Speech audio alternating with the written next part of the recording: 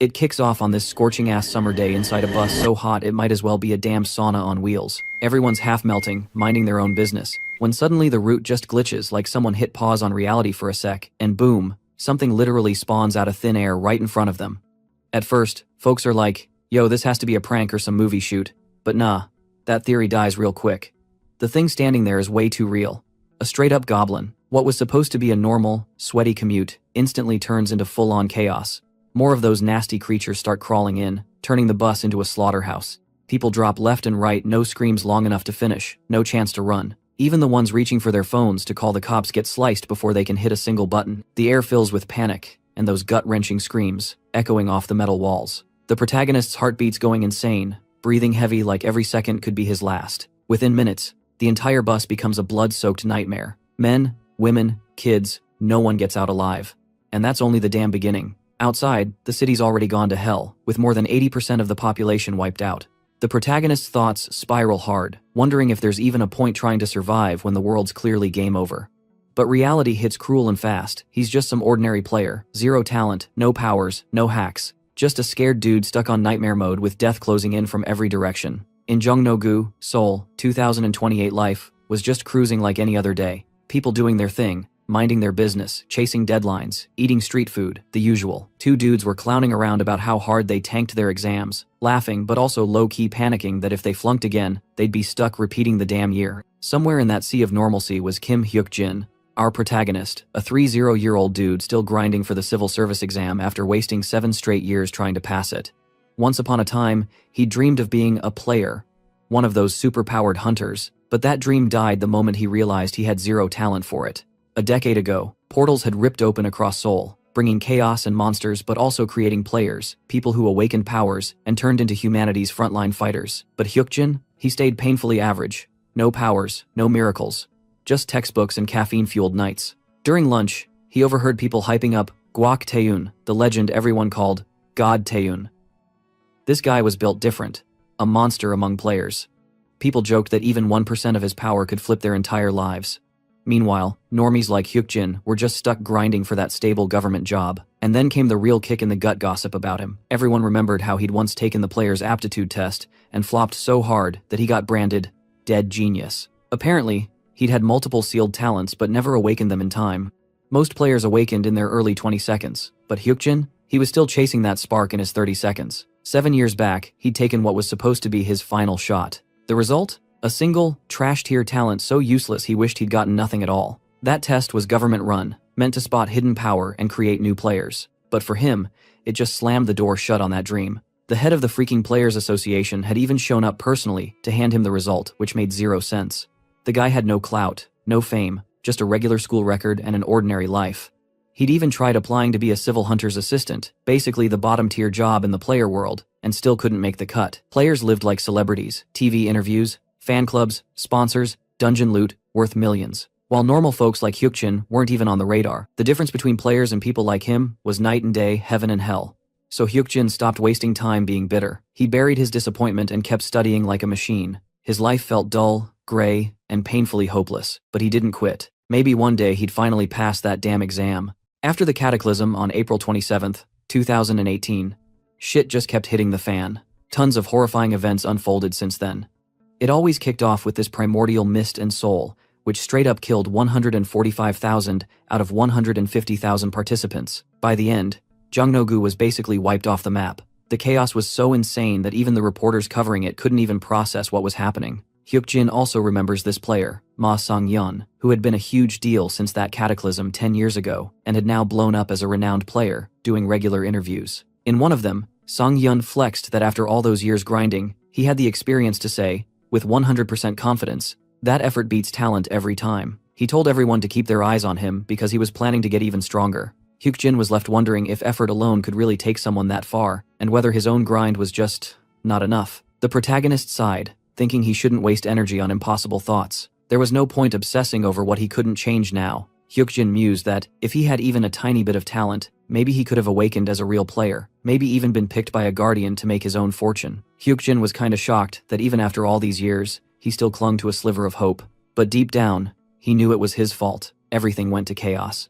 His mother died from her own illness, his sister had to grind at a semiconductor factory to escape poverty, and then she got leukemia. And honestly, so much of the rest was on him too. Hyukjin reflected that, even if he managed to succeed for his family, he was still basically broke, talentless, and had nothing of real value. He failed the civil service exams multiple times, and no one ever knew why or what he was doing wrong. Eventually, he ended up famous just for being utterly incompetent, and he kept asking himself when exactly life started going off the rails. Hin always told himself he gave it his all, but in reality, that wasn't true. He wondered if things could have changed if he had tried harder, but now, looking at the rest of his life stretching out, he didn't even know what to do anymore. Hyukjin felt mad lonely thinking about all of this. With those heavy thoughts, he finally crashed on his bed that night. The next morning, Hyukjin woke up completely clueless about the time. Then it hit him midterm evaluation day. Even though he'd actually gone to bed early, somehow he still managed to oversleep. He decided a shower was mandatory before heading out and wondered what time the exam even started. Shrugging it off, he set out like normal, but immediately, something felt off, like seriously off. He couldn't exactly put his finger on it, but the vibe was totally weird. At the station, the bus rolled in, and that uneasy feeling stuck around. Everything seemed kinda out of whack that day, even if he couldn't explain why.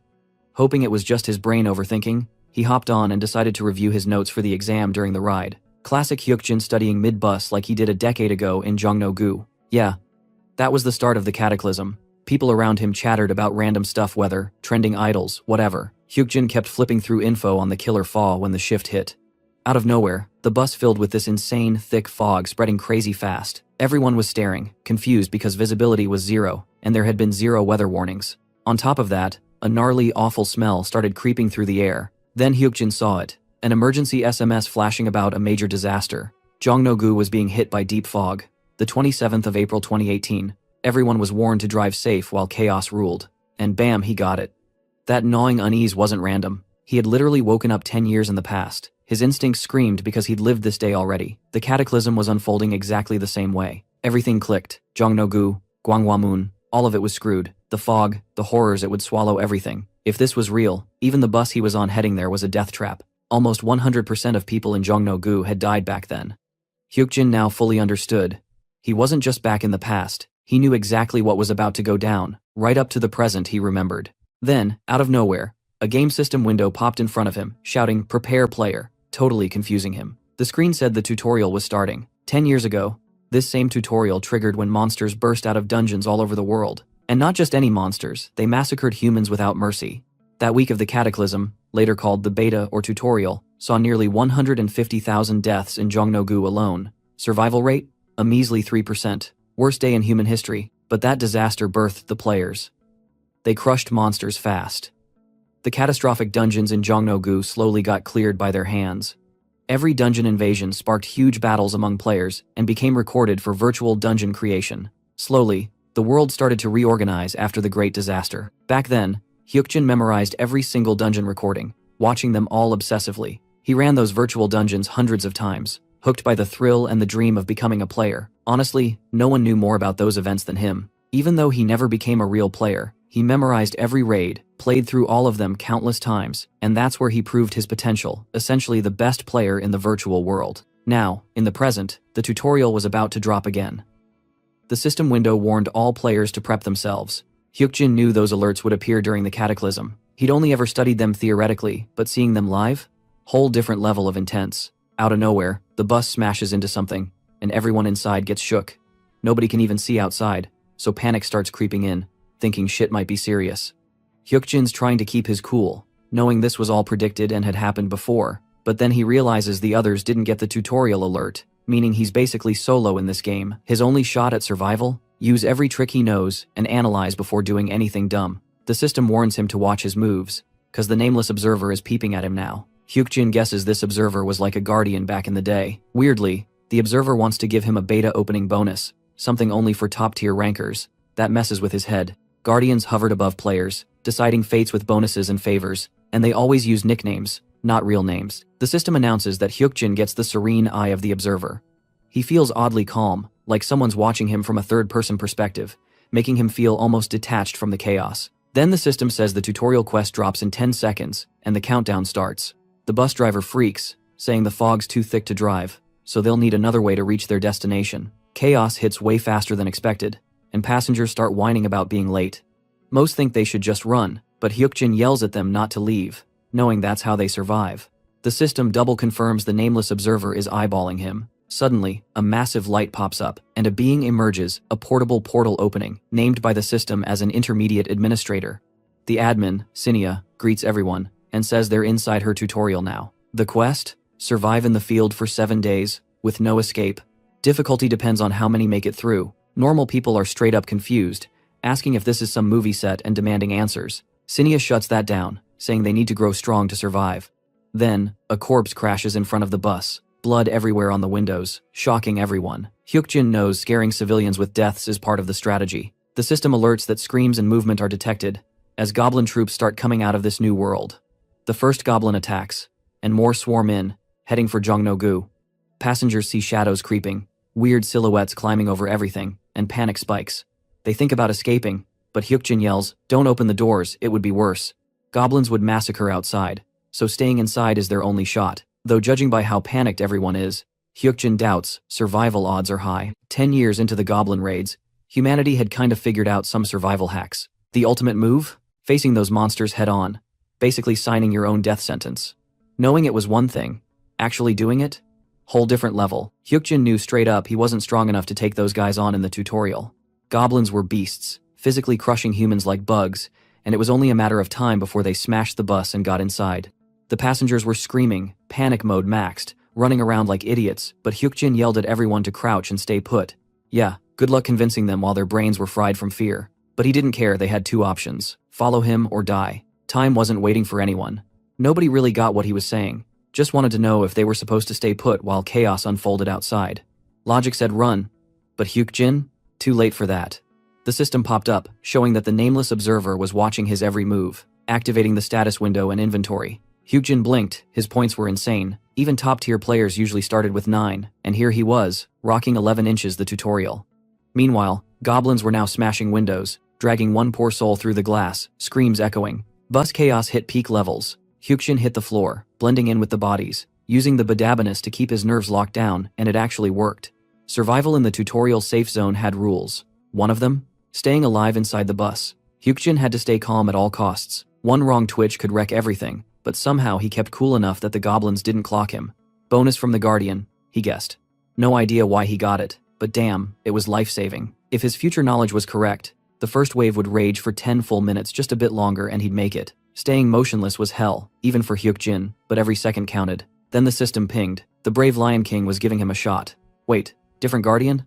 Yep. The Guardian handed him a high-potency elixir, curious how far Hyukjin's courage could stretch. That potion? 10 minutes of pure beast mode, plus 6 strength. Hyukjin realized even the tutorial was loaded with goodies. Players leveling up got status boosts, so this elixir? Essentially a triple-level power-up. Now, he could actually fight the goblins. The Guardian clearly wanted a show. Hyukjin rolled his eyes. These Guardians were wild, expecting him to just play along. Seconds were ticking before the raid ended. He could survive doing nothing risky, but the brave Lion King wasn't done. Negotiations with the intermediate administrator started, and Cinia mentioned the tutorial field would be tweaked per Guardian orders. Translation: the Guardian was pushing him to fight. Among all Guardians, the brave Lion King was a straight-up nightmare. Obsessed with reckless courage, challenges, and useless hype, but also twisted AF. He loved watching players suffer, face danger, and throw themselves into dumb bravado for his entertainment. Hyukjin knew the Lion King's endgame, nuking the safe zone entirely. Cinia announced that the negotiation with the Guardian was officially done. As requested, the conditional safe zone was about to vanish in 30 seconds. Hyukjin immediately pointed out that if a tutor forces a scenario change, the affected player deserves a reward. They were basically trying to shut him up and make him happy, with just a strength-boosting elixir.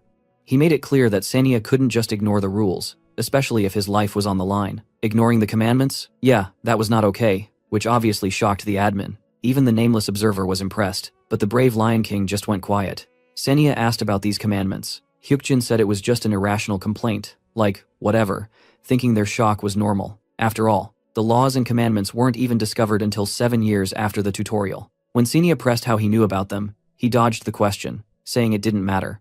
Honestly, players don't owe anyone explanations on how to play the game, which shut her up. He also mentioned that 10 seconds of his safe zone time were already gone, and she'd need to make that up.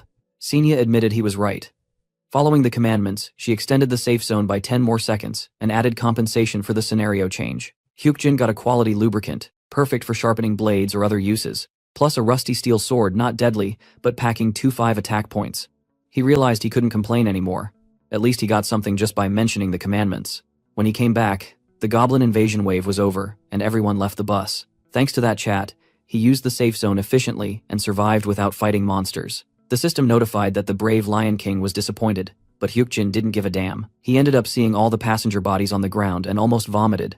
But he had to stay strong and focus on surviving. Hyukjin knew the tutorial week was literal hell, and surviving meant finding water and food as soon as possible. So he left the bus and headed to the nearest convenience store, about 300 meters away. He had studied the area for 3 years, so he knew it well, but with time running short, he had to move fast or get caught defenseless. Meanwhile, someone was screaming for help because injured people were nearby. Hyukjin knew they were there, but the fog was so thick he couldn't pinpoint where. Using the bus he'd been in as a landmark, he tried to navigate, dodging obstacles, still wondering if his crazy calm was thanks to the Guardian bonus. The chaos around him, dead bodies, wreckage, was insane.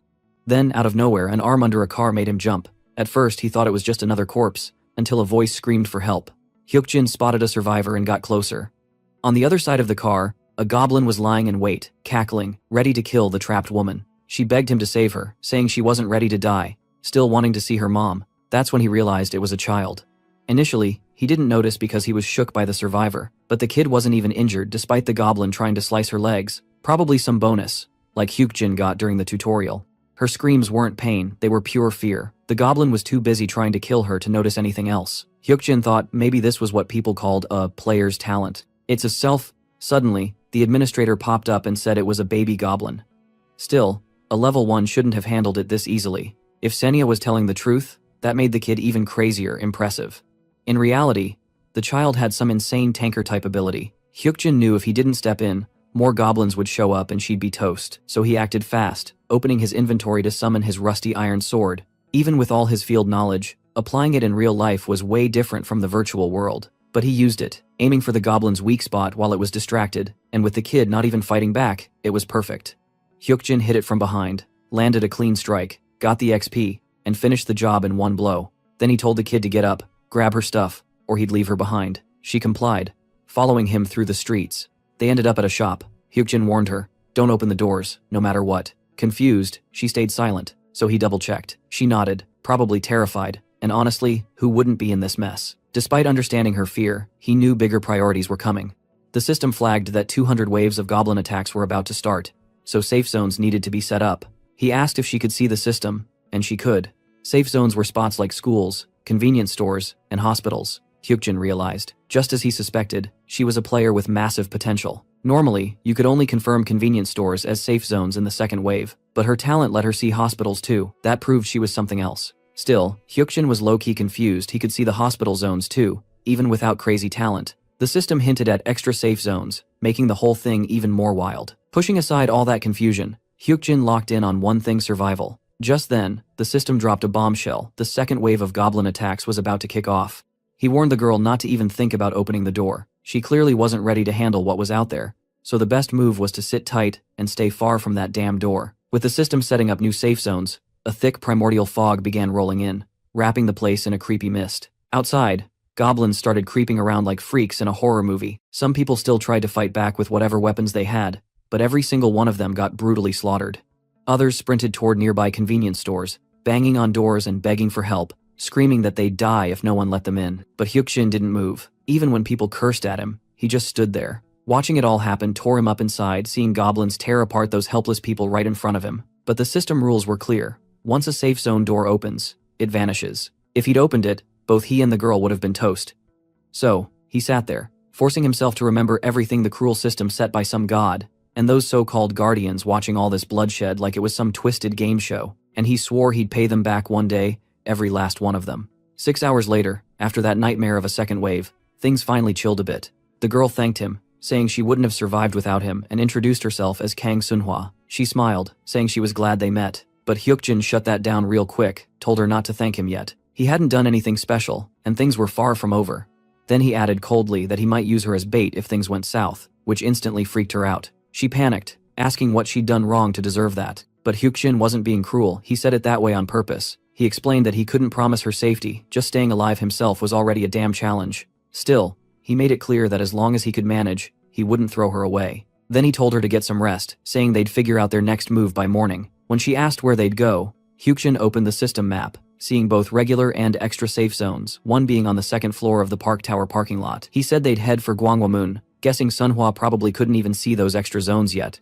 Honestly, he hadn't heard about them before either, but he had a gut feeling the Gwanghwamun Tower was the key to flipping this whole messed up tutorial around. Next morning, they bounce from the convenience store, finally stepping out into the wrecked city. Hyukjin checks if Sunhwa's okay after seeing all those corpses, and she says she is, but deep down, he knows that's bullshit. There's no way anyone could be fine after witnessing something that brutal. She's probably just putting on a brave face. Still, Hyukjin's kinda shocked. Walking through a city reduced to rubble, no survivors in sight, and corpses everywhere, it's like some post-apocalyptic game come to life. He tells Sunhwa to stay alert and holler if she spots anything like jelly sliding on the ground, leaving her confused as hell about what that even means. Then boom, they actually find one. A freaking slime.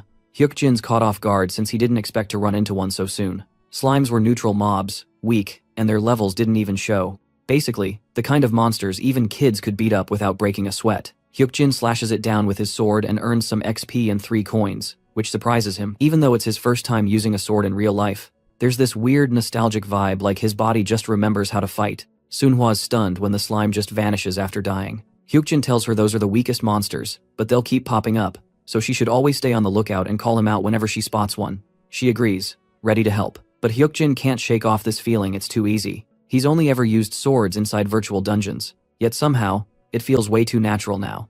Like he's been a swordsman since forever. Together, they keep grinding Sunhwa spotting slimes, Hyukjin slicing them down, and by the 5th kill, he's already leveled up to level 2. He gains 2 bonus stat points and 1 random one, and Sunhwa freaks out seeing his body glow. He tells her it's just leveling up that killing monsters makes them stronger. She's fired up to level up too, though it's also his first time doing it. And yet, that same nostalgic feeling doesn't leave him. They keep farming slimes until he hits level 3, bagging 2 more bonus points and another random one. He's kinda impressed with how fast he's leveling, but the random stat points? That's something else. According to history, even the first king, Su Yu Hyun, who was called the tutorial finisher, said those random stats existed, but it took him ages to find them. Yet Hyukjin already got 2. He starts wondering if this has to do with his return to the past. In his old life, he'd always failed aptitude tests. Everyone said he had 0 talent. But maybe something changed when he came back. Maybe this was an awakening, where a player's real growth only kicks in at the start.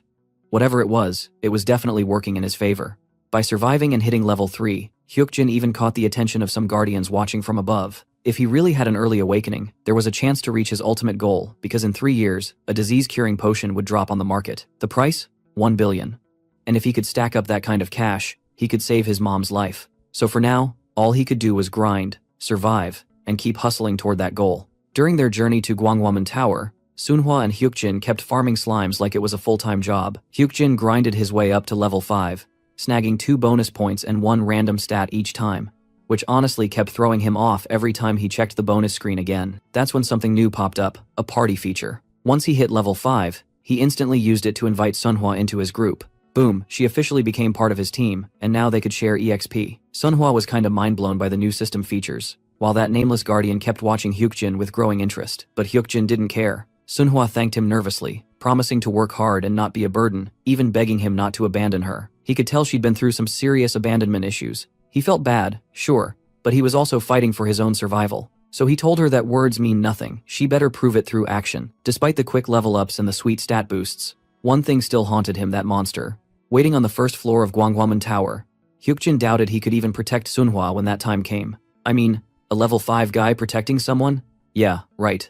Then Sunhwa suddenly pointed ahead, spotting something. A creature, a level 3 city fox. The system showed it was neutral, but these things always moved in packs and attacked together if provoked. Hyukjin signaled her to move quietly, but Sunhwa, not knowing any better, used a skill called Taunt, pulling every damn fox's attention onto herself. Hyukjin rushed to help, realizing she wasn't taking too much damage, but the foxes were multiplying fast, so he went for the kill, aiming straight for their necks. After a brutal fight, he wiped them out, and checked if she was okay. Meanwhile, the system went off again. Level up, several times. He was now level 8. Right then, Administrator Senya appeared, curious about his level. Hyukjin casually said he was level 8, which made her doubt him. He told her to scan him if she didn't believe it, and when she did, she was stunned he wasn't lying. Even the nameless guardian was shocked at how fast he was growing. Other watchers were now paying close attention. Hyukjin knew his rapid growth would draw eyes. Even he found it weird. He opened his status window, noticing his distributed points were way higher than a normal level 8's. Clearly, his growth was freakishly fast, but he wasn't about to complain. It was an opportunity he'd milked to the max. Then he told Sunhwa it was time to move. There was a dungeon inside the tower, and once they entered, she had to follow his instructions exactly, or she'd die. Sunhwa looked nervous, but Hyukjin assured her not to panic as long as she stuck to the plan. They took down a few more city foxes on the way and looted a worn iron gauntlet, which Hyukjin immediately gave to her. With that, their dungeon prep was complete. As they approached the tower, the system announced, "Minimum entry level 5. At the entrance, Sunhwa asked if they were seriously going in. Hyukjin said yes, no hesitation. Together, they stepped into the dungeon. Inside, monsters were everywhere. Instantly noticing them, Hyukjin reminded Sunhwa of the plan, and she nodded. Then, he disbanded the party and told her to start with the goblins. The two split up to clear the place. Hyukjin noted that, unlike higher-rank dungeons where everything wanted you dead, this D-rank tower had both hostile goblins and neutral city wolves. If they focused on the goblins first, the wolves wouldn't bother them. And damn, Sunhwa was killing it. Her movements were sharp, her attacks clean, she fought like a pro. The goblins couldn't even touch her. Hyukjin couldn't help but think this girl's a total natural. When Sunhwa wrapped things up, Hyukjin hyped her up for doing great and told her to chill for a bit. Meanwhile, his mind was already running wild. He figured the mini-bosses were about to pop up soon, since they usually stayed hidden until all the nearby monsters were gone. Once Sunhwa caught her breath, Hyukjin said they'd finish off the leftovers. She nodded, then went straight to cleaning up the remaining foxes from the neutral city. Just a handful of monsters left. Out of nowhere, the system dropped an announcement the pause had kicked in. The nameless observer was going nuts with curiosity about Hyukjin. The brave Lion King was watching closely, and even the unnamed guardian seemed to buzz with excitement. Then, someone started talking to Hyukjin, and that's when he realized time itself had frozen. It had to be some crazy power, probably from an administrator-level skill that could literally stop everything in the field. Senya walked up, clearly annoyed, asking if he'd lost his mind, especially after she burned one of those insanely expensive time-stop items. Hyukjin just stared, saying he had no clue what she meant. Senya shot back that up until now, he'd been acting like some all-knowing future seer, and asked if this was part of his grand plan too. Hyukjin's answer? Maybe, maybe not. That ticked her off even more.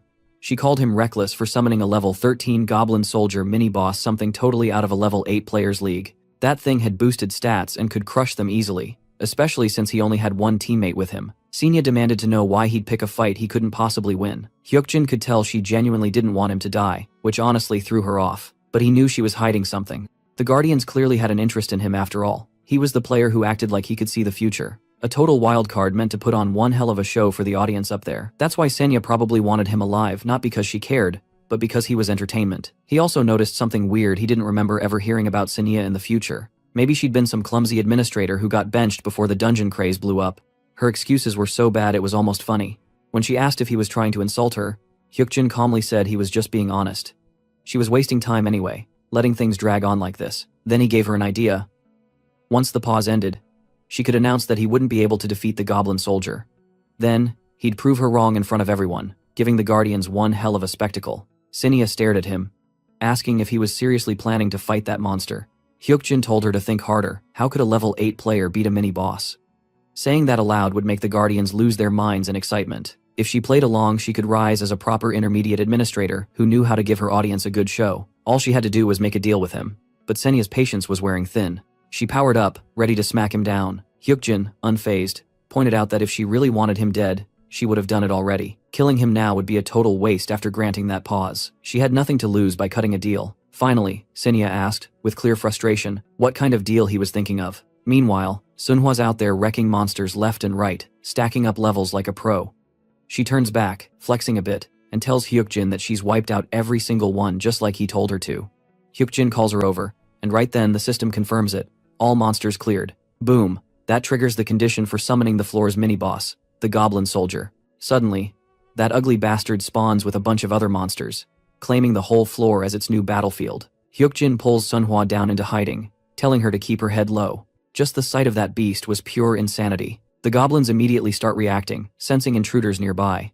Hyukjin already knows the trick. The cleanest way to kill a goblin soldier is to bait out and dodge its deadliest move, spear throw. So first, they had to make it waste that attack. When the goblin lunges toward their hiding spot, Hyukjin decides it's go time. He tells Sunhwa they're starting the hunt and signals Senya to watch carefully because a level 8 player was about to solo a mini-boss. The level 13 goblin soldier locks onto them, ready to hunt. Hyukjin's not surprised, that's exactly what a mini-boss would do. But man, the pressure this one gave off, totally different from the rest. It missed its first deadly spear throw, then immediately switched tactics, charging straight at them with blinding speed. The goblin slashed and swung like a maniac, while Hyukjin kept dodging and countering, slicing through the smaller mobs before focusing back on the boss. His sword didn't cut deep, though his attack power wasn't high enough to deal real damage to something that outleveled him this much. The boss came at them again, changing its pattern, moving even faster this time. Still, Hyukjin read its movements like a damn book, waiting for that one perfect counterstrike.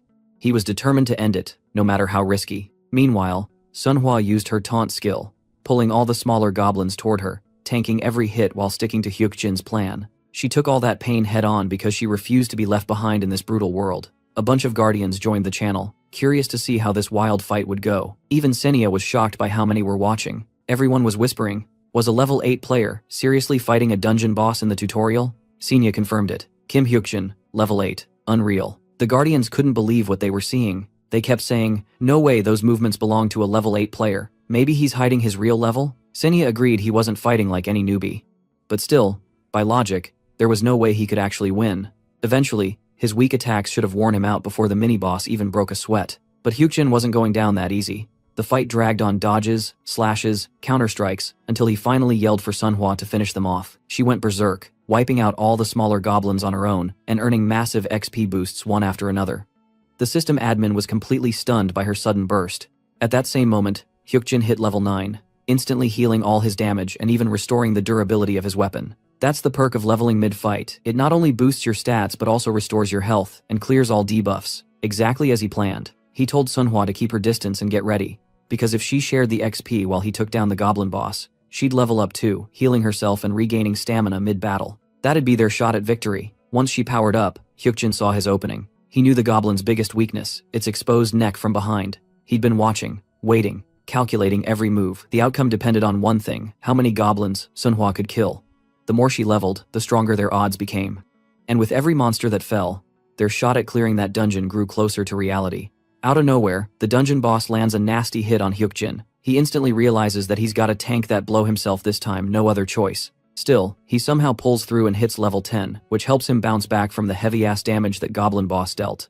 Then Hyukjin goes full beast mode, slashes the boss again, and somehow his rusty old sword levels up too, dealing even more damage. Finally, he catches the perfect moment and strikes the Goblin Boss right at the back of its neck. Boom, boss down. But of course, his sword snaps right after, totally breaking apart. The system congratulates him, they've officially defeated the Goblin Boss. Turns out Hyukjin also killed that mini-boss Goblin Soldier, making him the first ever player to take down a monster mini-boss solo. He gains the XP, and the system drops a bomb. The tutorial field's level cap is 10, and at least 5 players were supposed to be in that raid. But since the system marked it as a solo raid, all restrictions are gone. Leveling up's back on the table, and some special hidden qualification gets unlocked too. Sunhwa, hyped beyond words, jumps and hugs him. And honestly, she deserved that moment. She'd been killing it from start to finish.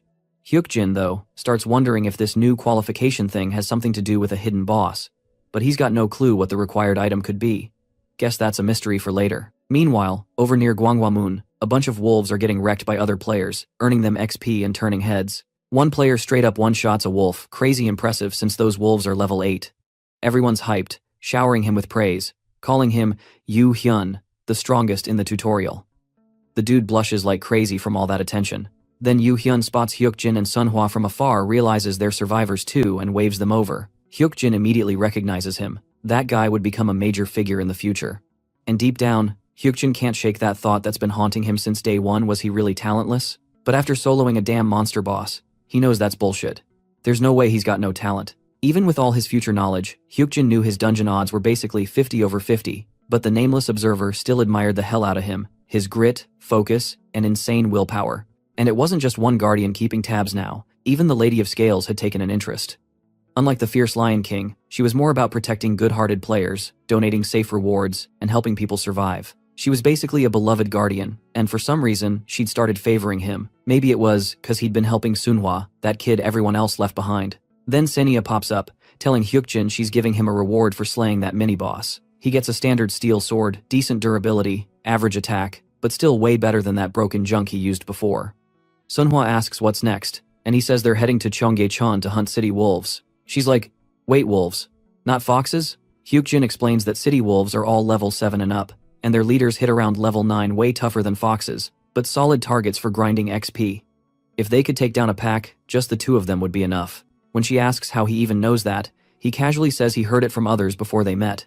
She nods, taking a second to process it, still kinda impressed that he already knew all that. To be honest, Hyukjin's OG plan was simple: chill in a nearby safe zone until the legend himself, the Fist King Yu Hyun, launched his big raid on Tower D's second floor. That dungeon was wild enough to shake up the entire territory they were in. The one Hyukjin and his partner just cleared? Yeah, that was only the first floor. But once they finished it, all the local monster attacks stopped cold in that area. Now that Hyukjin could actually clear dungeons, survival till the end of the tutorial was easy peasy, as long as they stayed inside the safe zone. But Hyukjin wasn't planning to just survive. After realizing he had legit player talent, making $1 million to help his fam suddenly felt doable. When he came out of the dungeon, he kept replaying everything that went down. He had gained some kind of talent after the tutorial, or maybe he always had it, just didn't know. Either way, now he was ready to use it. That's when they ran into Yu Hyun, who showed up asking if they were survivors. Hyukjin immediately recognized him. Even though it was their first face-to-face, there was no mistaking the Yu Hyun, the Fist King, soon to be one of Korea's top 8 iconic players. Hyukjin confirmed they were survivors, and Yu Hyun said something nice about how tough it must have been for them. That honestly shocked Hyukjin. Dude had already saved a bunch of people inside the tutorial. Even in this timeline, his power and charisma were the same. Then Yu Hyun offered to team up, saying more survivors together meant higher chances of making it out alive. But Hyukjin straight up refused, leaving everyone stunned. He calmly said they just needed to survive one more week in the tutorial zone and that 2 people were enough. Yu Hyun was kinda disappointed, but he didn't push it. He just wished Hyukjin and Sunhwa luck. The others whispered behind their backs, calling Hyukjin cocky since they had no clue about Yu Hyun's true power. To be fair, teaming up with him would have made survival easier. Before leaving, Hyukjin gave Yu Hyun one strange piece of advice: if they ever faced a strong monster, go for its left eye. Yu Hyun looked puzzled but thanked him anyway. Then, Hyukjin and Sunhwa headed toward Cheonggyecheon. Sunhwa asked if those people would actually make it out alive. Hyukjin said most would, especially Yu Hyun. That made her feel better, even though they should have been worrying about themselves. But reality had other plans. Based on the future memories of the Fist King, a tragic event was bound to happen. Yu Hyun and about 10 survivors would enter the D-rank tower dungeon, only to face massive danger. The ones who cleared the first floor would push into the second, but the enemies there were brutal. Almost everyone would die as the raid timer hit 0. Only Yu Hyun would survive, earning the title of tutorial finisher, the first ever to conquer a D-rank tower. Still, that victory came with a price. From that day on, bringing people into that dungeon became his biggest regret. Now, the timeline could play out differently, but Hyukjin hoped his little tip about the left eye might save a few lives. Even so, he didn't want to risk joining them because this time, the cost could be their lives. Sunhwa suddenly pointed out something up ahead, a pack of wolves, the same ones they'd been hunting for. Hyukjin gave her props for spotting them from that far and was like, nice job, let's go get them. Without wasting a second, the two charged straight in. Sunhwa popped her taunt skill, swinging her baseball bat like she owned the place, playing her role perfectly as the bait to distract the beasts. Meanwhile, Hyukjin kept doing his thing, staying laser-focused. He wasn't just clearing tutorial dungeons, he was also grinding smart, using the no-level restriction rule inside the tutorial to push past level 10 while he still could. Together, they wrecked a bunch of the neutral city wolves. Sunhwa quickly realized that swinging a bat was way better than throwing punches. Following Hyukjin's advice to grab that weapon? Best decision ever. Hyukjin, on the other hand, kept slicing through monsters until he finally hit level 11, officially becoming the first player to ever do it. Sunhwa wasn't even shocked, just proud. It was already insane how hard it was for others to reach level 10 that fast, but Hyukjin went beyond that. Then came the surprise: he unlocked a brand new title, the First Pioneer. The name alone screamed prestige. It boosted EXP by 20% and could even stack with other titles. Hyukjin was stunned. He'd never even heard of that title before. But thinking about it, it made sense since no one else had broken the level cap earlier. No one could have claimed it. Sunhwa glanced at him, asking if he was good, and he just nodded, saying they should keep moving and hunt down more monsters themselves. Meanwhile, the administrator was silently watching the duo while chatting with the guardians. Senia, clearly annoyed, muttered that just as she'd suspected, she'd discovered something weird, and now she'd need to report it and get it confirmed. Inside the hospital's safe zone, Hyukjin and Sunhwa were prepping for another dam expedition. While Hyukjin noticed Senia had been acting weird since yesterday, she seemed pissed, and now he knew why she brought up the title he'd earned. He casually admitted he got one but refused to tell her which, leaving her frustrated and clueless. Not even the Guardians could know a player's title unless it was spoken aloud, and Hyukjin wasn't about to hand out that info. Senia was under pressure, clearly struggling to figure it out, but Hyukjin didn't care to make it easier. He knew keeping her in the dark made things more interesting for the spectators anyway. Sunhwa then asked if they were heading back to Cheonggyecheon like before, and Hyukjin confirmed they were. Meanwhile, over near Gwanghwamun, Yoo Hyun gathered his crew and dropped some big news about a nearby dungeon. No one knew how dangerous it was, but everyone could smell the rewards waiting inside. He declared he'd be entering it himself, hyping up his followers who instantly wanted in. The crowd buzzed with energy, chanting and prepping to take down whatever beast hid inside. Back at Cheonggyecheon, Hyukjin and Sunhwa were busy wrecking wolves from the neutral zone, leveling up like maniacs.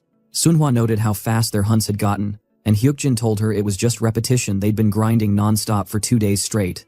He'd already hit level 12 in no time, moving so fast the wolves barely had a chance to react. The loot was pouring in: 2 coins, drops, and a mutant wolf fang worth over 6,000 coins. Then Sunhwa spotted one more wolf lurking nearby, and Hyukjin instantly recognized it as the last one. He killed it with a single blow, easy and clean. But then a weird notification hit. They'd completed all hidden requirements for something special. The system listed them out. Obtain a secret item, reach level 12, and slay 500 city wolves. Hyukjin froze for a second, realizing what they'd triggered. He'd been avoiding danger, but fate clearly had other plans. Because now, they had just unlocked the damn Wolf King Lycanthrope. Hyukjin yelled for Sunhwa to run, and both of them bolted without looking back. Sunhwa tried asking what the hell was happening, but Hyukjin had zero time to explain. His only focus was getting them out alive. Out of nowhere, Lycanthrope crawled out of a damn portal, unleashing his skill Howl, which hit their bodies like a shockwave. Sunhwa stumbled and fell, apologizing as her body refused to move properly under that monster's influence. Hyukjin told her to hide behind a nearby car, but she hesitated, panicked about what he was planning next. He shouted again, forcing her to move, because he knew there was a secret item tied to this encounter, and certain conditions had already been met. Still, he never thought he'd actually meet Lycanthrope during a freaking tutorial. That boss wasn't supposed to exist here. Its power was easily on par with the second floor of Tower D's dungeon, maybe even worse. Hyukjin couldn't even read its level because his was too damn low, but he knew beasts like this were usually level 20 to 25. This kind of monster shouldn't have shown up in a beginner zone, and now he was stuck wondering how the hell he was supposed to fight something this unfair. Running again wasn't an option anymore. So, he pulled out a grand elixir, chugging it down to temporarily boost his strength by 6 points. If he wanted to live, he'd have to use the raid tactic from the great explorer Jackson's strategy, lure the boss in and outsmart it. As the Lycanthrope charged, Sunhwa tried to hide like she was told, but her chest tightened with worry, unsure if Hyukjin could handle this alone. She couldn't even see the monster's level, and that scared the hell out of her. It looked nothing like the wolves they'd been farming earlier. If the system wasn't showing its level, it basically meant one thing: you're not supposed to beat this thing. The difference was massive, at least 10 levels apart. Winning was technically impossible. Hyukjin recalled something from an old report about monsters like this. It said, low-level players should never run into them. They were massive, fast, and brutal. The only way to survive was to pray you were in a safe zone, or use desperate tricks to escape. But when escape wasn't an option, there was one method left, a survival move that might just work. Hyukjin grabbed a bottle of high-grade lubricant from his inventory, the kind used to coat sword blades or surfaces. He remembered Lycanthropes always opened with a huge leap for the throat, so as soon as it lunged, he slid under it with perfect timing. The next attack came in a sweeping motion, and Hyukjin read the beast's muscle movements and shadow positions like clockwork. He threw the lubricant on the ground, making the monster slip like an idiot, giving him the perfect opening. Using his boosted strength, he dashed in and slammed it down hard in a single strike. He remembered from the same report that water was another weakness. Lycanthropes hated it. So, Hyukjin pushed the beast straight into the nearby stream, forcing it underwater.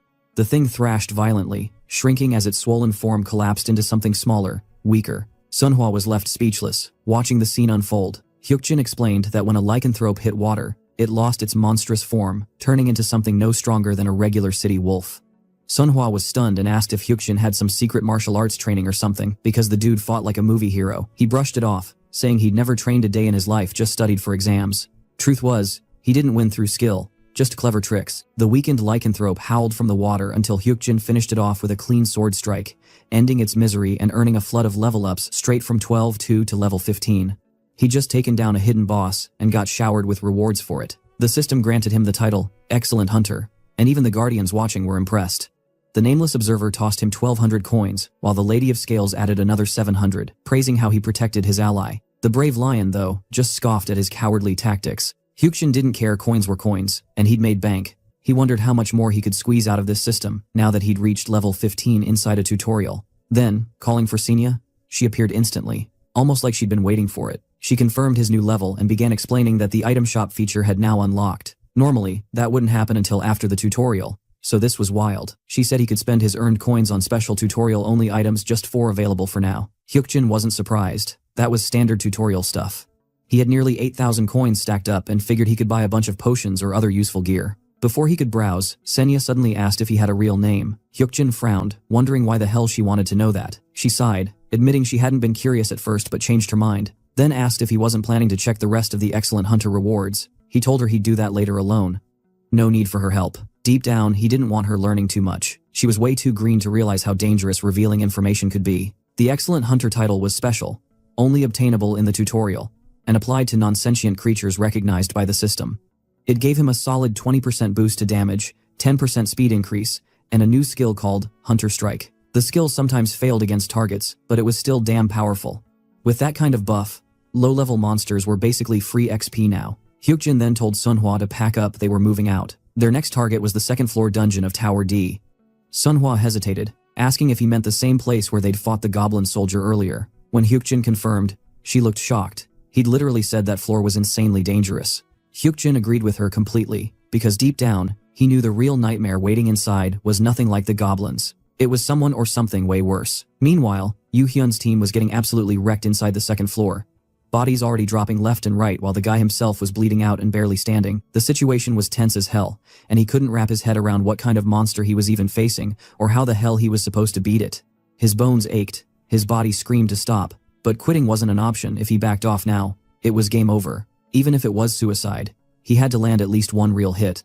So, he swung again and again, but his strikes did jack shit, while one counter from the beast shattered his bones like glass. It felt like punching a damn concrete wall that punched back harder every time. He started wondering if this was just his death scene playing out in slow motion. Then suddenly, a memory clicked, something Hyukjin once said about hitting the monster in the eye. It sounded dumb back then, but right now, it was all he had. Before he could plan anything, the monster's fist came crashing down. He dodged once, barely, then got smacked by the second hit, sent flying like a rag doll, coughing blood mid-air. It was over, or so it looked. Then the system notification hit. New players had entered the dungeon. Everyone froze, confused as hell, until Hyukjin and Sunhwa appeared right in the boss zone. The system added that there was no player limit, and Hyukjin just sighed, realizing things had gone wild again. The boss was still that same magic troll unknown level, red named, and a total freak of nature. Most people inside were half dead already, and Yoo Hyun had blacked out. Using his inventory, Hyukjin pulled out some basic potions and started healing whoever he could. One injured guy screamed for them to run, warning that anyone who stayed in the boss zone for over 10 seconds was guaranteed dead. But Hyukjin ignored him, tossing potions to Sunhwa and telling her to patch up the survivors, even that loudmouth. While she handled the wounded, he ordered her to tell the recovered ones to stay low and not move while he fought. The man couldn't believe it. This dude was seriously planning to fight the floor boss alone. He shouted again to run, but Hyukjin didn't even blink. He knew exactly what he was dealing with. That troll wasn't just any beast. It was one of the monsters he knew better than anyone else. Like the lycanthrope, its level was hidden, its name was red, and its toughness was straight up broken. Magic trolls were infamous for their ridiculous vitality and regen. They barely took any damage unless hit by proper weapons. Normally, players like Yoo Hyun were the only ones who could stand against things like this. But he was down cold. So Hyukjin had to go solo. When the troll charged, one of the wounded tried to warn him, but Hyukjin was already moving. He dodged easily, realizing that while the troll's hits were monstrous, its movements were slow as hell. There was no real strategy here, just pure grit and timing. The only way to win was to stay alive long enough to beat it down. Hyukjin remembered how the Fist King had once killed his own tutorial boss by never letting it breathe, attacking non-stop until it broke. Sunhwa looked terrified, and the survivors stared in disbelief, wondering how Hyukjin had the guts to keep standing in front of that beast. Then, the system chimed again. His title was kicking in, giving him buffs mid-battle. His perception sharpened, his reflexes spiked, and he could literally see the trajectory of the troll's attacks. As long as he boosted agility and kept popping potions, he could dodge everything while striking back endlessly. It turned into a brutal endurance match, him versus a regenerating nightmare. Minutes turned to hours, and still, Hyukjin didn't back down. The spectators couldn't believe it. 1 hour passed, then 2. This random player had jumped in just to save them, and he was still going strong. People who thought Yoo Hyun was the prodigy were now realizing Hyukjin was built different. He downed another item, muscles aching but eyes locked on the monster. He'd never fought something like this head-on before, but now he was doing it. 5 hours in, and the troll was still standing, but barely. Then the system finally announced that its regeneration had stopped. It had hit its limit. The boss was dying, and Hyukjin knew he was close. His old self, the civil service student Kim Hyukjin, would have never believed this was possible, but that guy was gone. Now, he was Hyukjin the player, and he was ending this fight. 15 more minutes, maybe less, and the floor boss would fall. Just then, the brave Lion King granted him a divine favor, confusing the hell out of him. A new skill appeared, superb overhuman strength, a buff that doubled his attack power instantly. Hyukjin didn't even have time to process it before his next strike landed, hitting twice as hard as intended.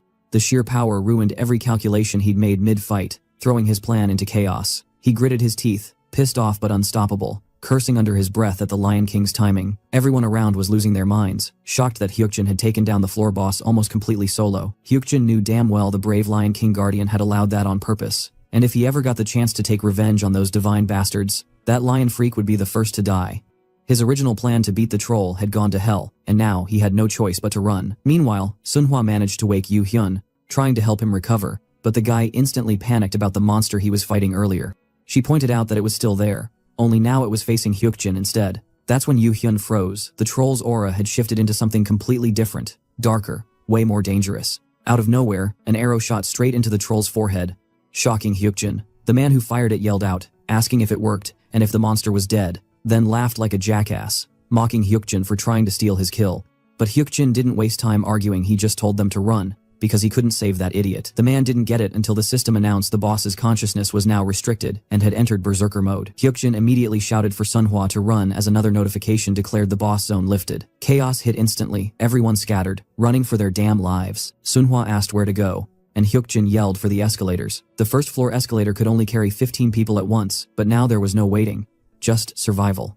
Meanwhile, the arrow guy met his karma. The troll killed him in one brutal swing, and Yu Hyun could only watch in horror as his body hit the floor. As Hyukjin and Sunhwa sprinted away, guilt crept in. He knew it was all his fault. Every damn thing that happened was just another twisted show for the Guardian's entertainment. No matter what choices players made, the system always had the final laugh. Hyukjin regretted not accounting for that from the start. With the troll now in full berserker mode, the zone's restriction was gone, meaning the monster could roam anywhere beyond the second floor. The dungeon had no safe spots left except one, the underground.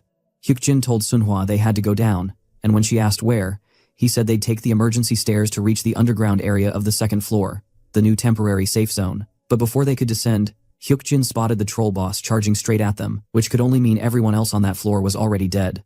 He grabbed Sunhwa's arm and yanked her back just in time, leaping off the staircase as the troll's attack slammed into the spot they'd been standing. He forced himself to stay calm, panic would get them killed. The second floor was further down than he thought, but they finally spotted the emergency exit door ahead. The system recognized the dire situation, confirming it matched the tutorial field's conditions, and classifying it as a special encounter. That's when Hyukjin felt it, his innate skill awakening under pressure. Even without looking back, he could sense the boss closing in. His sixth sense had just been forcibly unlocked. But the troll's attack came crashing down before he could react, and for a second, he thought he was done for. Instead, the hit landed on Sunhwa. She had known all along that they wouldn't survive at this pace and couldn't block the strike, but she damn well refused to let Hyukjin die. So, she threw herself forward, taking the blow head on. The Lady of Scales witnessed her courage and decided to bless her with a new ability, Platinum Shield. It gave her the power to block the troll's attack, but as she held the shield up, the system warned her that the impact was too much, and the shield would soon shatter from the absorbed force. Hyukjin realized she was hurt because of him, quickly dragging her away from the line of fire. He was shocked at her sudden awakening, but even more horrified to see her collapse unconscious right after using it. Hyukjin grabbed her and kept running, dodging the troll's furious swings. He tried to stay calm, they were close to the safe zone. All they had to do was reach that damn glass door. Bursting through it, Hyukjin finally exhaled as the system confirmed the additional safe zone of Tower D was active. The floor boss couldn't cross that line now. The troll slammed against the barrier, roaring in rage, but it couldn't pass through. For now, Hyukjin was safe. Still, he couldn't ignore the dread crawling up his spine. There were monsters out there that could breach even safe zones. The troll just wasn't one of them. Even in his berserker mode, Hyukjin tried shaking Sunhwa awake and noticed her arm was wrecked. She'd taken that troll's hit head-on just to block it. Without wasting a second, he poured a potion down her throat, hoping it'd restore her strength. He had no clue when she'd learned that kind of defensive skill, but damn, it was a lifesaver.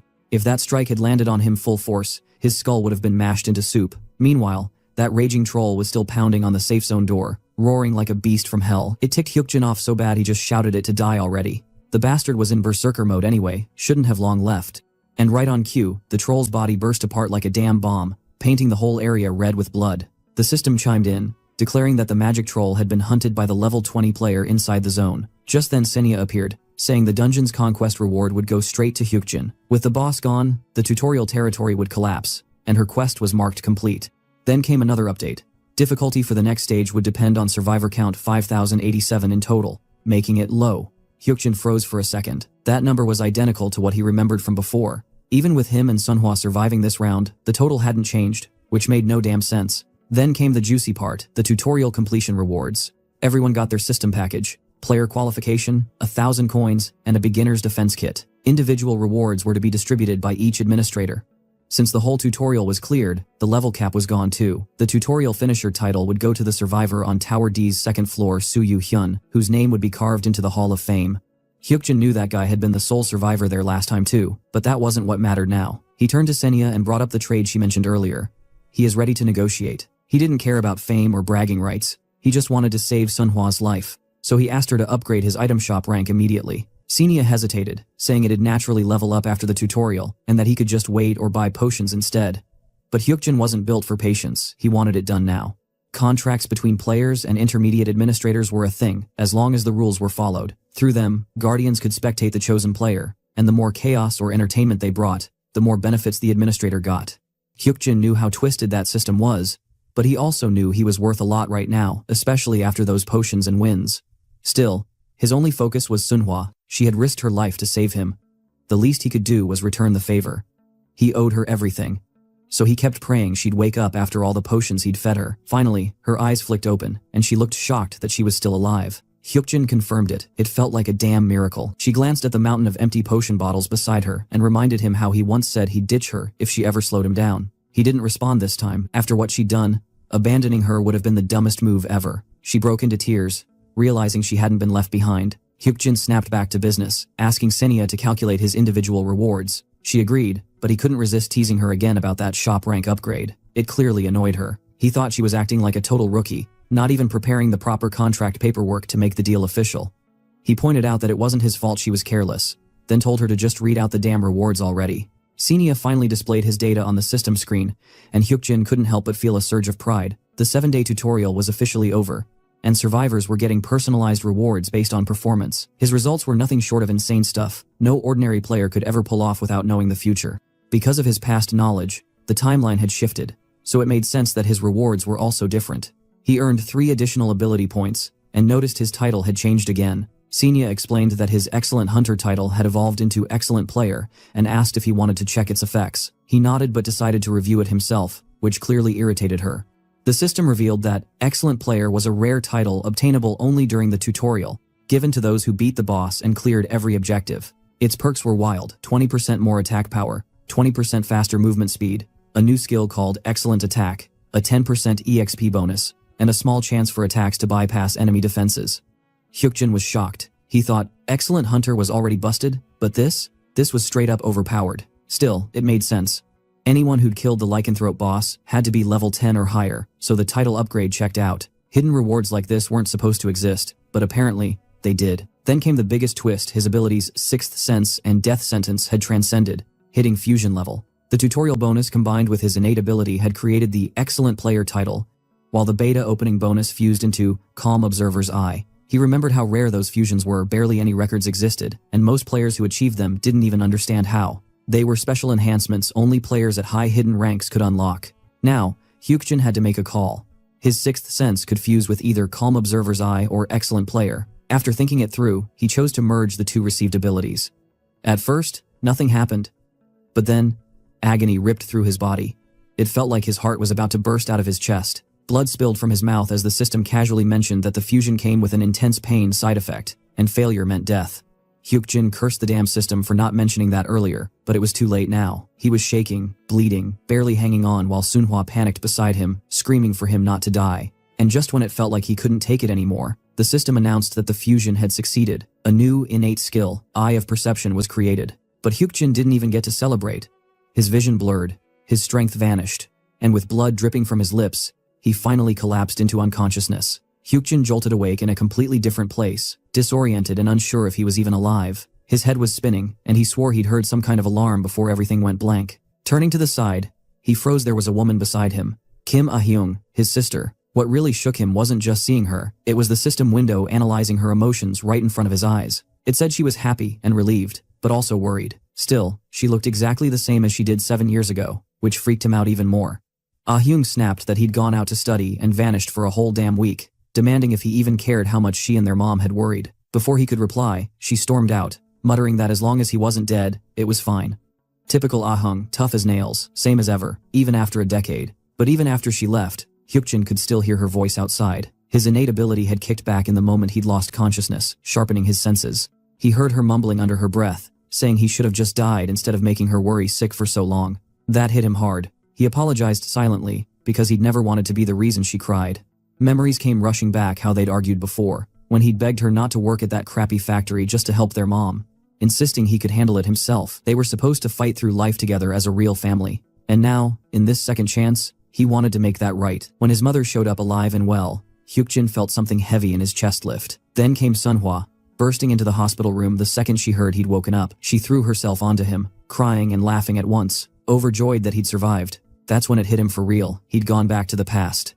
After 7 brutal days in that nightmare tutorial, where survival odds were basically zero, he had actually made it out alive. Now, armed with skills and instincts forged through hell, he was ready. The next time portals appeared in this world, he wouldn't be caught off guard. He'd change everything. A month passed since the great disaster in Jongno, but the world was still reeling. News reports kept replaying the tragedy. Out of 150,000 people, only 5,000 had survived.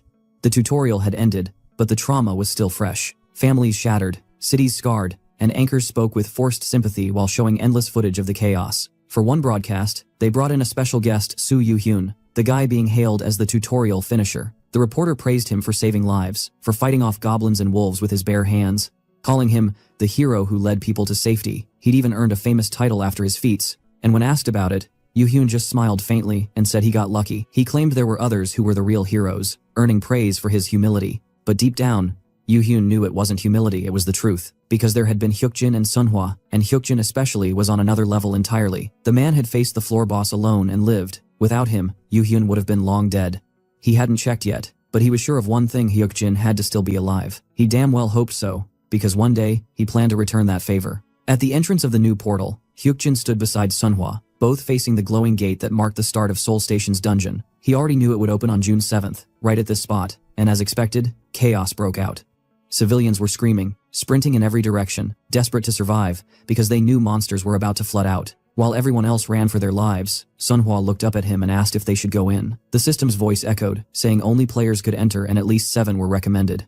Hyukjin didn't even blink before agreeing they were going in no matter what. The moment they stepped through, the system confirmed entry into the Seoul Station dungeon and opened channel 19207 for the Guardians to watch. Hyukjin couldn't help but think about how, in the future, once humanity figured out dungeon clears, life would get a hell of a lot easier. Back then, even D-rank dungeons became nothing more than glorified tutorials. He asked if Sunhwa remembered what he told her earlier, and when she nodded, he confirmed they'd push forward. Senia appeared again, warning that the dungeon required a 7-player team and trying to remind him of the manual's safety rules. She insisted it was suicidal to enter with just 2 people, and begged him to retreat until he had a proper squad. But Hyukjin didn't give a damn. He simply walked out of the safe zone, ready to move deeper in, just like he'd promised. He was going to show her how a real player conquered this twisted world. Meanwhile, far away in Yoido, the financial district, Yoo-hyun was getting chewed out for ditching his position without warning. He'd become stupidly famous after the tutorials, interviews, TV appearances, the whole deal, but now he was walking away from it all. He apologized, saying he was choosing a new path. The company's owner grumbled, claiming their business wasn't shady like the others, but his irritation was obvious as he told Yoo-hyun to just leave. Stepping outside, Yoo-hyun reflected on how insane the world had become since that day a month ago. Even after leaving the tutorial zone, monsters like slimes still popped up in the streets.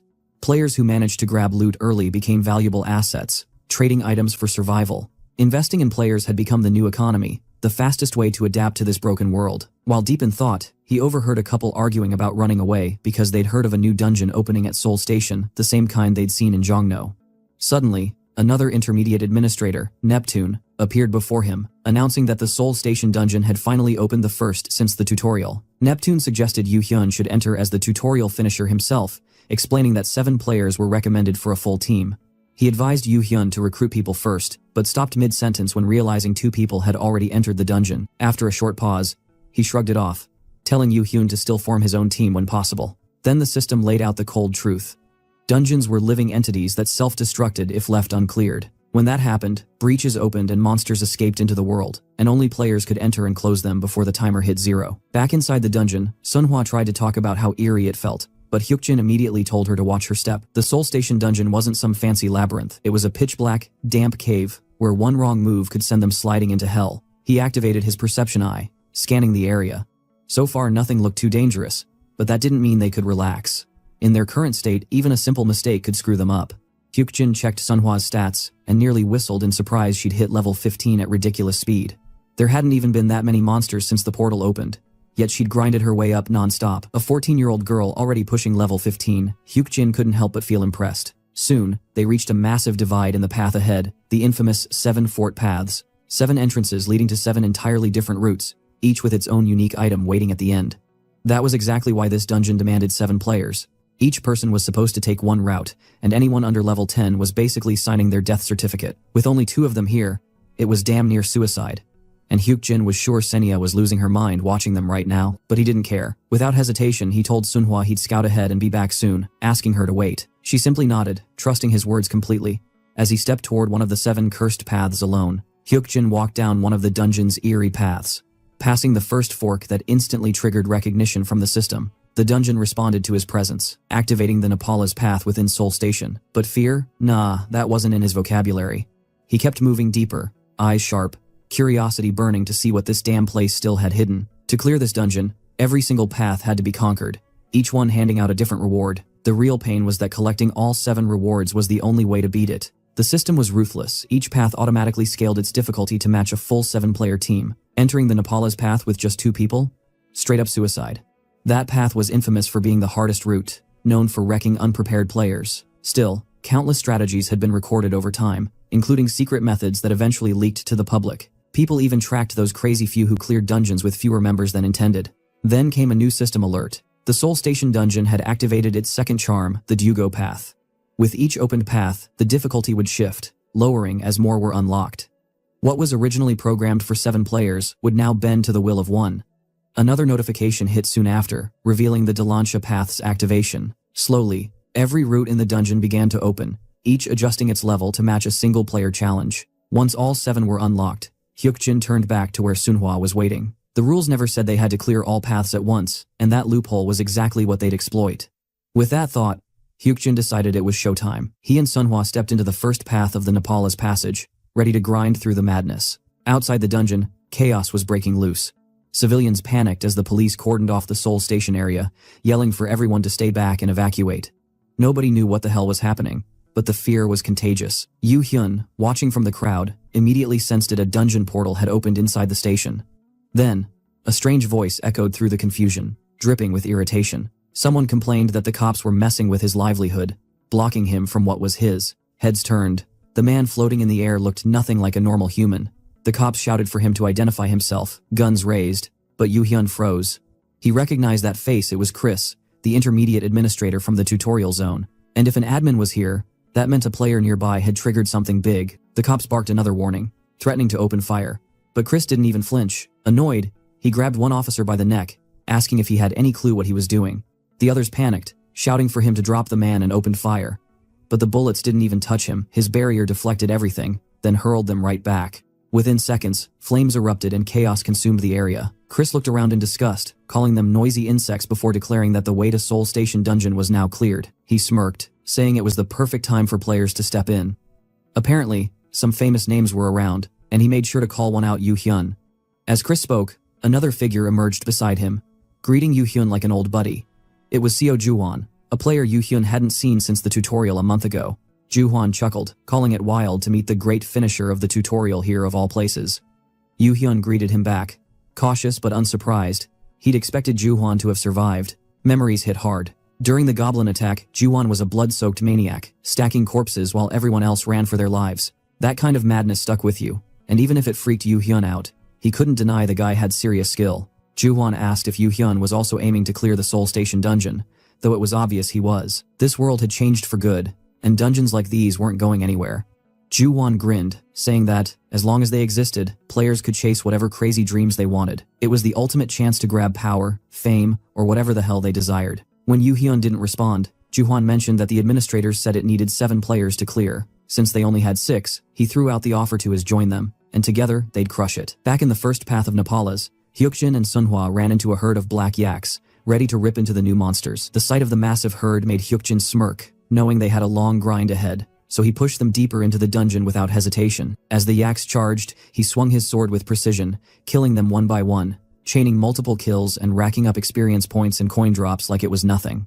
After cutting through the first 30, Hyukjin noticed Sunhwa had finished her own fight, and she asked about the skill he used earlier, the one that flung all the yaks aside effortlessly.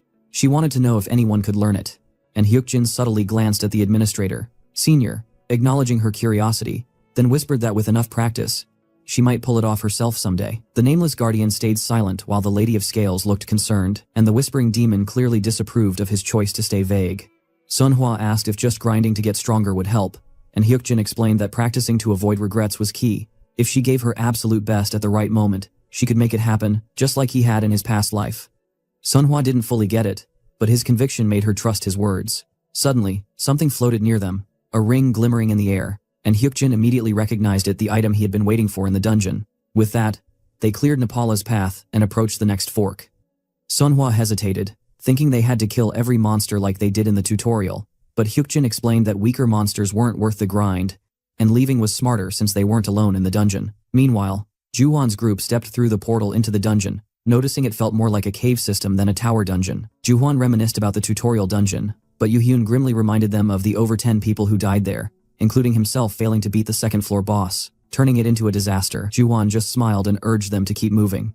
Finishing faster meant safer returns for everyone. As they went deeper, a player noticed multiple forks, one glowing brightly, leaving them unsure of which to pick, and Juwon decided they should start with the closest, the Nepala's path. Hyukjin and Sunhwa moved through another dungeon path and instantly snagged the second reward, grabbing Ryugo's necklace faster than the Nepala's ring. The protagonist realized Sunhwa was starting to piece together the real purpose of each key item, understanding collecting them mattered more than slaughtering monsters.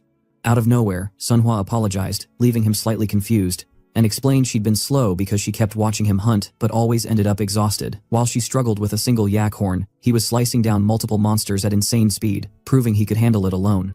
She started worrying she was becoming a burden, but Hyukjin denied it and reminded her he never did anything useless, and his guidance wasn't out of kindness. With that settled, they moved to the third path, where level 14 purple yaks roamed, far more aggressive than the black ones, and one charged at Sunhwa immediately. Its horn struck her head so fast she couldn't even see it, and only later realized it was a projectile attack from the yaks, which Hyukjin explained could hit from range. Confident she wasn't hurt, he let Sunhwa take the lead, calling her an excellent tank, leaving her puzzled by the new role she'd been handed. Waves of horn attacks rained down on her, and Hyukjin praised her ability to endure far more than he'd expected, though she complained it didn't feel safe.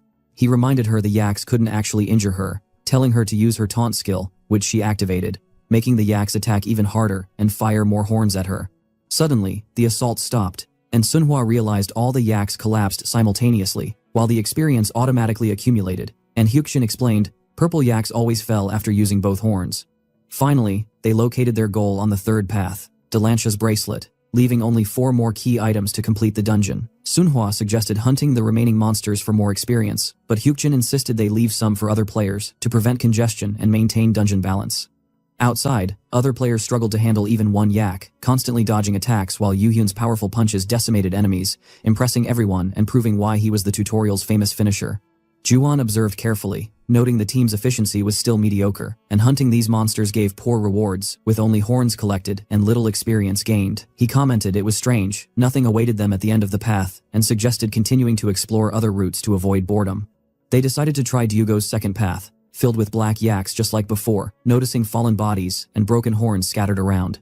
Yuhyun wondered what Juwon was thinking, and Juwon speculated that the missing rewards could mean someone had already passed through the dungeon or that it was unusually different from normal runs. Considering their team only accessed the dungeon thanks to Chris bypassing police barriers, Juwon doubted any other player could clear it as fast as himself or Yuhyun. Then he remembered Hyukjin, wondering if he might already be inside the dungeon, and instructed the others to finish clearing the yak path before trying a different route, hoping they'd find whatever they were missing. On the sixth path, called Victoria's Path, Hyukjin and Sunhwa had just wiped out a few more black yaks after a decent grind, stacking up XP and snagging another rare drop. The item turned out to be Victoria's Shield, the second to last reward, which, at first glance, seemed perfect for a tanker, but when Hyukjin checked it, the thing had trash durability, barely usable as an actual shield. By now, they had Athena's necklace from the 4th path, Zenith's club from the 5th, and this weak-ass shield from the 6th, leaving only the heat item from the 7th path to wrap things up. Sunhwa figured that meant they were almost done, and Hyukjin agreed since clearing that last one would finally end the dungeon run. As they stepped out of the 6th path, Sunhwa sensed something ahead, and that's when another group showed up, Juwon's squad. They spotted the duo instantly. Hyukjin had expected this meeting eventually, but the fact that it took them this long just screamed rookie energy. Among them was Juwon, who smirked like he had been waiting for this moment. The same guy Hyukjin remembered from the future, the crazy bastard from the Demon King's army, also called Nightmare. That bunch was infamous for being straight-up psychos who fought heroes and committed unspeakable crap for fun, and Juwon, in particular, was known for his bloody hobbies. Hyukjin knew he'd face one of them someday, just didn't think it'd happen this today. Juwon mentioned they'd passed through areas cleared of monsters, and guessed it was Hyukjin's doing, which he confirmed. He looked way younger than Hyukjin remembered, but still gave off that same lunatic vibe. After some casual talk, Juwon pointed out how fast they were progressing, saying a dungeon like this was meant for 7 players, hinting they might need more hands. Hyukjin didn't bite, and coolly said they'd see for themselves whether 2 were enough, making it clear he saw through Juwon's intentions. The group didn't like his tone, but Juwon jumped in before things heated up, suggesting they join forces. He explained that their team had solid hunting experience, and teaming up would make clearing faster and safer for both sides. Juwon added that they could even split the rewards evenly so no one got salty about loot. After a bit of thought, Hyukjin agreed to the alliance, but only on one condition: the 7th key from Lakatula's path would belong to him. The squad gathered up and stormed into Lakatula's path, diving straight into another yak massacre, stacking XP like crazy as the monsters kept spawning ahead. The others yelled about more yaks up front, and everyone moved together, which made Sunhwa realize how much faster everything went with a full team. Still, she couldn't shake off this weird gut feeling. Hyukjin's movements looked off slower, less precise, almost like he was running out of fuel. Earlier, he'd been soloing everything effortlessly, but now he looked tired as hell, which made her wonder what was going on. Meanwhile, Juwon kept analyzing Hyukjin, curious about what kind of trick he'd been using to clear the previous paths so fast. Seeing him now, Juwon started thinking maybe the guy wasn't that special after all, just a regular player who'd gotten lucky a few times. Eventually, they snagged the Lakatula earrings, the final key item Hyukjin needed, and Juwon picked them up, unimpressed. To him, they looked like some cheap, useless junk, with low durability and no special stats. He couldn't understand why Hyukjin wanted them so badly. Hyukjin walked over and asked if they'd found the item, and Juwon handed it over, mocking its plain look and asking why it mattered. Calm as ever, Hyukjin said those items were necessary to clear the dungeon, but only if collected in the right order, and since he had all 7 keys now, they were ready to finish this thing. To keep his word, he paid Juwon 500 coins as promised, which stunned the guy since earning that much meant killing at least 40 yaks. Juwon laughed, realizing it would be way too easy to rob him later, but still played nice, saying he'd help them until they got out. Hyukjin accepted that offer, though he hinted there was still a lot left before the main quest was done. Juwon rallied his team to follow Hyukjin deeper in, which made Sunhwa uneasy. She worried about his fatigue and asked if he was really okay, but he brushed it off like it was nothing. She hoped maybe she was just overthinking it. Truth was, Juwon was a dangerous guy, level 16, intimidating, and carrying that twisted aura only Hyukjin could see clearly thanks to his eye of perception. He could literally sense the darkness in that guy's head, the same kind of sick energy tied to his blood-soaked future. Hyukjin wondered when Juwon's real self would finally snap through that fake, friendly mask he wore. As they went deeper, they reached the end Menorah Square, where a massive statue suddenly opened its eyes. Hyukjin knew this was coming. Clearing all 7 paths always triggered Menorah's Square. Back in his timeline, this place was known as the end of the line for low-ranked players, because no one ever made it past this point. Sunhwa freaked out seeing the statue move, while Hyukjin noted how simple the area looked, despite its final destination name. Then the statue spoke, demanding to know who dared disturb its deep slumber. Yu-hyun was shocked as the thing warned unqualified players to leave or face punishment. But Hyukjin wasn't about to back off after all that effort. He declared himself ready to prove his worth. The statue glowed brightly, and a system screen popped up, telling him to take the test of qualification, a deadly one, where even a single mistake could destroy the challenger completely. The test recreated the same dungeon paths he had cleared. Hyukjin opened his inventory and equipped each of the 7 key items in the right order, starting with Napala's ring, followed by Dugo's necklace, Delanche's bracelet, and so on until all the slots on the Menorah statue were filled. Each piece latched onto the statue, decorating it like a divine relic display. When it was done, Menorah acknowledged him as worthy, and asked him to answer her final question, what her name was. Hyukjin remembered the hidden quest lore from his timeline, the one where Menorah or Mandra meant stables. The statue was the guardian of those stables, protecting the hidden treasure of her long-lost master. To unlock that treasure, the player had to claim to be her master, not themselves. So Hyukjin did exactly that, calling himself Rancher, the one who gave Minora new life. The others were confused as hell, but the statue bowed, recognizing her creator. The system confirmed he'd found the correct answer and completed the secret quest. Hyukjin felt a wave of relief as notifications flooded the screen. The unnamed observer sighed, the Lady of Scales was stunned, and the whispering demon chuckled, clearly entertained by what just happened. Everyone around stared in awe at Hyukjin's success, while Sunhwa's nerves finally eased, seeing it all end well. The others were confused, asking what he'd done and what the system meant by calling him her master.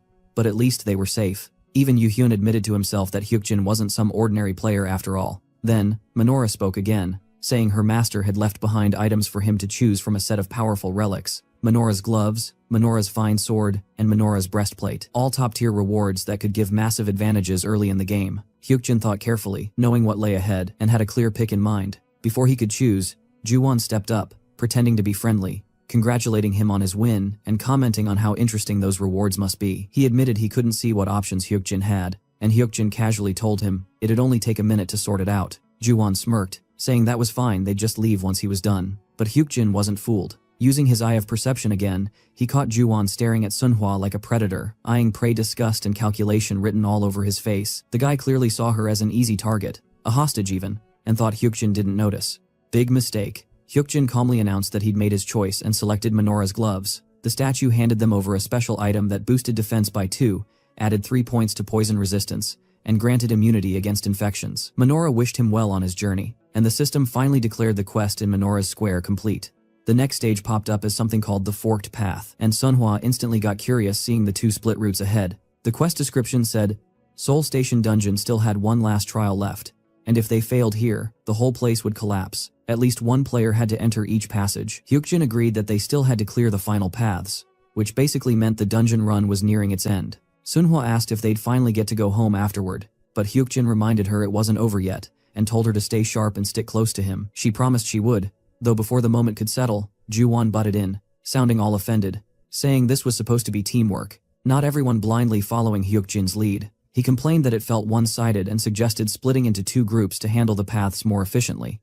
Hyukjin didn't argue if that's how Juwon wanted it, then he and Sunhwa could handle one side alone. Juwon chuckled at his confidence, asking how he could be so sure that just the 2 of them were enough. Confidence was fine, he said, but arrogance could kill. Hyukjin didn't deny it, though he could tell Juwon was still salty, probably remembering that humiliating loss from before. When Hyukjin asked how they'd split the teams, Juwon suggested dividing based on balance, 3 players on one side and 4 on the other, and he volunteered himself as the leader of the 3-person team. Naturally, he even proposed putting Sunhwa in the other group as their tanker, pretending to sound fair. Though the look on Sunhwa's face said she hated the idea, Hyukjin shut it down instantly, saying he didn't like that setup at all, and pulled Sunhwa closer. That made Juwon frown and demand an explanation, but Hyukjin simply stated that he didn't trust their team's capability, and wasn't leaving her side. Calling Sunhwa like a younger sister, he'd protect until the end. Juwon realized the 2 of them were inseparable, and smirked, hinting that maybe some guardian had blessed them with special info or benefits, which explained Hyukjin's ridiculous confidence. Senya, listening from above, was startled when Hyukjin casually agreed to it even though it wasn't true. He couldn't exactly tell anyone that his knowledge came from the future. To him, it didn't matter what they believed. The truth was his secret to keep. The system even popped up, showing that the Guardians were curious about his source of information, and Hyukjin mentally cursed those shameless cosmic bastards, thinking they should try helping for once instead of gossiping. Juwon seemed satisfied with that excuse and said he'd stop pushing to take Sunhwa with them, but insisted Yuhyun should join his side to balance things out. Hyukjin had no objection to that, and Yuhyun agreed too, planning to meet again once both paths were cleared. Juwon walked away with that fake smile of his, wishing them luck, though his tone screamed something darker. The system then announced the start of the quest, telling them to reach the end of the path, where all the dungeon-clearing clues awaited. Since there were fewer than 5 players, a temporary safe zone was generated. As they began walking, Sunhwa wondered aloud if they should just head straight to the end, but before Hyukjin could reply, Yuhyun spoke up. He mentioned remembering someone from the 2nd floor of the tower dungeon during the magic troll fight. Someone who hadn't interacted much but had been with that girl all along, and now he was sure that person was Hyukjin. Hyukjin was a bit caught off guard that he remembered and admitted it was him, wondering why he brought that up now. Yuhyun bowed, thanking him for saving his life back then, which threw both Hyukjin and Sunhwa off completely. To Yuhyun, Hyukjin was a hero. If he hadn't driven off that troll, Yu-hyun would have been dead. Hyuk-jin thought that was ridiculous. He'd only been running for his life that day, but it seemed like the story had been twisted into a legend. Yu-hyun said he'd never forget that favor and wanted to repay him somehow, which made Hyuk-jin internally laugh at how straightforward the guy was. The system even confirmed that Yu-hyun's gratitude was genuine. Hyuk-jin thought it was surreal hearing such praise from someone who'd later be known as the Fist King, and now that same powerhouse was offering him a personal favor. It just didn't feel real. Hyuk-jin told him he'd keep it in mind, and Yu-hyun happily asked if he could start calling him Big Bro, which totally weirded Hyuk-jin out since they were the same age. Still, Yu-hyun didn't care about that, saying Hyuk-jin was his savior and deserved the title. Hyuk-jin gave in, figuring it wasn't worth arguing, and Yu-hyun asked him to talk casually with him from now on. That simple exchange lightened the mood, and Sunhwa smiled, relieved to see the two finally connecting like real allies. As they moved deeper into the dungeon, Hyuk-jin finally spotted the crystal that could clear the Soul Station dungeon, and just as he expected, it was still untouched and shining like proof of progress, so he told his team to chill and rest up since they'd need all that energy for what came next, assuring Yu-hyun that it was fine because this area was marked as a temporary safe zone, which meant they could take a breather before things got messy again, and the best way to win inside dungeons was by saving stamina for the real fight instead of burning it early. Yu-hyun still frowned about Hyuk-jin talking too formally, pushing him to loosen up while Hyuk-jin wondered how this guy always managed to get so hyped over random stuff. Sunhwa then got curious about what she should call Yu-hyun if she was like Hyuk-jin's little sister, deciding she'd just stick with her usual way, while Hyuk-jin found it kind of funny how she addressed them with that oppa tone like people in Korea did for older brothers. But she made Yu-hyun freak out a little when she called him Mr., making him feel like some middle-aged boomer uncle, and Hyuk-jin just sighed, thinking kids from this generation were really built different. Yu-hyun then asked if the crystal was really that exhausting to handle, and Hyuk-jin explained that dealing with it was tied to clearing the whole dungeon, because finishing the final stage could trigger traps or hidden challenges, but before that, they had another problem waiting to blow up. On the other side, Juwon's squad was making their move, heading toward Hyuk-jin, and the system suddenly dropped a warning saying that since more than 5 players had entered, the temporary safe zone was gone, throwing everyone into alert mode as Hyuk-jin told them to get up because shit was about to go down. Juwon's crew showed up, acting smug, mocking how slow Hyuk-jin's team was despite all that confidence. But Hyuk-jin coolly said they'd just been waiting for him, already knowing this setup was coming from the start. Juwon scoffed, calling him a know-it-all trash, and lunged in swinging his sword, throwing a jab that he should have been more humble since he'd die by his own hands anyway, but Hyuk-jin fired it right back, asking if he was even capable of killing him. And that's when the real clash began, blades flashing, the two moving fast as hell through the narrow space. Juwon mocked that Hyuk-jin's confidence seemed to vanish since he was only dodging instead of attacking back, taunting that it was pathetic for someone who bragged so much, while Yu-hyun and Sunhwa got tense seeing Hyuk-jin hurt his hand trying to defend himself. The enemies split off, going after Yu-hyun and Sunhwa, and one of them missed a hit and laughed, calling Yu-hyun overrated, while the others joked that fighting someone as weak and cowardly as him would take less than 5 minutes since they had the numbers. They laughed about how they'd kill Sunhwa if Yu-hyun slipped up, warning him that if he wanted to live, he'd just have to hand her over. But Yu-hyun's glare said everything. Juwon, meanwhile, said it was getting boring with Hyuk-jin only defending, wondering if he had anything cooler to show since he looked like a total rookie when fighting players instead of monsters. The whispering demon watching them seemed to enjoy every insult thrown at Hyuk-jin, but the protagonist just smirked inside, realizing Juwon wasn't even using shadow ambush, meaning the guy wasn't half as skilled as he pretended to be. That pissed Juwon off, telling him to keep that arrogant face so he wouldn't feel bad killing him, and Hyuk-jin finally asked one last time if he'd really kill them for not handing over Sunhwa, but when Juwon said he'd take her either way, Hyuk-jin charged forward, pressing something onto his chest that made him cough blood, warning that what happened next was all on him. The story then cut back to an hour earlier when Juwon had been plotting outside with his team, ignoring someone who said they should just clear the dungeon since the intermediate administrator had blocked the entrance. But Juwon said screw that, deciding he'd just snap Hyuk-jin's neck and take what he wanted. The others realized he wanted to ambush them mid-run, reasoning that Hyuk-jin's team would be tired, making them easy prey, though one guy hesitated saying Hyuk-jin looked skilled, but Juwon brushed it off, claiming his stats weren't that different, and that Yu-hyun was the only real threat. His plan was simple, let his crew gang up on Yu-hyun while he personally tore Hyuk-jin apart. Back in the present, things flipped fast. Hyuk-jin's move suddenly leveled up like crazy, his reactions sharper, his strength heavier, making Juwon panic as if the guy's entire stat chart had skyrocketed. Yu-hyun too was holding his own, knocking players down one by one, while Sunhwa tanked with her platinum shield, blocking a brutal strike that left the enemies stunned, giving Yu-hyun the opening to land a power punch straight into a player's chest, sending the dude flying into a dungeon wall. Seeing that, the rest panicked and tried to back up Juwon, shooting arrows toward Hyuk-jin, but the guy dodged them effortlessly, even avoiding one from his blind spot like he had eyes in the back of his head.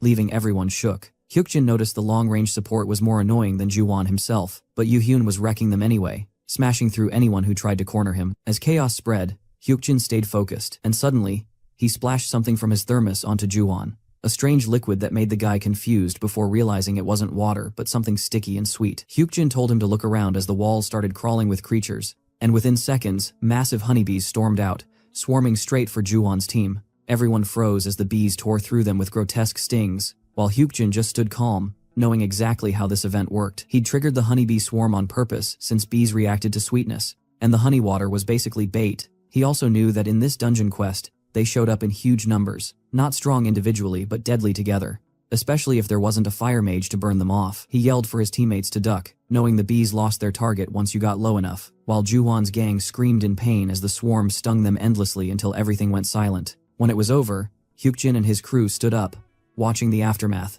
and he felt no pity, thinking that people who hunted others deserved death as their punishment. The system announced that this counted as the first player kill since the tutorial, and Hyukjin had awakened a new innate ability called an eye for an eye, a tooth for a tooth, a skill that let him return the damage or action he'd received as revenge, giving him a major stat boost that could scale even higher the longer it stayed active. He found it strange since he'd never awakened anything like that this early before. Remembering that in his past timeline this ability had remained dormant, it was an ability known for activating only against those who attacked first, perfect for one-on-one fights, and almost everyone knew about it in his previous world. Still, it felt weird that it had appeared now. Yoo-hyun then stepped up saying it wasn't Hyukjin's fault, and he shouldn't feel guilty since anyone would have done the same in a life-or-death situation.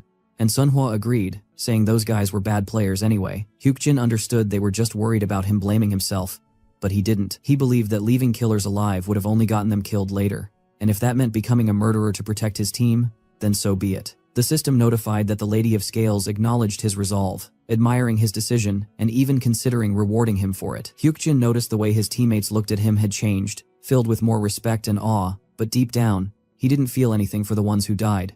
It just hit him how much he'd changed from who he used to be. Returning to the crystal, Hyukjin figured clearing this dungeon was just a matter of time since only 2 more crystals needed to be destroyed. But before they could move ahead, the damn crystal suddenly began darkening as if rejecting their presence. The system declared that the Soul Station crystal wasn't welcoming intruders, and the moment his perception eye flared up, he sensed danger closing in. The players got startled, but Hyukjin calmly told them to move back while assuring everything would be fine and that he'd handle it. Opening his inventory, he pulled out the honeybee stingers he had saved earlier as part of a plan against the poisonous gas leaking out. He'd already equipped Minora's gloves, knowing they could resist poison to some degree, even though their defense wasn't strong enough to fully block it. The system recognized the gloves trying to fight off the venom, but the toxin spread fast, filling the area with thick smoke until visibility dropped to 0. Hyukjin realized he didn't have much time left before the poison overwhelmed him, but holding his breath, he pushed through the suffocating haze and managed to touch the crystal, just as the system announced that the poison was being neutralized. The crystal then dissolved completely, the air cleared, and everyone finally got to breathe again. Gasping and exhausted, Hyukjin recovered from the strain, his hand burning from the effort, but the Soul Station crystal was now his. That also meant he'd completed half the dungeon's total objectives. Somewhere unseen, the nameless observer was intrigued, while the whispering demon seemed pissed about his survival, clearly hoping he'd die. Once Yoo-hyun questioned how he pulled that off in the middle of all that smoke, Hyukjin reminded them about the honeybee stingers they collected earlier, explaining he used them to counter the poison. Yoo-hyun got impressed and asked how he even figured that out, to which Hyukjin casually said the item description hinted at it, though in truth, it was a trick originally devised by the great explorer Jackson, something he obviously couldn't reveal. The others looked at him with open admiration before Hyukjin wrapped it up, saying they should move on since one part was done, and the next should be a bit easier. Sanya silently watched him walk away toward another crystal, realizing he hadn't used the bee honey earlier just to deal with Ju-won, but had collected it, knowing its neutralizing properties would come in handy. Soon, anonymous guardians flooded the viewing channel, while the administrator commented that Hyukjin's strategy was so flawless it didn't even need commentary. Even the true master of the demon joined the stream to witness it. When Hyukjin secured the second Soul Station crystal, the dungeon's completion conditions were fulfilled, and the break was officially sealed. Right after, Senya approached him personally with the rewards, which caught him off guard since it was rare for her to handle it herself. She explained that every party member would receive a bonus status point, and Hyukjin, being the first to clear the dungeon, could choose his own reward. There were 3 options: Gold, Recovery Elixir Type A, and Recovery Elixir Type B. The gold was extremely tempting, since 3.75 kilograms of it equaled around 200 million won, a massive sum that also hinted at something important for future dungeons. Still, Hyukjin knew that in this early stage, Players weren't protected by law, meaning part of their earnings would get taxed, and the government could even seize gold under the pretense of otherworldly safety regulations. Losing it all was a real possibility, so he gave up on the cash dream and picked Recovery Elixir Type B instead, a safer, smarter choice. The nameless observer grew curious about his reasoning, the Lady of Scales couldn't quite decide, and the Whispering Demon grudgingly respected his decision. In the end, with the Soul Station dungeon break sealed and the mission fully complete, the group finally stepped out safely, leaving the chaos behind. Later, while riding the old local bus, Hyukjin tried bringing up something serious with his sister, catching her totally off guard when he asked about moving away. She stared at him like he'd lost it, wondering if he suddenly got rich or something. Hyukjin just shrugged and told her he'd saved up a little, around 100 million. His sister thought he was drunk, and honestly, he couldn't blame her. For their family, that kind of money sounded unreal, more than they'd ever even dreamed of having. The guy had pulled it off using the Recovery Elixir Type B, an insanely effective cure for a specific illness. Just like in his past timeline, he gave it to the same person Juhon once did, a rich guy who could afford a massive payout and just so happened to suffer from that illness. The deal went exactly as planned, 1 billion won in exchange, and a valuable connection to a big shot. As he thought about how smooth everything went, his sister was glued to her phone, watching the news where CEO Song suddenly appeared. Hyukjin instantly recognized him, the bald CEO, who should have been rocking a wig by now. His sister was shocked, since even the fake hair tech looked real. But Hyukjin knew better. He'd seen the dude's hair actually grow back after using that elixir. Turns out, Recovery Elixir Type B wasn't just for healing, it was secretly a top-tier baldness cure. Song, the self-made powerhouse of his corporation, saw it as an investment gold mine, and offered 100,000 cash plus an apartment in return. He even agreed to help Hyukjin adopt Sunhwa, a cheerful girl whose future had been uncertain since her dungeon tutorial days. Hyukjin's mom adored the girl, saying she brought good energy into their home, and so he figured it was time to give everyone a better life. He dropped the news about moving into their own house, but his sister barely listened, sighing while scrolling her phone. He smiled anyway, thinking the family would finally have peace, maybe even go out for dinner that night. But that moment got wrecked when a glowing portal suddenly ripped open in the middle of the street. It hadn't even been long since the Soul Station dungeon incident, and now this. Out of the chaos stepped a familiar face, Shin Yanseo. The bus screeched to a stop, people panicking, while Hyukjin got ready to jump off. His sister thought he was crazy since the place was far, but he couldn't ignore it. Only one portal had appeared in the Hongjudong area, the same one known as the first dungeon ever cleared by the Empress of the Sword. It wasn't just famous because it was a special dungeon, but because that's where the strongest PvP fighter in history first rose. Hyukjin approached Shin, realizing she had no clue who she'd become years later. Right now, she was just a bright, curious girl with a totally different vibe. He could see her status window level 19, loaded with skills, and described in a hilariously cheesy way. When he warned her about monsters spilling out if the dungeon wasn't cleared, she mentioned her administrator had said the same. There hadn't been any dungeon breaks so far, thanks to Hyukjin's insider knowledge from his past life. Back then, Soul Station had collapsed multiple times before his strategy saved it. This time, he was ahead of everything, making sure no one died needlessly. But even he knew he couldn't stop all dungeon breaks forever. Eventually, there'd be too many for him alone to handle. He asked Shin if she was planning to enter, but she hesitated, doubting herself. He told her it was fine after all. She'd eventually surpass even the legendary tutorial finisher. When he suggested teaming up, she seemed surprised but excited, and sent him a party invite. They were both level 19, evenly matched, and she was relieved to know she wasn't lagging behind. When she asked his age, she was shocked to hear he was 20, thinking he sounded way older. In truth, he was mentally 30, but his body was still young. She suggested dropping the formal talk since they were the same age, and he agreed. He knew if they made it out alive, they'd both change the game forever. Without wasting another second, they stepped into the portal of light together. His sister could only stand frozen, watching him disappear. Inside, Hyukjin stared down the underground tunnel, curious about its layout. The return portal behind him was still active, meaning escape was possible. And if Shin Yanseo could solo clear this place after the tutorial in his past life, then this one shouldn't be too hard for him. Suddenly, the system alerted that monsters were appearing, catching him off guard. Rabbit tag monsters between levels 20 and 18 emerged, making him curious. Shin, who arrived shortly after, was impressed because they were large monsters. She asked if they were some sort of boss types, even though they didn't look that strong. The protagonist had to agree they weren't strong monsters despite their height. Unlike players, he could tell how strong a monster was just from its appearance. They were rabbits, so they didn't seem threatening or powerful like other monsters. Their main trait was that they fled quickly when they judged a target as a threat.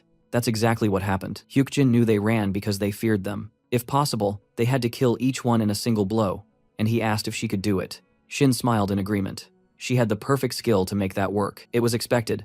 She had the title of one-hit finisher, always being the Sword Empress, even if it was still a bit early. She charged at the monsters with her sword and defeated them without any problem. That was the innate ability of the Sword Empress, the one-hit finisher. It was impressive on its own, but he didn't expect her to be this skilled this early. Her behavior also changed the moment she started fighting. She looked like an ordinary college student just a short while ago. Now, she perfectly matched the battle-obsessed woman he remembered. Setting that aside, he never would have guessed this portal was filled with rabbit monsters. They were practically invincible against people with poor attack speed, but their attack and defense power was weak, even though they were particularly well known. Still, among other players, there was another reason for their interest. With a bit of luck, he was able to get that thing there, though nothing dropped this time. Shin asked if he'd been here before, and he denied it. It was his first time. She thought that because he was killing the rabbits with such ease and speed, to which she replied that she also only needed one strike for each of them. Even so, Shin sighed and let it go. There was no need to argue.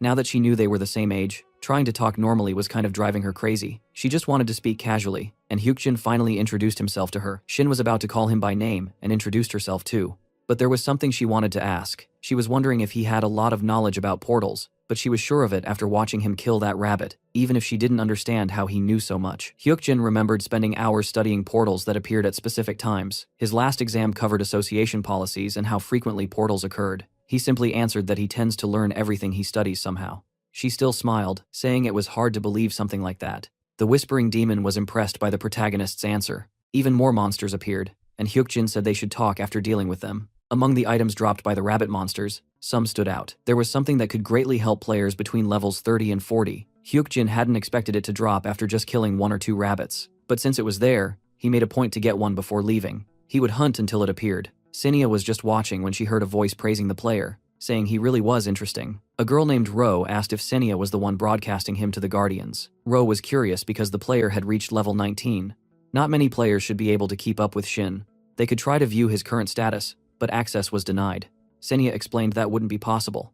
Hyukjin had modified access to his professional information. He even removed his player name from the ranking board. Ro was surprised, wondering how he suddenly knew about access permissions. Normally, players weren't told about that kind of thing, and she asked if Cinia had told him. She replied that obviously she hadn't. She hadn't done anything against the commandments. There was nothing to worry about, but Ro still thought the whole thing was strange. She could see a player using the system, but doing something this blatant. He seemed like the kind of man who took advantage of easy targets. In any case, broadcasting Hyukjin should be a good source of income. Ro wanted to know if she could take on the job when Cinia wasn't available. Once again, Cinia replied that none of that would be possible. She had signed an exclusive contract with the protagonist, which really surprised Ro. That kind of thing could only be done 3 times. But still, she had stepped forward and acted. There was nothing Ro could do if he turned out to be the early rising type. But none of that had anything to do with Ro to begin with, and it never would. While the players kept fighting, Hyukjin suddenly saw an item drop. It was an iron sword of high quality, forged by a high-level blacksmith. It had excellent attack power and durability, which caught his attention. He threw the sword to Shin, telling her to use it since it was better than her current one. She caught the sword in surprise, unsure if it was really okay for her to take it. Hyukjin knew she'd make better use of swords than he ever could. So, she accepted the sword, thanking him for the offer because she knew it was truly good. In exchange, she said she'd offer him the next item that dropped, no matter what it was. The truth was, the protagonist wasn't really looking for a weapon. He had a lot of knowledge about the monsters that would appear over the next 10 years. The weapons he had now were already quite good. He didn't need the iron sword. He wondered how many more monsters he'd have to take care of before it showed up. It needed to appear before the monster spawn limit was reached. Another item dropped, and Hyukjin quickly grabbed it because he had finally found it. This was probably the best result he could get within that portal. The Ring of Legolas, a ring crafted by refining topaz that held a mysterious power. It was an HP absorption ring, and just then, he glanced to the side and saw a large crystal. The completion crystal was already appearing even though they had barely entered the dungeon. It seemed it was designed to show up after a certain number of monsters had been killed. Few dungeons were this easy. It made sense Shin had completed it alone in her timeline. Shin asked if there was something there, and he replied, it wasn't anything important. They should focus on defeating all the rabbit monsters first. He had obtained the ring, but that wasn't enough. Rings were the only equipment that could stack. He still had 9 other fingers, so he couldn't stop there. It might take a few hours, but it didn't matter. He needed to collect them all. Shin noticed that the protagonist was dealing with the monsters at the same speed she was. With all the knowledge he had, it felt like he'd entered the portal before she had. It made her wonder just who exactly that strange player was. After grinding through that dungeon for what felt like forever, Shin finally noticed the monsters had just stopped showing up. She figured maybe they'd farmed enough points from all those rabbit kills, but after hours of slaughter, the silence felt weird. She started wondering how the hell they were supposed to get out of there, and that's when Hyukjin casually pointed to the exit somewhere deep in the pitch-black tunnel. where you couldn't see shit. But he already knew the way. The guy had seen the completion crystal break before, which meant the portal was cleared. And once a light portal closed, it was gone for good. Still, he didn't mind. He'd snagged 8 HP absorption rings while farming. Dude had milked that place dry. Meanwhile, the celestial admins up there were losing their damn patience. Cinia was shaking with frustration. The brave Lion King was bored out of his mind. The nameless observer had already dipped, and the Lady of Scales was just watching, like, what the hell is this guy even doing? Hyukjin knew it probably looked boring as hell from their point of view. But screw them, he wasn't about to miss that loot. Still, it had taken way longer than he'd planned, and he was already thinking what excuse he'd give his sister once he got home. As the two stepped out of the portal, Shin noticed they were back in the same place as before, but something felt off. The crowd was gone, the streets were empty, and then bam, Ro popped up, all smiles, thanking the Guardians for tuning into her channel. She dropped the bomb that the true master of the Celestial Demonic Mountain had just requested a PvP zone, and right there, she announced its creation. Hyukjin immediately recognized her, Ro, one of those flashy intermediate admins who loved hyping things up, unlike Sania who barely spoke 2 words during a stream. Ro said the Guardians were losing their minds over these 2 players. On one side, Shin the sword prodigy who'd caught the eye of that powerful Guardian, and on the other, Hyukjin, the mysterious player who somehow knew way too damn much. The Guardians were already placing bets on who'd win. Ro hyped it like it was some grand tournament, reminding everyone no one could die in a PvP zone, every hit would be healed afterward. Shin seemed unsure, but she relaxed when she heard that. Hyukjin, on the other hand, was completely stunned. This was happening way earlier than in his original timeline. He didn't even have a Guardian backing him yet. That caught everyone's attention, the Lady of Scales, the Whispering Demon, the brave Lion King. They all went quiet when he pointed it out. Even the nameless observer shut up. Ro seemed thrown off too, wondering if Senia hadn't told him anything about Guardian selection. But Hyukjin wasn't done. Before the PvP started, he called out that so-called noble Guardian who wanted the duel, accusing him of basically pushing him to betray someone who trusted him. And that jab hit hard. The Guardian, the true master of the Celestial Demonic Mountain, revealed himself as the Lord of Millions, a proud warrior who despised betrayal and injustice. That warrior, pissed but impressed, decided to grant Hyukjin a temporary skill, one-hit finisher, usable only inside the PvP zone. Shin was shocked it actually worked. From the Guardian's point of view, Shin was the stronger one, the true fighter he had chosen. To him, Hyukjin was just some weak-ass guy who hadn't earned the skill through training. But now that both had it, the playing field was even. Hyukjin couldn't help but find it ironic they'd just cleared a dungeon together, and now they had to fight each other right after. Shin felt the same. She was just as curious to see who'd win between them. Hyukjin had impressed her before he hunted at her pace, navigated the portal like he had night vision, and always knew what to do next. It was like he could see the future or something. Now, she wanted to see how far he could go when he went all out. Both readied themselves, and the Guardians were hyped, the brave Lion King yelling for them to start, while the proud warrior just watched silently. When the duel began, their blades clashed at the same instant, and Hyukjin's eye of perception triggered. Sparks flew as they traded blows, and even though he could predict her next move, she was tricky, sometimes faking him out, making it hard to counter. Ro was losing her mind watching the fight. It was intense, skillful, and unpredictable. But even with that advantage, Hyukjin couldn't break through. His swordsmanship was still limited. Shin noticed his sharp senses and smirked, saying she'd start taking things seriously now. That shocked him so far. She hadn't even been fighting at full power. Once she went all in, her attacks hit harder, and even though it wouldn't kill him, getting smacked by her sword definitely wasn't painless. Hyukjin was impressed. She'd already figured out her limits and adjusted. She probably thought they were evenly matched now, but in truth, it all came down to timing the moment to use one-hit finisher. They kept going until Shin missed a strike, slicing through a tree instead. She blinked. Had he been holding back too? Before she could react, Hyukjin used his temporary skill, darted behind her, and pressed his sword lightly to her neck. That was it, match over. Shin admitted defeat, giving Hyukjin the win for the first ever PvP zone. He was honestly caught off guard. PvP zones weren't supposed to appear this early, but hell, he wasn't complaining. The title of first opponent began to generate, awarded to the winner of the first PvP battle. The opponent gains a considerable advantage in elevated terrain over other players. It granted him Light Step, a skill that lets you leap forward before your opponent can react. A formidable light-based technique that didn't require any mana to use. There had been many speculations about how the Empress of the Sword obtained Light Step, but the truth was that she had won a PvP battle in Hyukjin's original timeline. Shin asked what exactly he had been thinking about so much he had won, so he should be happy with his reward. Either way, she was so shocked she called her mother for the first time since elementary school. If Ahum saw her now, she'd probably be just as surprised. In a way, it felt like stealing the Empress of the Sword's skill, but it wasn't intentional, and Hyukjin had won, so he didn't have anything to worry about. Besides, it seemed like they were shocked that he had actually won, and the Guardians talked about it. It was as if all 4 guardians were watching with vivid interest. They were probably trying to make a good impression because they knew about the selection. The brave Lion King kept mocking his dirty tricks, as expected. That guy still firmly hated Hyukjin despite everything, but for some reason, he kept watching his channel even while hating him that much. The PvP zone was deactivated, finally ending after a long moment. The wound he got during the battle was healed, just as they had been promised. At that, Shin reminded him they weren't going to go their separate ways just because of this. She wanted his number so she could give him hers too, which left him confused. In truth, Shin thought they might team up again later, not to drink or anything like that, but to work together in the game. And after everything, she had ended up liking the kind of person Hyukjin was. She was really straightforward, so he couldn't do anything but accept it. The protagonist added his number right when his eye of perception detected danger. He couldn't dodge it, maybe he should just accept it. So, he took the hit to the back. It was an attack from his sister, who suddenly appeared angry because he had left without saying anything, just disappearing all of a sudden when she had been looking for him for hours. She even thought he had died. Shin asked who she was, and Hyukjin said she was his sister. Back home, Hyukjin finally let out a deep sigh, thinking how they'd be moving out soon. 3 days, that's all it would take to pack up everything. After years of struggle, his family could finally live a better life. Even after he showed them the house papers, they still looked like they couldn't believe it. But he knew time would prove it. Their future was about to change for the better, and that was a damn fact. Still, the rest of the world was heading straight toward chaos just like before. He remembered clearly, in the old timeline, the cataclysm hit on May 11th, 2018. The world fell apart overnight, with over 20 million people dying inside the tutorial fields. The internet went wild, people freaking out, talking non-stop about the coming end of everything. Big corporations like Sun tried turning it into a business opportunity, calling it new technology, and launching projects to cash in on it.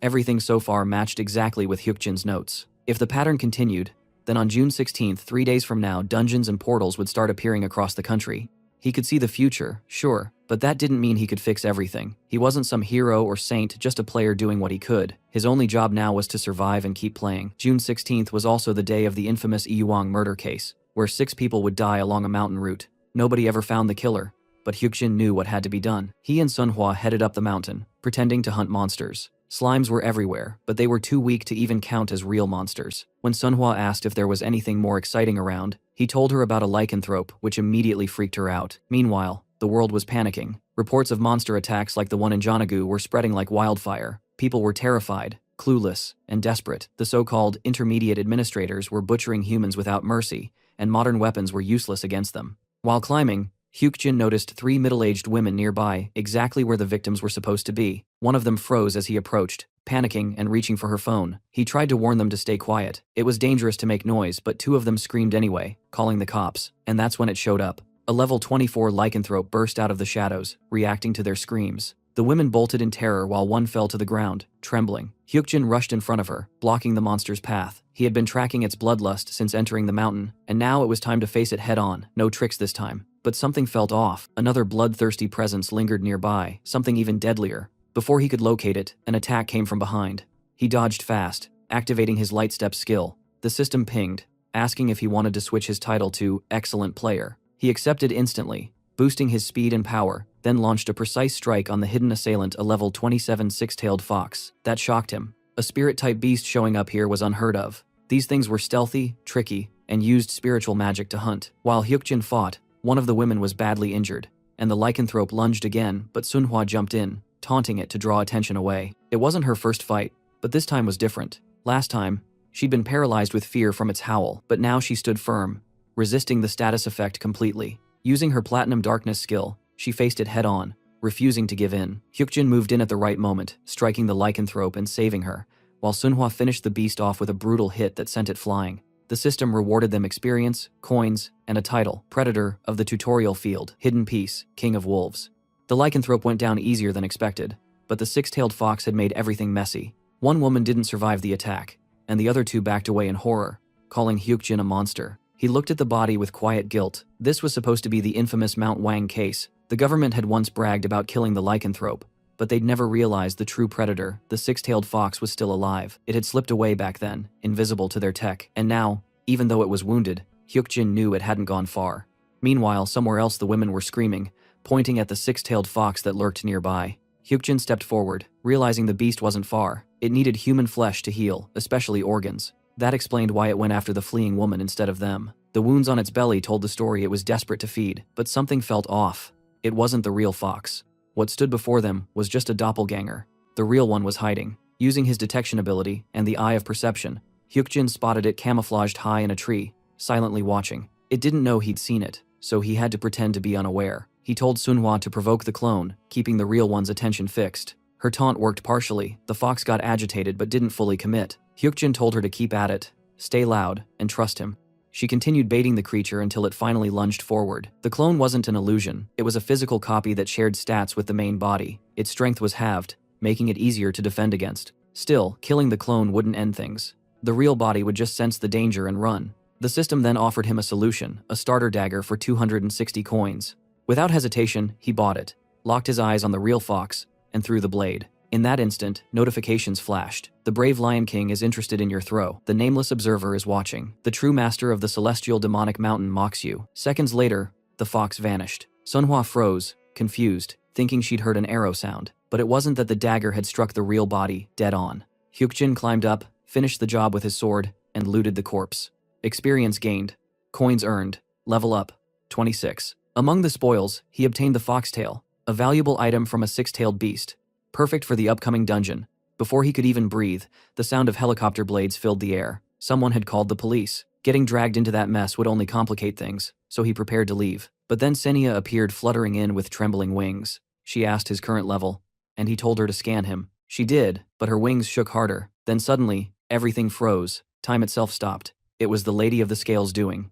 A pause. Messages from various guardians poured in like a storm. Each one came with an offer. The brave Lion King praised his courage and offered a Tier 3 elixir of great strength. The Lady of the Scales and Whispering Demon chimed in with their own gifts. The Typhoon Sword of Jo Sung-hyun, a rare grade weapon, and the Demonic Fruit, a consumable that boosted player growth but turned one's alignment evil.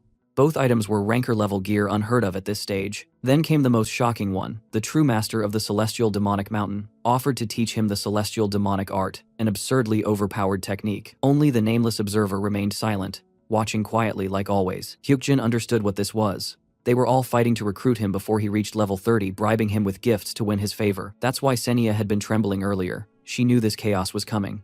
Now she was stuck in the middle of a guardian power struggle, probably flooded with complaints for not announcing it earlier. Hyukjin could tell she was about to break. He teased her about it, saying she clearly knew what was happening. She tried denying it, but he wasn't having it. When she got snappy, demanding to know what he wanted, he casually replied, 3,000 coins. She tried haggling it down to 2,000, but he shut her down, reminding her she wasn't exactly in a position to bargain. She tried again, 2,700 coins. He smirked, reminding her they were on the same side. But if she kept playing games, he'd happily walk away and end things for good. Defeated, Senia finally agreed 3,000 coins. No more. With that, the time pause ended. Hyukjin asked for the contract, ready to sign. Another deal sealed, another step forward in a game that was far from ordinary. After that whole mess, Hyukjin and Sunhwa finally headed back home when his phone started buzzing out of nowhere. Turns out it was Shin, calling in all panic after reading that viral article that had his name plastered all over it. She'd just realized it was him who'd soloed that monster up in the mountains, and honestly, she couldn't stop thanking him. If it weren't for him, her mom would have been a goner, and she swore she'd never forget that. She even started saying all this wild stuff about how she'd do anything for him, take care of him however he wanted, which totally threw him off, because where the hell did that come from? Still, he was planning to call her anyway since he needed to ask something important. He was going to be gone for a few days and wanted to see if she was down to tag along. When she asked where, he casually dropped that it was pretty far Japan actually. Not some chill trip though, more like a deadly-ass raid. He wanted Shin, Sunhwa, and Yuhyun to join him because a big-ass portal was about to open in Osaka, and he planned to clear it before it broke. Shin thought he meant another one of those 5-hour dungeon hunts, and while Hyukjin agreed it'd be similar, he wasn't sure what kind of chaos they'd face this time. Portals were unpredictable as hell. Some countries had prepared for these tutorial events, but even with all that prep, new dungeons still popped up like glitches in the system, killing thousands before anyone could react. The Osaka one was especially risky. Once it shattered, monsters would flood out, tearing through cities. Unless the right team was there at the right moment, it'd be another bloody disaster, like Mount Inwang. He made it clear this wasn't a fun invite. They could totally refuse if they wanted. He wouldn't hold it against them. But if they went, he'd cover everything: tickets, hotels, food, the whole damn trip.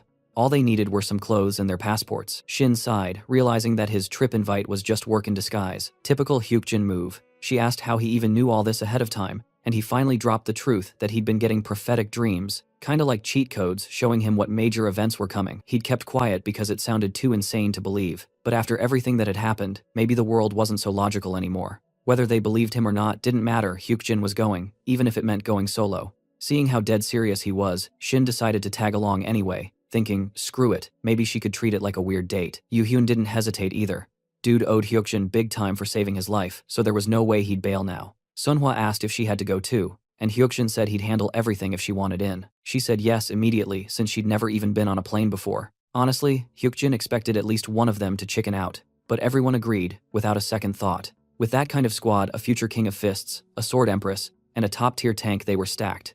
For a beginner party, it was god tier. So yeah, the plan was locked. They'd be flying out to Osaka the next day. It didn't take long for the group to board their flight, and Sunhwa was losing her mind over how cool planes actually were. Shin was trying not to get flung back in her seat, laughing the whole time. Meanwhile, Hyukjin sat there hoping they'd make it to Japan without any surprises. The only thing stressing him was the timing. He had no idea exactly when the portal would open, only that a tutorial with a brutal 33% survival rate was going to happen first. It was called the Tokyo Tutorial, an intro-level dungeon that usually spawned weak monsters, unless the RNG gods decided to screw people over with a special case.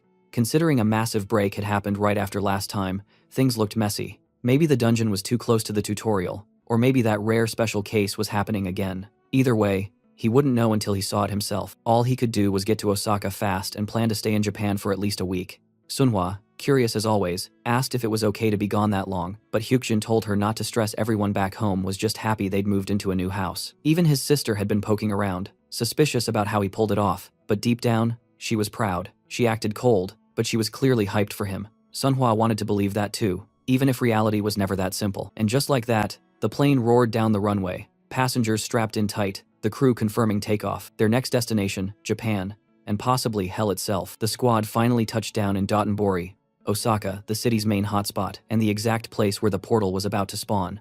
The crazy part was, this portal was never supposed to be cleared in the first place. It was destined to break, unleashing waves of bloodthirsty monsters. But Hyukjin, being the absolute madman he was, wanted to catch it the moment it appeared, and end that mess before it spiraled. Even if they couldn't locate it in time, his plan was simple: wipe out whatever crawled out and reduce the damage as fast as possible. He was fired up to handle it, even if no one knew how long it'd take. And just as he was scanning the area, boom, a shimmer popped right in front of him, and for a second his heart almost exploded, only to realize it was just Senya showing up out of nowhere. She reminded them that only they could see her right now, and if they didn't want to look crazy, they should keep their mouths shut and let Hyukjin talk. She asked why he was even in Japan, and he played it cool, saying it was a vacation, but the lineup of his party made her doubt that real quick. The dude had tank-level powerhouses tagging along, no way it was just sightseeing. Senya didn't say much though. She mentioned something about the commandments preventing her from leaking info or interfering with the game, but she hinted that discussing a Guardian's mission wasn't against the rules. Apparently, a mysterious Guardian sponsor who didn't want to be named had sent her to hand over a mission. Hyukjin laughed that it was just a chill trip, but deep down he knew this was fate calling. He figured if they'd been offered a mission, then screw it, they'd roll with it. The others didn't get why he kept labeling this chaos as a trip when it was clearly anything but. Still, he understood that clearing the portal before heading back to Korea was their main goal. Since it was getting close to dinner, he asked the team what they wanted to eat, and Sunhwa instantly said she wanted to try gyukatsu. So they found a place and went for it, while Senya silently observed from a distance. To her, Hyukjin seemed cautious on the surface, but the truth was, the guy was a straight-up tactician. He used every situation, every loophole, every system glitch to turn things in his favor, milking the Guardians for whatever benefits he could, without breaking the rules. He even thanked them in his head for all their tempting offers, though he wasn't planning on accepting any. He refused to take any of the missions, instead choosing to just acknowledge the help and promise to give them a damn good show in return. Senya couldn't tell if he was brave or just reckless, but she couldn't shake the thought that this dude was playing with something way above his level. While she disappeared into the ether, the group found a restaurant and started checking it out, but then all hell broke loose. A strange noise echoed, and suddenly people were sprinting in panic across the street. That's when Hyukjin realized they just found what they came for. The portal known as Turtle Nest had finally appeared. Yoo-hyun looked ready, waiting for the signal, and Hyukjin told Sunhwa to take point. Everyone else was tense, mostly because they weren't used to watching a kid lead the charge. But the truth was, that kid was the strongest of them all, and they'd better get used to it fast. They stepped inside the dungeon, instantly swallowed by pitch-black surroundings that smelled like wet soil. The whole place looked like a swamp straight out of nightmares, covered in thick mud and dripping with mystery. Nobody had cleared it before, so they were basically walking into a blind run. Hyukjin suggested scouting the area first, just to get a grip on their environment, but then, something unexpected happened.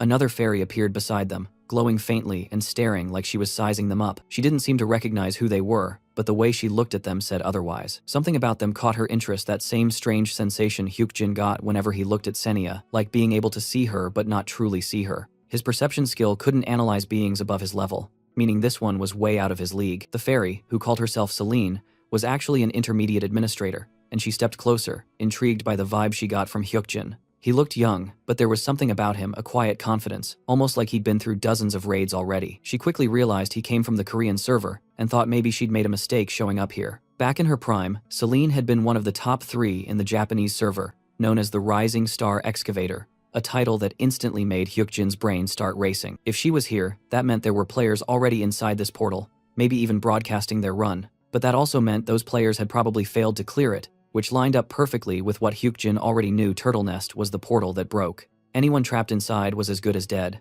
Not wasting time, he told the team to buy a portal map from the shop, an item that showed real-time positions of all members inside. Shin hesitated since it cost a whopping 1,000 coins, but Hyukjin reminded her that losing coins was way better than losing their lives. She sighed, low-key salty, since she'd been saving those coins, but Yoo-hyun backed Hyukjin up without question. The activation phrase was portal map, and it even came with built-in alert signals: yellow for mild danger, red for we're screwed levels of danger. He made everyone promise to keep their eyes glued to the map and move quietly, since too much noise could trigger a mob attack. Shin muttered that it wasn't even that complicated of a plan, and Hyukjin gave the go-ahead. They split into pairs, Yoo-hyun with Shin, and Hyukjin with Sunhwa, each taking different paths through the swamp.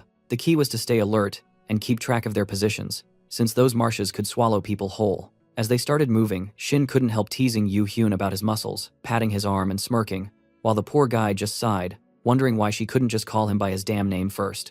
And with that chaotic energy, their deadly little adventure inside the turtle nest officially began. Meanwhile, the other administrator, who was broadcasting his own feed, was completely thrown off when a bunch of guardians suddenly ditched his stream. 1 second, everything was fine, and the next, his view count just tanked out of nowhere. Dude had no clue what the hell just happened. His channel literally featured Yoo-hyun, the damn finisher, plus Shin, the same girl who had caught the interest of the true master of the celestial demonic mountain. But somehow every single guardian switched over to Senya's stream, like she dropped the hottest content of the season. The poor guy basically lost the entire content war overnight, and couldn't even figure out how many people were now watching that human freak show instead. Hyukjin's name was spreading like wildfire. This guy was leveling up, through completely unknown means and weird-ass knowledge. But that didn't mean the admin was out of options. He still had other tricks to climb back up. The fact that no one knew jack shit about Hyukjin because of his exclusive contract made everything even more suspicious. So the administrator tried reaching out to higher-ranking guardians, gossiping about how strange the whole thing was. Everyone was talking about Hyukjin, about Senya, and how the hell that human knew things even before the Korean server itself did. And now, on top of that, he was casually explaining how to use the damn portal map like he built it himself. No wonder people were losing their minds trying to figure out if they were using some illegal hack or divine cheat code. Back inside the field, Shin warned everyone to watch their step, and Yoo-hyun agreed, reminding her that Hooten had already told them to chill on the talking, so they kept their mouths shut and stayed alert. Then something caught their eyes, fragments scattered across the ground, like broken shells. Turned out to be a level 1 golden turtle, tough little bastard with armor thick as hell. Shin wondered if they should take it down, but Yoo-hyun refused, saying they'd signal Hyukjin first before doing anything stupid. Before they could even blink, the turtle ducked back into hiding, leaving them staring like idiots. Then Shin spotted something else, a guy lugging around a massive sack. They moved closer, wondering if he was another player. The man said no, though he was clearly hauling around a freaking monster, one of those golden turtles with absurd defense. Yoo-hyun quickly figured out what was going on. The dude had been trying to hunt them but couldn't kill any because their defense was just too damn high, so he was dragging them back to the water to deal with them somehow. Shin was honestly surprised that Yoo-hyun pieced it all together so fast. Still, she asked what they should do, maybe send Hyukjin the yellow signal. But Yoo-hyun told her to wait, they didn't even know the key for this zone yet. Then chaos hit. The water suddenly started thrashing, and that Japanese guy let out a scream that could wake the dead. When they looked, he was being yanked backward, shouting that he didn't want to die. Shin froze as he grabbed onto her leg, begging like hell for help. And then she saw it. The swamp split open, and a massive creature rose from the dark water. Even Yoo-hyun was stunned. The swamp expanded fast, dragging everything down, and for a second, they had no clue what to do. If that idiot kept clinging to her, she'd be dragged in too. But Shin didn't have it in her to just abandon him. That's when Hyukjin showed up out of nowhere, cold as ever, and without hesitation, he snapped the man's arm and told Shin to pull her shit together. The monster was a swamp alligator level 17, not too strong on paper, But in the swamp, its power jumped to the level of a damn 25. Killing one in its own turf was borderline impossible unless you had insane penetration skills. The swamp itself acted like its armor. Hyukjin told Sunhwa he'd move ahead first and used his light step to close the distance fast. When he reached them, Shin was still being grabbed, paralyzed like her brain had just crashed. The nameless observer was watching with amusement. The whispering demon was laughing his ass off. The true master of the celestial demonic mountain was clapping like it was a show, while the lady of the scales just sat there silently judging. Hyukjin snapped at Shin, basically asking if she planned to just stand there forever. If he hadn't intervened, she would have been gone, but she was stuck, not scared, just blank, frozen in panic. He sliced the man's arm clean off to free her, telling her to stay sharp next time because luck won't always have her back. Yoo-hyun asked what the plan was now, and Hyukjin said the monster had just eaten, meaning it'd soon get sleepy and crawl back to land. Sunhwa was skeptical, but Hyukjin said he'd already seen it happen in one of his prophetic dreams, so they stayed low, just watching. Celine, observing from her side, was honestly questioning reality. A dude having dreams that accurately predicted monster behavior? That was next-level bullshit, but she couldn't deny the results. Even if he didn't foresee that one player's death, the accuracy of his visions was still terrifying. If anyone deserved an exclusive contract this early, it was that bastard. Eventually, the swamp alligator surfaced again, dragging itself onto land. Yoo-hyun cracked his knuckles, ready to go all out, and Hyukjin noticed him channeling mana into his fists, king of fists, for a damn reason. That level of control was rare as hell for someone at this stage, but before he could move, Shin stepped up, burning with rage. Hyukjin could feel it, her murderous aura spiking, her sanity slipping a little. She'd leveled up again, and the fury in her eyes said she wasn't holding back. Ignoring Hyukjin's calm warning, she dashed forward like lightning, her sword glowing as she went straight for the alligator's head, the usual weak point. With a clean, vicious strike, she merged with her blade and tore through the monster like it was butter. The beast went down hard. Even without using light step, she'd hit a whole new level. Shin was growing fast, maybe even faster than the version of her Hyukjin once knew. When it was over, she noticed the system reward. She'd picked up a quest item, the alligator's claw. It could be exchanged with an administrator for a special quest. Senya announced it right away, saying the player who presented it would trigger the quest, meaning Hyukjin. Shin handed the claw over without question, and soon the quest appeared: kill 5 swamp alligators. They'd just taken one down, 4 more to go. Sunhwa honestly didn't think they'd pull it off, not in that hellish swamp at least, because fighting there was just asking to die, and everyone knew it, so the only real option was to drag those damn alligators onto land if they wanted a chance to kill them. Like before, the nameless observer and the 4 other guardians were watching with that same eerie curiosity, eager to see what would happen next. The moment one of those beasts crawled out of the murky water, trying to swallow some poor player alive, Hyukjin already had a plan in mind. He bought himself a long-ass spear, keeping the distance advantage on his side, but then noticed Shin standing there, low-key terrified, thinking he might use her as bait or one of those sacrifices to lure the monsters out. He sighed, and instead placed a small chunk of lean black yak meat right on the spear's tip. It wasn't just any meat though, it was ridiculously juicy, the kind that could instantly make whoever ate it feel full and satisfied. He'd gotten it back from the Soul Dungeon when he met Juwon, thinking it'd be useful someday, but even he didn't expect that day to be now. So with the bait ready, all they had to do was find another gator and use the meat to lure it out. Basically, it turned into some weird version of alligator fishing. Shin looked doubtful, unsure if it would even work, but Hyukjin calmly said if the gator went for the meat and ate it, then yeah, it'd work. Still, he warned them to stay sharp, because those things could show up out of nowhere, and if one grabbed your ankle, you better be ready to chop that foot off before it drags you under. Didn't even take long, one gator lunged and swallowed the bait like a vacuum. The black yak meat had that special property. It was so rich that even a few bites would leave a creature fuller than eating an entire human. Once those swamp gators were satisfied, they dragged themselves out to the shore to rest, and that was when their strength basically disappeared. On land, it was just a level 18 monster, no longer that untouchable swamp predator. Perfect moment to strike. So the group worked together, attacking while it was distracted, and took it down easily. Even for Hyukjin, who already had some idea of the future, it was impressive how smoothly it went. He knew this turtle nest portal from before. It was the one that used to collapse because people cleared it wrong. But somehow, without a clear strategy, they had managed it flawlessly this time. After collecting all the alligator claws, Hyukjin reported to Senya. Her oddly hesitant response made him wonder if something was off, but she brushed it off and just completed the quest, handing him the rewards. He received a map of the turtle nest, showing all the key points. That alone meant the portal had been cleared properly. The map basically revealed everything important about the area. Hyukjin realized then this quest was like a reversed version of the original back then.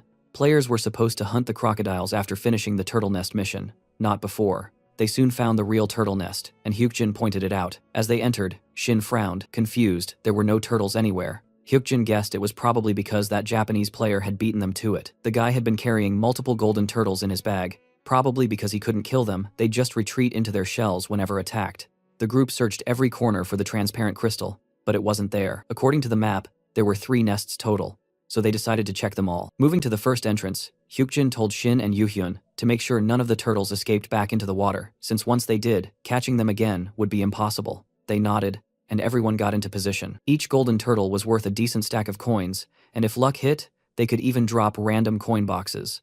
The most famous strategy involving them was the secret mission called Collective Spirit of the Golden Turtle. It didn't take long before Shin finished clearing 2 nests and collected a bunch of turtles, though she didn't get why they didn't just kill them all right away.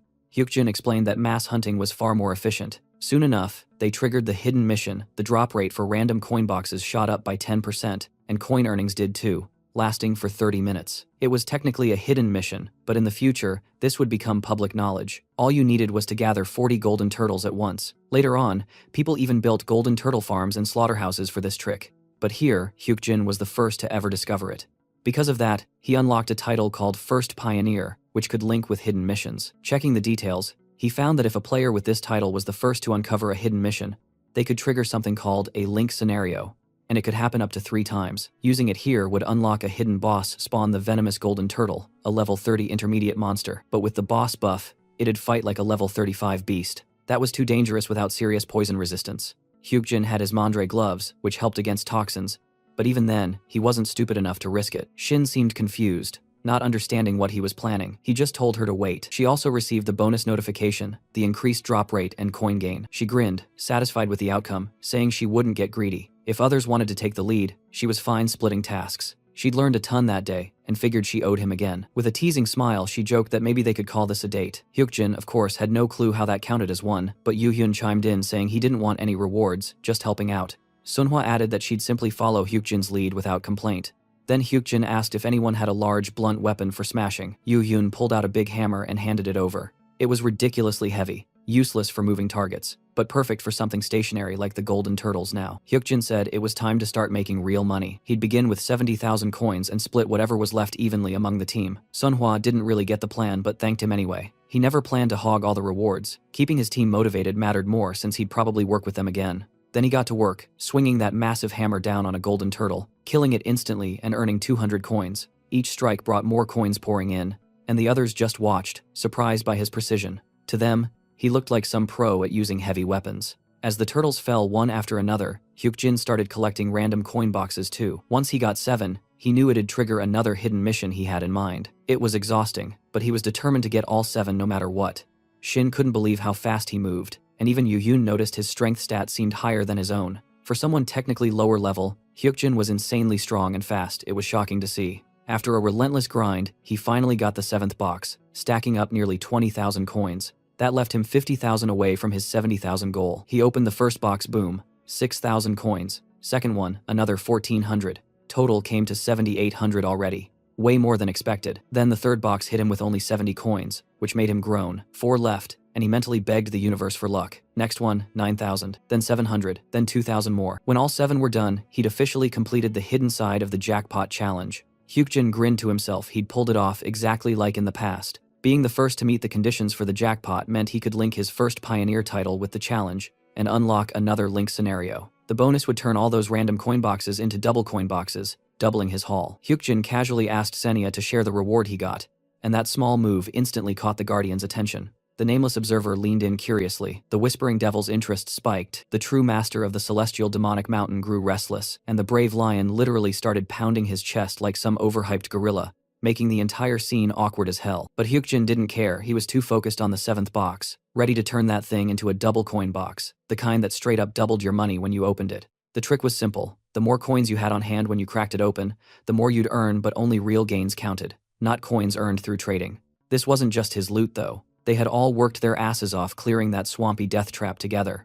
They were a team, and Hyukjin wasn't the kind of guy to hog rewards. So he planned to buy the box and give everyone at least 3,000 coins each. A solid deal by all means. Yuhyun stayed quiet, expressionless as usual, but Shin was visibly anxious, probably thinking it was way too generous, and she wasn't wrong. For a beginner, 3,000 coins was a hell of a lot. Still, when Senya mentioned that linking the first Pioneer title to a secret mission could only be done 3 times, Hyukjin didn't hesitate. He just shrugged and said fairness mattered more than hoarding opportunities. Of course, that wasn't the real reason. Deep down, Hyukjin just wanted his damn 70,000 coins as soon as possible. The Lady of the Scales seemed impressed by the gesture, while the Whispering Devil glared, clearly pissed. To that devil, Hyukjin was just another human schemer trying to curry favor with the Lady of the Scales and rope her in as his personal guardian. And honestly, he wasn't entirely wrong. Timing it perfectly, Hyukjin linked the first Pioneer title with the Hidden Jackpot Challenge, triggering the effect. And bam, the 7th coin box turned into a double coin box. At that exact moment, he was holding 43,219 coins, which instantly doubled to a jaw-dropping 86,438. He immediately handed out 3,000 to each teammate, thanking them for the grind. Yuhyun, though, still thought Hyukjin had soloed the entire thing, which made Hyukjin smirk to himself, finding that cute as hell. His plan had gone beyond what he'd hoped for, and to top it off, the Lady of the Scales even dropped him a 500-coin sponsorship. He mentally rolled his eyes, kinda stingy for a celestial powerhouse. But hey, coins were coins. After that, Hyukjin told Yuhyun to smash the transparent crystal, freeing the Turtle Nest portal and finishing the mission. The portal cleared, rewards popped up, each of them received 500 coins and a return scroll to the beginner's tower. Shin blinked, confused by the scroll, but Hyukjin just told them to use it. It was perfect timing anyway. If they tried to exit the normal route, the local authorities would have probably been waiting to interrogate them for being in a Japanese portal. Then, Senya appeared again, offering a mysterious compensation reward. Apparently it was sent by an unnamed guardian. Hyukjin accepted 7,000 more coins.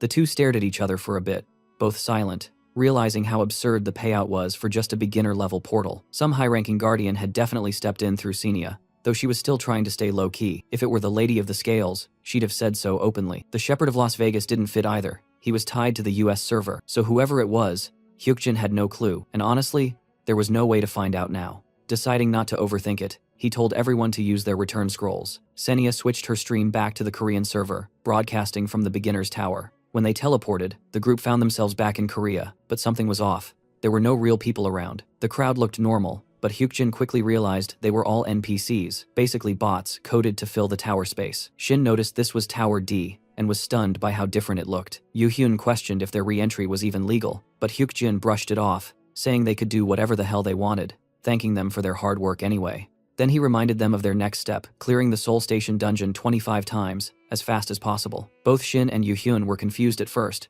but Hyukjin just nodded, saying it'd be easy. It was all part of the early riser condition anyway. Once he explained the logic, they understood grinding fast would give them an edge. Shin agreed, determined as ever, and Yuhyun said they'd finish it in a blink. Sunhwa, meanwhile, asked what she should do since she was a tanker. Hyukjin told her to head home for now, he'd be late. But when he noticed that clingy, almost sisterly attachment she had, he chuckled and promised he'd bring her ice cream later. That worked like magic. She lit up instantly, and Sophie let her leave, though Hyukjin couldn't help but think it was wild how much that girl loved ice cream. Not long after, he spotted the massive escalator leading up to the second floor of the beginner's tower. Only 15 people could teleport through it at once, but right now, it was completely empty. It required 100 coins to activate, and Hyukjin, without hesitation, paid up and started climbing. Senya was watching silently, clearly thinking he was wasting his money. She even admitted it, spending coins to go up wouldn't achieve anything. But Hyukjin knew that too. The point wasn't to get something right now, it was to see. Originally, the second floor of the beginner tower wasn't even supposed to open automatically, which meant someone had already forced it open again. That someone was the infamous Demon King, the same mysterious player who led the Demon King's army, known as the Nightmare. 10 years ago, his identity had stayed hidden, but his actions left chaos everywhere. Every historic disaster after the Cataclysm had his fingerprints on it. He was also the first player to ever climb the second floor of the beginner's tower and claim the bonus from it. The system didn't just reward him though, the first few players got bonuses too. That meant whoever opened the second floor this time might still be up there, and odds were, it was the Demon King again.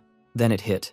A surge of pressure slammed into Hyukjin, almost crushing him. His eye of perception flickered and went offline, making it feel like his vision was being stabbed out from inside. Even through the pain, he caught a glimpse. Someone was up there, someone terrifying. For a split second, he was sure it was the Demon King himself. His whole body froze, his muscles locked up, his breathing went shallow. Then, just as suddenly, the eye of perception forcefully reactivated, and the figure vanished, probably for the best. Hyukjin had zero interest in picking a fight with that monster anyway. He could reach his goals just fine without getting stomped by a living disaster. So instead, he calmly told Senya to open the secret item shop. That caught her off guard. She didn't expect him to know about that.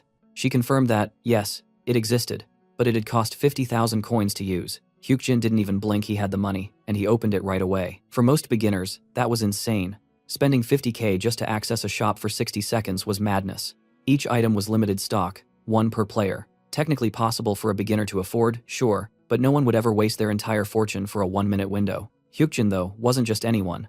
The system triggered the open bonus, and his bargain seller perk kicked in, unlocking extra deals. That's when it all clicked. He had been saving up those 70,000 coins specifically for this exact moment. He immediately bought the high-level assistant scroll, an enchanted item designed to boost progression and had a high chance of upgrading one's class rank. Senia finally understood why he'd been hoarding coins and chasing that exact amount. It wasn't random luck or greed, it was strategy. Every move had been pre-planned, maybe even seen ahead of time in one of his precognitive dreams. But deep down, even she had to admit it was eerie, way too precise. This player wasn't normal. Dream or not, what Hyukjin was doing blurred the line between knowing the future and straight-up cheating fate. The one-eyed bastard of an administrator finally shows up, whining that this might be some kind of bug in the system. So, they send a request to Neptune to investigate. But instead of Hyukjin stepping forward, he flips it around and tells Neptune to come over if he wants to scan him so bad.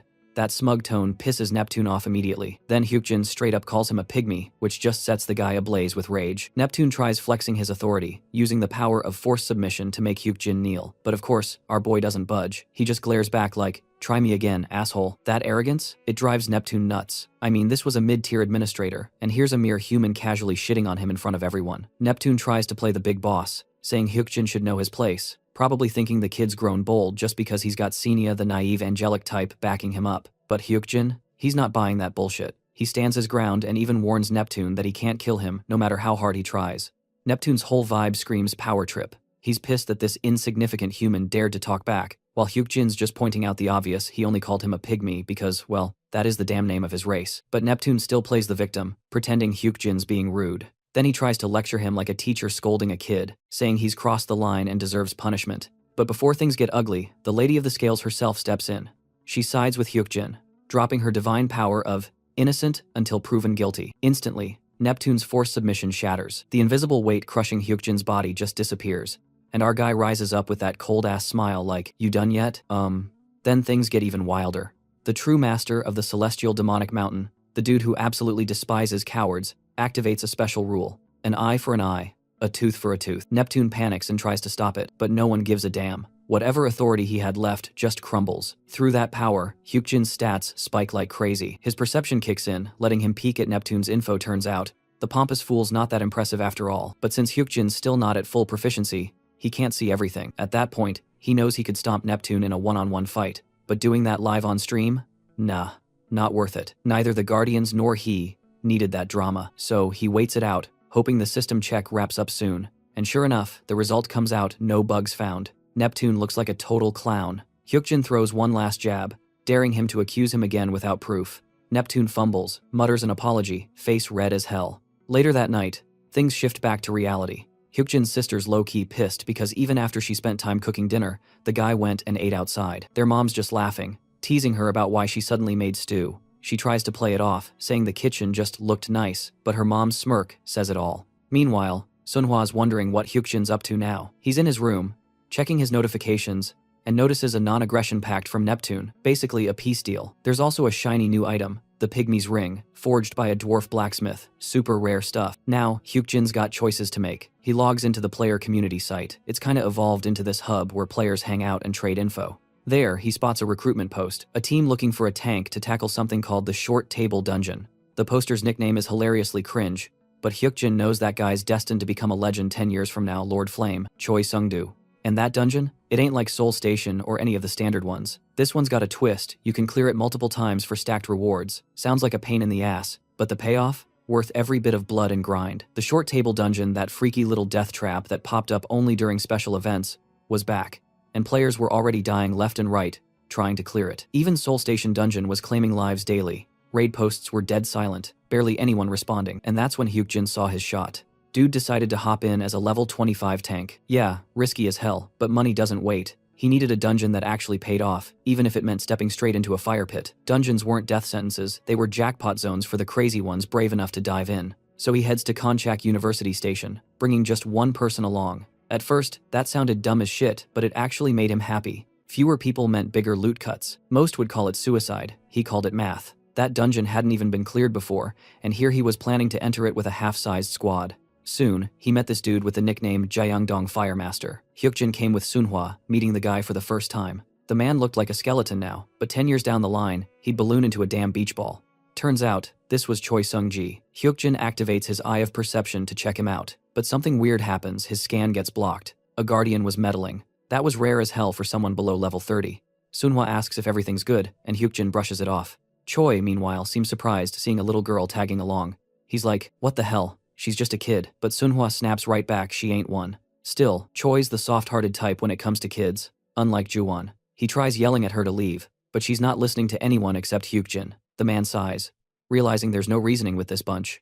They talk about the next portal, and Hyukjin brings up the monster waiting inside a fire horse, level 32, spirit type, mane and tail made of straight-up flames, leaving burning footprints wherever it walks. Choi sighs like, you've gotta be kidding me. But deep down, he's intrigued. He's got that itch for a good fight.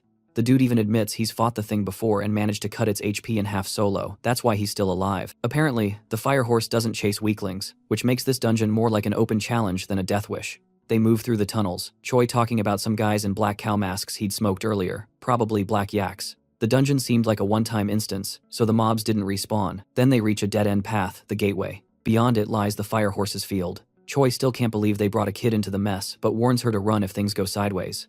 Sunhwa nods, but Hyukjin can already tell she's getting seriously pissed. They step into the field and there it is, the level 35 fire horse, burning bright and roaring like hell itself. Hyukjin's eye of perception can't read much since his proficiency's still low, but he doesn't care. He tells Choi to flank from the side and cut its HP down to 40%. If he's got a crit buff, pop it now. Choi looks stunned like, how'd he even know I had that? But Hyukjin doesn't wait, he signals Sunhwa, and they charge. The battle's insane. Fire erupts everywhere, hooves blazing, but their coordination's flawless. Choi watches for a moment, realizing these two don't need babysitting. So, he finally jumps in, activating Fatal Flames. Boom, 3% critical. He keeps stacking that skill, each strike boosting his crit rate even higher. The fire horse keeps taking hits non-stop. Then it starts charging up some ritual, the ground lighting up under its hooves. Hyukjin shouts for them to pull the thing from their inventories. Next second he uses Flash Step and dives in again. And guess what the thing was? A goddamn fire extinguisher. Choi's jaw drops. The bastard actually brought a real extinguisher to fight a fire monster, but hell, it works. Once the fire horse's HP hits 20%, it begins summoning its master. Flames surge everywhere, and Hyukjin yells for Choi to go all in. Choi charges up Fatal Flames one more time, landing a fat 36% crit. The monster screams, collapses, and boom, they win. Hyukjin praises Choi for clutching it, but Choi laughs and calls them both bastards for hiding the extinguisher. Still, deep down, he's proud. Then Sunhwa spots a glowing item on the ground, Flame Essence. It's an awakening material that amps up fire-based powers big time. Hyukjin's confused why it dropped, and Choi's surprised too, especially when Hyukjin tells him to check the item details. Turns out, the condition to use it is having the blessing of the Sunset Giant. That's when it clicks, the damn guardian chose Choi.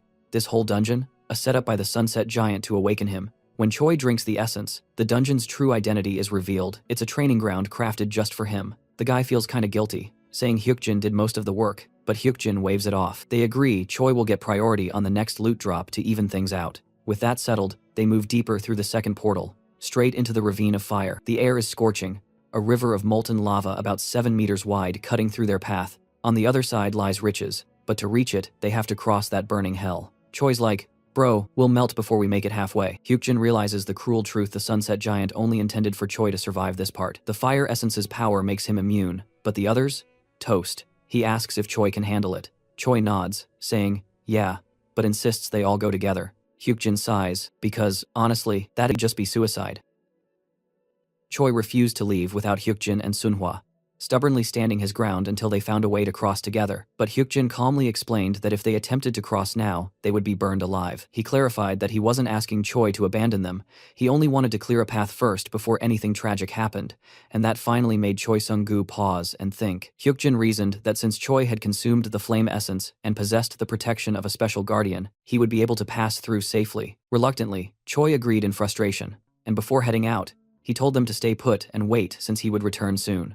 As Choi disappeared into the blazing path, Hyukjin, through his eye of perception, clearly saw the man's unwavering loyalty. Sunhwa, however, couldn't hide her concern and asked if Choi would really be okay, to which Hyukjin simply replied that he hoped so, before turning his focus toward the item shop. After browsing for a moment, he decided to purchase a Whisper Stone, a rare tool that allowed the user to communicate privately for only 3 minutes. Using it immediately, he contacted Sanya, and after a brief system confirmation, the connection was made.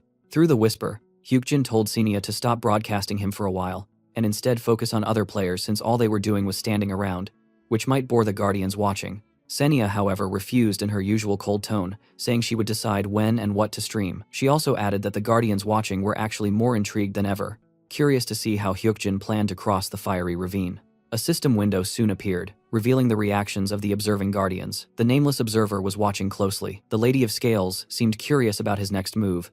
The courageous Lion King dared him to challenge the River of Fire, while the Whispering Devil appeared completely bored. Still communicating through the Whisper Stone, Hyukjin told Senia his plan to make things more entertaining for the Guardians. He explained that he wanted to stage a scene where he and Sunhwa appeared to be swept into the flames, then abruptly cut the stream at that moment, only to resume it later, showing them leaping safely out of the fire. Senia immediately caught on to his intention, and realized that Hyukjin must already have figured out a solid way to cross the River of Fire. Hyukjin turned to Sunhwa, telling her to climb onto his back in case the fiery river overflowed. He assured her he'd figure something out no matter what happened. At the same time, he continued whispering to Senia through the Whisper Stone, instructing her to follow his plan exactly. Senia reluctantly agreed to pause the broadcast for 30 seconds, though she couldn't help but wonder in confusion how the hell was this guy managing to speak out loud and use the Whisper Stone at the same time.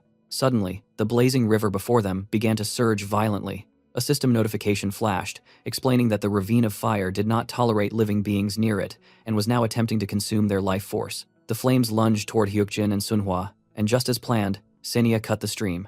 With the broadcast closed, Hyukjin shouted for Sunhwa to grab his arm. Now that the Giant of Sunset couldn't see them, it was time to move. He had one shot to cross the inferno using Flash Step, a skill that didn't teleport like Warp, but instead propelled him forward in a lightning-fast line. Timing it perfectly, Hyukjin executed his plan. Flames roared around them as he carried Sunhwa through the burning chaos, his body enduring heat that would have reduced anyone else to ashes. Fortunately, he'd come prepared.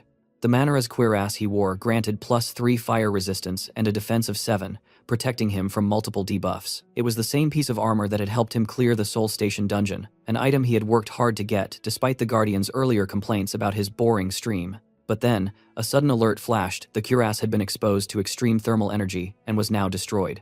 Without wasting a second, Hyukjin equipped the Pygmy's ring he had received from the Intermediate Administrator Neptune, which gave +5 fire resistance. Yet, the ring couldn't withstand the inferno either, and shattered almost instantly. The situation grew dire, until he remembered the Tailor Six-Tail Fox from Mount Inwang. He activated its tail, which drastically boosted his fire affinity and resistance. With that final push, he poured all his strength into the leap, diving through the raging blaze. Moments later, Hyukjin and Sunhwa crashed hard onto the rocky ground beyond the flames, the air still searing around them. His body burned with the after effects of the heat, but they had made it. They had crossed the ravine of fire. A system window appeared, announcing a new title, Incendiary. A smirk spread across Hyukjin's face as he read the title's description. It granted +5 fire affinity and +5 fire resistance, plus a 10% increase in damage when using fire attribute attacks while reducing damage taken from fire. Sunhwa beamed, saying she'd received the same title, and Hyukjin already knew what that meant. This title could eventually evolve into Immortal Fire God. Ironically, this achievement was supposed to belong to Choi Sung-gu,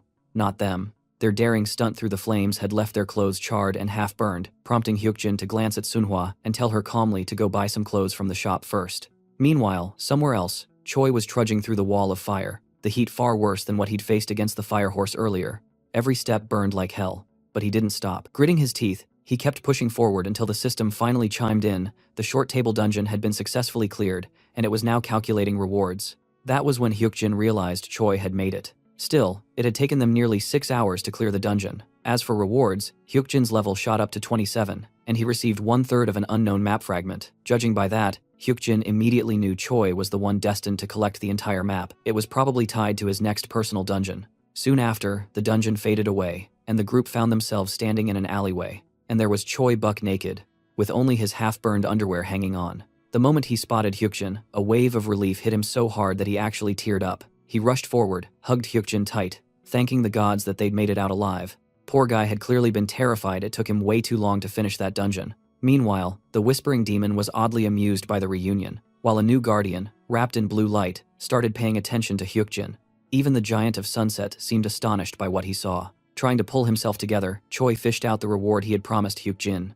It was none other than the Tome of the Divine Fire Physique, a ridiculously rare magic tome, so rare that fewer than 10 copies had ever appeared in a decade. Using it would allow anyone to become a world-class ranker with ease. But there was a catch. The moment Hyukjin took it, the Flame Lord Choi Sung-gu would cease to exist. Hyukjin wasn't scared of changing the future, but he knew accepting it would enrage the Giant of Sunset, who might even try to kill him, breaking rules if he had to. And even though that guardian was supposed to be law-abiding, he was still an annoying bastard. So Hyukjin decided to take a different approach. Instead of directly claiming the tome, he focused his mind on something else, the map fragment he had received as part of the reward. That, he knew, would be the key to what came next. Hyukjin and Choi soon made their way to the Tower D, first floor, to officially seal their deal through a contract. The notary NPC, Senna, verified everything and announced that the contract had been successfully registered with the registration fee to be covered by player Choi Sung-gu. Choi gave Hyukjin a puzzled look, asking if he always solved his problems in such a complicated way. Hyukjin simply shrugged and said it depended on the situation. In this particular contract, Hyukjin allowed Choi to keep the Tome of the Divine Fire physique, but in return, he would receive 3% of Choi's total profits and gain the right to join Choi's personal scenarios in the future. Now that both were officially registered as allies, Hyukjin was confident that the Giant of Sunset wouldn't dare touch him. Choi, however, wasn't satisfied. He insisted Hyukjin take at least 30%, but Hyukjin refused, saying 3% was more than enough. He already knew how tough it was to earn even 1% under that overbearing guardian's gaze. With everything settled, Choi chuckled and waved goodbye, telling Hyukjin to call him for the next mission. Hyukjin already knew they'd meet again soon in about 10 days. As the two parted ways, Sunhwa tugged at Hyukjin's sleeve, saying she wanted to eat tonkatsu. Without hesitation, Hyukjin nodded after everything they'd just been through. A warm meal sounded perfect. As the duo rode in the taxi, Hyukjin's gaze drifted outside and caught sight of the Uplex building, a spot where another 7th-floor dungeon was soon expected to appear, and that alone was enough for him to plan on scouting the area before it opened. Soon after, they arrived at the Go Chicken Corner, and the moment Sunhwa's favorite dish landed on the table, her face lit up with pure joy. Hyukjin casually asked if she liked the food, and she nodded, saying it was super good, her tone full of excitement. As she ate, memories from her orphanage days came flooding back, how she used to save every 10 or 20 cents she got as allowance just to visit a small snack stand once in a while, dreaming of eating a $5 tonkatsu someday. But her warden would always mock her for it, sneering at her, and reminding her how pathetic it was for a poor girl like her to dream of something so simple. Hearing that, Hyukjin realized how much the girl had endured, and couldn't help but think the world really was a messed up shit of a place. Still, Sunhwa's smile didn't fade. She said she was just thankful to finally have a family, promising Hyukjin that she'd do her best from now on and never be a burden. Hyukjin just leaned back, telling her to relax, reminding her she wasn't his employee, she was just someone worth caring about. On the 23rd of June 2018, just 2 days from now, a dungeon was set to appear in Peace Park, Paju. It wasn't just any dungeon. It would have the highest difficulty among beginner grade ones, far tougher than the Soul Station dungeon, and destined to claim countless lives once it opened. And as if that wasn't enough, in just 5 days, Choi Sung-gu's personal scenario dungeon would also begin. Every single day leading up to that point, Hyukjin had been planning and calculating his every move. He knew he couldn't afford to drift with the flow anymore. He had to be the architect of his own fate. Peace Park had to be cleared. That wasn't optional. But right now, he simply wasn't strong enough to take it on. To even stand a chance, a player needed to be at least level 30, and Hyukjin wasn't there yet. So he sat down, focused, and began scribbling out a plan on paper, his roadmap to survival and strength before the storm hit. June 23rd, the scene shifts to Seoul Station, where chaos and order clashed in perfect sync. The news blared across every screen, reporters announcing that the 22nd Players Association, established by the Emergency Committee, had officially begun operations. Its first CEO, Song Ki-young, head of Sungshin Group, was now stepping into the spotlight. For years, he had been the shadow leader behind the committee, and now he was its face. Amid all this, Hyukjin arrived at the station gates with Sunhwa by his side. The guards immediately halted him, demanding proof of citizenship. Calm as ever, Hyukjin handed over his ID and introduced Sunhwa as his family member. Once verified, the massive container gate rumbled open, revealing the dungeon entrance beyond. Standing before it, Hyukjin could tell the government had finally taken full control over gate management and player activity. The era of unregulated chaos was over. Player association operations had officially begun on a national scale. As Hyukjin and Sunhwa stepped inside, a system window flashed, confirming their entry into the Seoul Station dungeon. The moment they vanished into the dungeon, one of the stationed guards quietly grabbed his communicator, reporting their entry. On the other end, a voice ordered him to keep a close eye on player Kim Hyukjin. That information quickly reached a man in a sharp suit, who then passed it directly to CEO Song. Hearing that Hyukjin had entered the Seoul Station dungeon for the 30th time, the CEO's brows lifted in surprise. 30 times. No one had ever cleared it that fast. The man in the suit explained that Hyukjin's speed was incomparable, and he likely had a unique strategy only his team knew. He listed his party members Soo Yoo-hyun, Shin Yeon-seo, and Kim Sunhwa. The mention of Sunhwa made the CEO pause for a moment. He remembered being the one who helped process her adoption papers, and when he'd first met Hyukjin back then, The boy's fearless gaze had left an impression, those sharp, unshaken eyes that looked straight through him. As he gazed out the window, CEO Song pondered how fast the world was evolving. The U.S. and Japan had already authorized players to use personal firearms, propelling their power levels far beyond Korea's. South Korea had been the first to experience the so-called tutorial disaster, yet it was falling behind. If they didn't keep up, they'd be erased from the race. Turning to his subordinate, the CEO gave a decisive order. In our Taeguk guild, we need someone who can stand at the top. We need Kim Hyuk-jin. The man in the suit blinked in shock and asked what position they should offer him. When the CEO replied, Guildmaster, the man froze. Everyone had assumed that title would go to Song Jin-sok, the CEO's own grandson. But the old man wasn't sentimental, he saw only results. Time won't wait for us, CEO Song said coldly. If we don't act now, we might lose him forever. Make sure my intentions are delivered carefully. As his subordinate hurried out, the CEO leaned back, memories of Hyuk-jin flickering in his mind, that arrogant glint in his eyes, that unshakable confidence. To him, Hyuk-jin wasn't just another player, he was a diamond, one who could propel Sung-shin 10 steps ahead. And when the time came, CEO Song would make sure to sharpen that diamond into a blade, one that would cut and bite for Sung-shin, like a loyal hunting dog. The scene shifts to Hyuk-jin, standing before the shattered remains of the crystal he just destroyed, marking the dungeon's completion. The system's message flashes before him, announcing that he has cleared the Soul Station dungeon 30 times, unlocking a hidden piece in the process. A special title becomes available, First Pioneer, one that connects directly to the discovery of this hidden piece after 30 clears. Players who bear the title of First Pioneer can trigger unique linked scenarios, and such events can occur up to 3 times. Right now, one of those scenarios has been activated. The new scenario indicates a sudden rise in both the difficulty and the rewards of the hidden field within the Soul Station dungeon. The system asks Hyuk-jin whether he wants to link the 30 Soul Station dungeon clears with the First Pioneer title to begin the linked scenario. Sunhwa glances at him curiously, wondering if he also received a hidden piece notification, and asks whether they should enter again. But Hyuk-jin decides it's time to wrap up for the day. The hidden field was something that used to appear only after ordinary players reached around level 30, and with Hyuk-jin and his team still in their mid to late 20s as rankers, pushing forward now would just be unnecessary greed. Choosing to hold off on linking the title, he decides they'll challenge the next floor tomorrow. As their figures slowly fade from the dungeon, Hyuk-jin recalls that Yoo-hyun and Yeon-seo had already completed around 28 clears, and he should have told them to get to the 30th clear. The next day, Hyuk-jin and his team once again stepped into the Soul Station dungeon.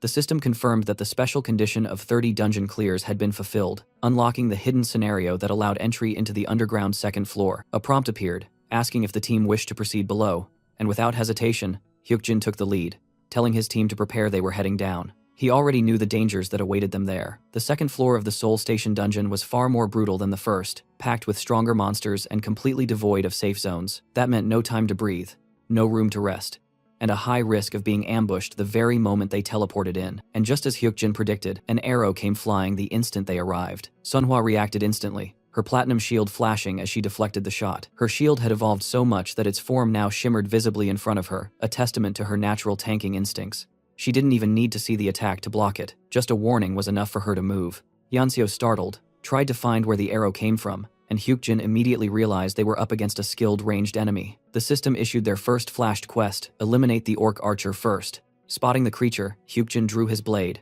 knowing this was no ordinary foe. From this point onward, the monsters weren't the kind that could be easily killed with modern weapons. Orcs and creatures above their rank had resistance to such tools, making them true monsters. Ahead of them stood a group of 10 orcs, each around level 27, while the level 28 orc archer remained hidden behind them, firing from a distance. Another arrow shot through the air, and Sunhwa barely managed to block it, though the effort left her drained. Even an excellent tank like her could only endure so much. Hyuk-jin could tell she wouldn't hold for long. He called out to Yeon-seo, signaling her to follow him closely and stay 3 steps behind him. As the archer loosed another arrow, Hyuk-jin made his move, sprinting straight toward the oncoming orcs. 2 of the orcs charged at him with blades raised, and as the first one swung, Hyuk-jin slipped past effortlessly. From this floor onward, everything depended on teamwork. Every member moving in sync without waiting for orders. Only true, coordinated parties could survive here. Any explicit command could slow them down and turn into a fatal mistake. Hyuk-jin and Yeon-seo dashed through the orcs' formation with blinding speed. Yeon-seo, trying to keep up, could barely process what was happening. Hyuk-jin was weaving through narrow gaps between the orcs while dodging arrows, his movements sharp and precise. The orcs' sheer size made them react slower, always a half beat behind. That tiny lag made all the difference. But for Yeon-seo, it turned the path into chaos. Struggling to match his pace, she activated her skill, the movement art of the heavenly demonic flying step. Hyukjin glanced back just long enough to see her executing it properly. The Heavenly Demonic Flying Step was a technique granted by the true master of the Heavenly Demonic Mountain himself, and though Yeonseo's proficiency was still at the beginner stage, it was enough to throw the sluggish orcs into confusion. Meanwhile, Sunhwa deflected another arrow, and with it she finally reached her limit, her arms trembling as her strength finally began to fade. Back on Hyukjin's side, he finally closed in on the orc archer, sprinting straight toward the beast with his sword drawn. In a sharp flash of motion, he shifted to the creature's left flank and slashed deep across its shoulder. Without missing a beat, he called out for Yeonseo to strike from behind, guiding her to aim precisely at the back of its head using her special skill. Excellent strike. Yeonseo followed through flawlessly, driving her weapon into the exact spot Hyukjin indicated. The system confirmed the kill, rewarding her 31 coins along with a surge of experience points. The successful hit lit a spark of confidence in Yeonseo. Dodging and picking off the orcs one by one suddenly felt easier, almost manageable. For a moment, she even believed this floor might be less brutal than the first, but that thought vanished in an instant when another arrow came flying straight toward her, and she knew she couldn't dodge it in time. Before the impact, Hyukjin darted in from the side, kicking her out of the arrow's path just in time to save her. Landing back on his feet, he snapped her back to focus, making it clear that losing concentration here meant death. Realizing her mistake, Yeonseo steadied herself, tightening her grip and locking back onto the fight. Meanwhile, Sunhwa stood firm, with her platinum shield raised high, breathing heavily as exhaustion crept up her arms. She gritted her teeth, knowing she just had to hold out for one more strike. At the same time, another level 28 orc archer drew his bow, locking his next deadly shot directly onto her position, while Sunhwa braced herself, determined to block whatever came next. Hyukjin and Yeonseo charged straight toward the next group of orcs, locking onto their new target, the second orc archer. The duo moved in perfect sync, slipping past the swings and slashes of the orc warriors with sharp, fluid precision. Hidden behind them, the orc archer began to panic, realizing death was closing in fast. Within moments, Hyukjin and Yeonseo reached him, unleashing their strongest coordinated strike, cutting down the creature in seconds. The system confirmed the kill, rewarding them with experience and coins as their victory echoed through the dungeon. Meanwhile, somewhere deeper inside, Yuhyun was carving his own path, smashing through walls as he made his way toward the crystal. Once that crystal was destroyed, they would clear the first gateway of the path. Staring at it, Yuhyun understood instantly that it had to be taken down quickly. He sprinted through the horde of orcs, ignoring every one of them, until he stepped right into the attack range of a massive orc wielding a club. The blow came fast, and with his size and slower speed compared to Hyukjin and Yeonseo, Yuhyun couldn't dodge it. He took the hit head-on, pain surging through his body, but he refused to stop. Gathering mana into his right fist, he aimed straight at the dungeon crystal and struck with full force. The crystal shattered instantly, signaling the completion of the first gateway. As it broke apart, every remaining orc froze mid-motion, petrified in place, their bodies turning lifeless. Catching her breath, Yeonseo realized how close she had come to being hit earlier. Looking over at Hyukjin, she felt the weight of her mistake and offered a quiet apology for losing control. Hyukjin, still breathing heavily, shot her a cold glance, reminding her that carelessness like that could have put everyone at risk. With guilt written across her face, Yeonseo nodded, promising herself to stay sharp and move more carefully from now on.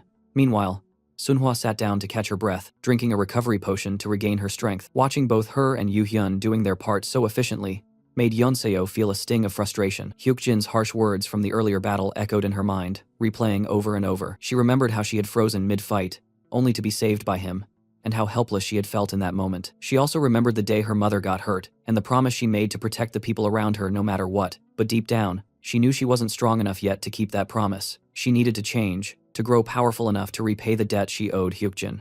In the present, that thought burned inside her. She internalized a fierce determination to become as strong as Hyukjin himself. But that conviction didn't go unnoticed. The true master of the Heavenly Demonic Mountain sensed her resolve and intervened. The system suddenly displayed a message that left both Hyukjin and Yeonseo stunned. The true master wished to grant her power. He offered her the Heavenly Demon title, explaining that if she accepted it, her advancement would occur automatically. Hyukjin quickly understood the weight of what was happening. Normally, an advancement like this only occurred when a guardian made a contract with a player at level 30, but this was different. The true master was trying to forcibly advance Yeonseo by granting her a title effect, and not just any title, but a guardian title. It was an unbelievably powerful gift, one that Hyukjin recognized immediately. It was the same title once held by the future Sword Empress herself. The very thought of it shook him. In his past life, Shin Yeonseo, the Sword Empress, had been one of the most powerful players in existence. She was unmatched in one-on-one battles, the strongest duelist alive. Yet even she had reached her limit. It had taken 8 heroes of her caliber just to face the Demon King. That was as far as her power could go.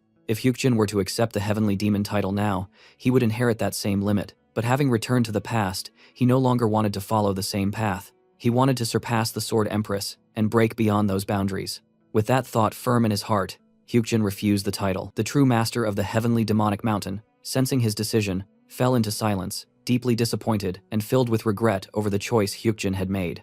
Looking at Hyukjin, Yonseo curiously asked if he had also received the same title, and Hyukjin replied that he had, but he refused it. The answer shocked her. She asked if something was wrong with the title and whether she should accept it or not, but Hyukjin reassured her that it was a good one and told her to go ahead with it. He knew his own fighting style clearly and preferred to use his insight and intuition to guide his team. Whatever they had just faced, he couldn't have cleared it alone. Without Yonseo, Sunhwa, or Yuhyun, the victory wouldn't have been possible. His strength wasn't just in combat, but in understanding each person's abilities, identifying their advantages, and placing them exactly where they were needed most. Yonseo noticed it too. She could tell how naturally he led the group, moving as if he already knew every strategy in advance. When she pointed it out, Hyukjin explained that it was simply his special talent, his ability to assess people and command them efficiently. Hearing this, Yonseo began to understand. Every time Hyukjin took charge, she could almost see a clear path opening in front of her, like his presence itself guided her forward. He mentioned that he probably knew her better than she knew herself, and that thought left her speechless. Yonseo admitted that, when it came to swordsmanship, her talent surpassed his.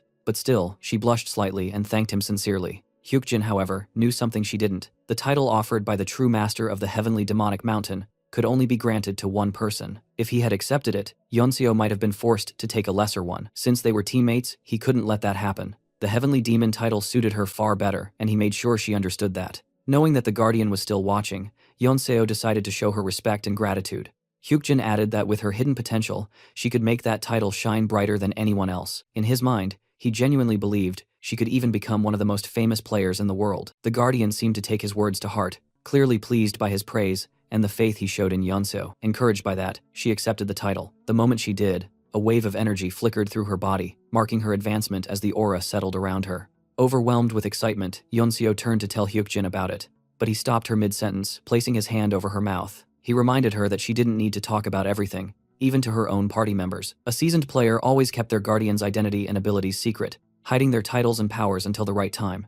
He expected Yonseo to do the same, to use her new title wisely and strategically. As his hand lingered on her face, Yonseo suddenly grew shy, her cheeks turning red, and Hyukjin couldn't help but wonder why she was reacting like that. Before he could think further, a system window appeared in front of the team, notifying them that the duration of the first gateway had expired. They were about to be transported automatically to the second gateway. In the blink of an eye, the surroundings shifted, and the group found themselves standing in an open field filled with tents, the entrance to the second gateway, known as the village of the Orc Warrior. Scanning the area, Yuhyun looked around, wondering if they would be fighting orcs again. Just then, another system alert popped up for Hyukjin, informing him that the village of the Orc Warrior scenario had been partially altered, immediately catching his attention. The altered conditions were listed clearly. The first change was that the perk allowing Orc Warriors to become petrified when the crystal was destroyed had been removed.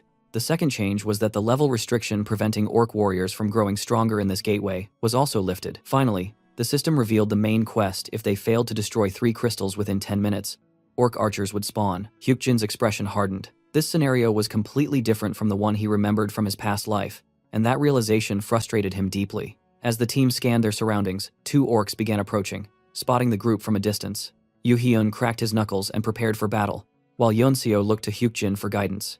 Remaining calm, Hyukjin picked up a sturdy rod from the ground and decided they would handle this the standard way. He instructed his team to hold off the orcs as much as possible, while he focused on destroying the 3 crystals within the time limit fast and without fail. A quiet tension settled over him as frustration simmered beneath the surface. He knew he couldn't handle an additional wave of orc archers on top of the warriors already here. The battle needed to end before that 10-minute mark. Glancing toward a particular tent nearby, his expression darkened. His gut told him something dangerous was inside. As he recognized what it was, he silently cursed his fate for being thrown into a place like this, because within that tent waited a monster far beyond what they could handle right now.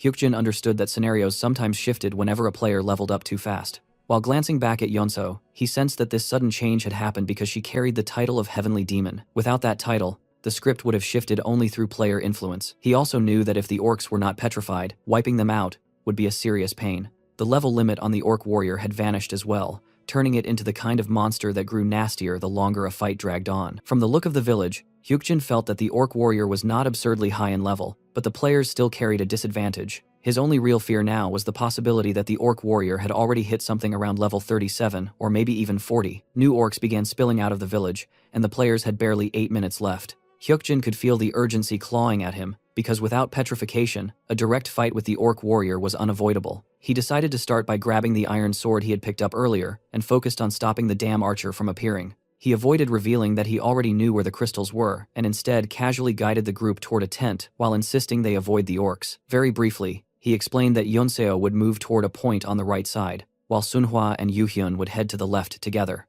As he drew his sword, he calculated the plan in his head. With this setup, 2 of the crystals would definitely get destroyed, and he would take care of the last one himself. The moment an orc swung at him, Hyukjin was already sprinting at full speed, attempting to slip past it. He managed to evade the strike, just as the orc smashed its weapon into the ground. He knew the final crystal was inside the orc warrior's tent, so he headed straight for it. A notification appeared, telling him the first crystal had been destroyed, and he assumed Yonseo had taken care of it. That title of hers practically guaranteed the sluggish orcs would never catch her. Once she reached him, she immediately reported her success and mentioned that the pursuing orcs had eventually given up. When Hyukjin acknowledged her effort, she reacted with surprise, and he responded with clear reassurance before focusing again on the objective. As he approached the tent, he checked inside with caution, while Yonseo stayed behind. Loud, heavy snoring echoed inside. Every orc within the tent, including the orc warrior, lay asleep. Since petrification effects were gone, the players would be forced into a fight, which added a layer of difficulty. Even so, Hyukjin formed a new plan. He pulled out a small bag from his inventory and began giving Yonseo her next set of instructions. Meanwhile, noise erupted outside as countless orcs chased after Sunhwa and Yuhyun. Spotting his comrades in a messy retreat,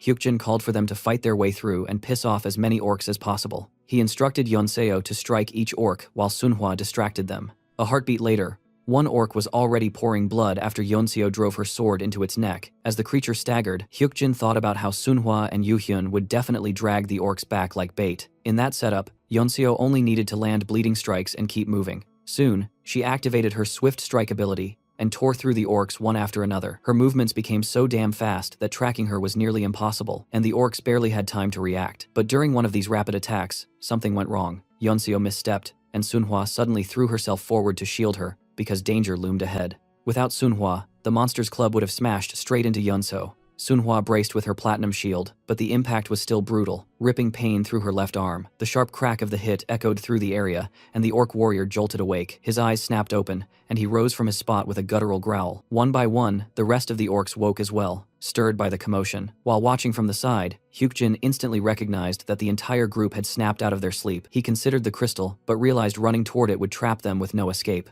At that point, he understood the only option left was to kill every last monster that had awakened from its slumber. As soon as the monsters spotted the player, they rushed at him like brainless beasts hungry for a kill. Hyukjin made the fight easier for himself by deciding to pick them off one by one, so he stepped onto the lowered club and climbed up with sharp precision. The moment he reached the top, he slashed the first orc's throat clean, killing the bastard instantly. He kept his distance as carefully as possible, knowing one dumb move would screw him over, and a moment later, he slit the throat of the second orc just as fast. The orc warrior watched everything from the side, drooling like some freak as it glared at the guy. Seeing the chance, Hyukjin gave a subtle signal to his team, and within seconds his comrades stormed into the tent, dragging an entire group of orcs behind them. The tent was already drenched in the smell of blood because of Hyukjin's earlier attacks, and that heavy metallic stench spread everywhere. The orc warrior growled, driven wild by the scent. Suddenly, the creature grabbed the orc next to him, ripped off his damn hand with a vicious bite, and then seized another orc who tried to run. Hyukjin's team watched the scene with pure horror twisting in their eyes, unable to believe how brutal the monster looked. Yonseo remembered Hyukjin's earlier claim about the warrior being weak to the smell of blood, and the whole scene proved him right as the crazed orc slaughtered his own tribe. One orc somehow managed to run off, but before he got far, the warrior's unique ability activated. The escaping orc froze on the spot like his whole body just shut down. A smirk appeared on Hyukjin's face because he knew exactly what that meant. The orc couldn't move at all, trapped under the spreading fear ability, something most boss-type monsters carried to stop players from running. But Hyukjin flipped that shit on the orcs instead, knowing the warrior found his own kind more tempting. The ability took ages to recover, so the bastard wasted it and still managed to evolve into a superior orc warrior. The players watched in shock as the monster's body grew bigger. Yonseo's worry deepened, and Yuhyun silently confirmed her fear. Hyukjin caught his breath and quietly noted that going up against a tightly packed group led by an orc warrior would have been suicide. Fighting one oversized monster was way better than taking on a damn army. When the warrior finished leveling up, he opened his eyes and let out a furious growl before grabbing an axe and preparing to attack. Compared to its new bulked-up form, Hyukjin looked tiny as hell, but something inside him stayed steady. A sudden system task appeared,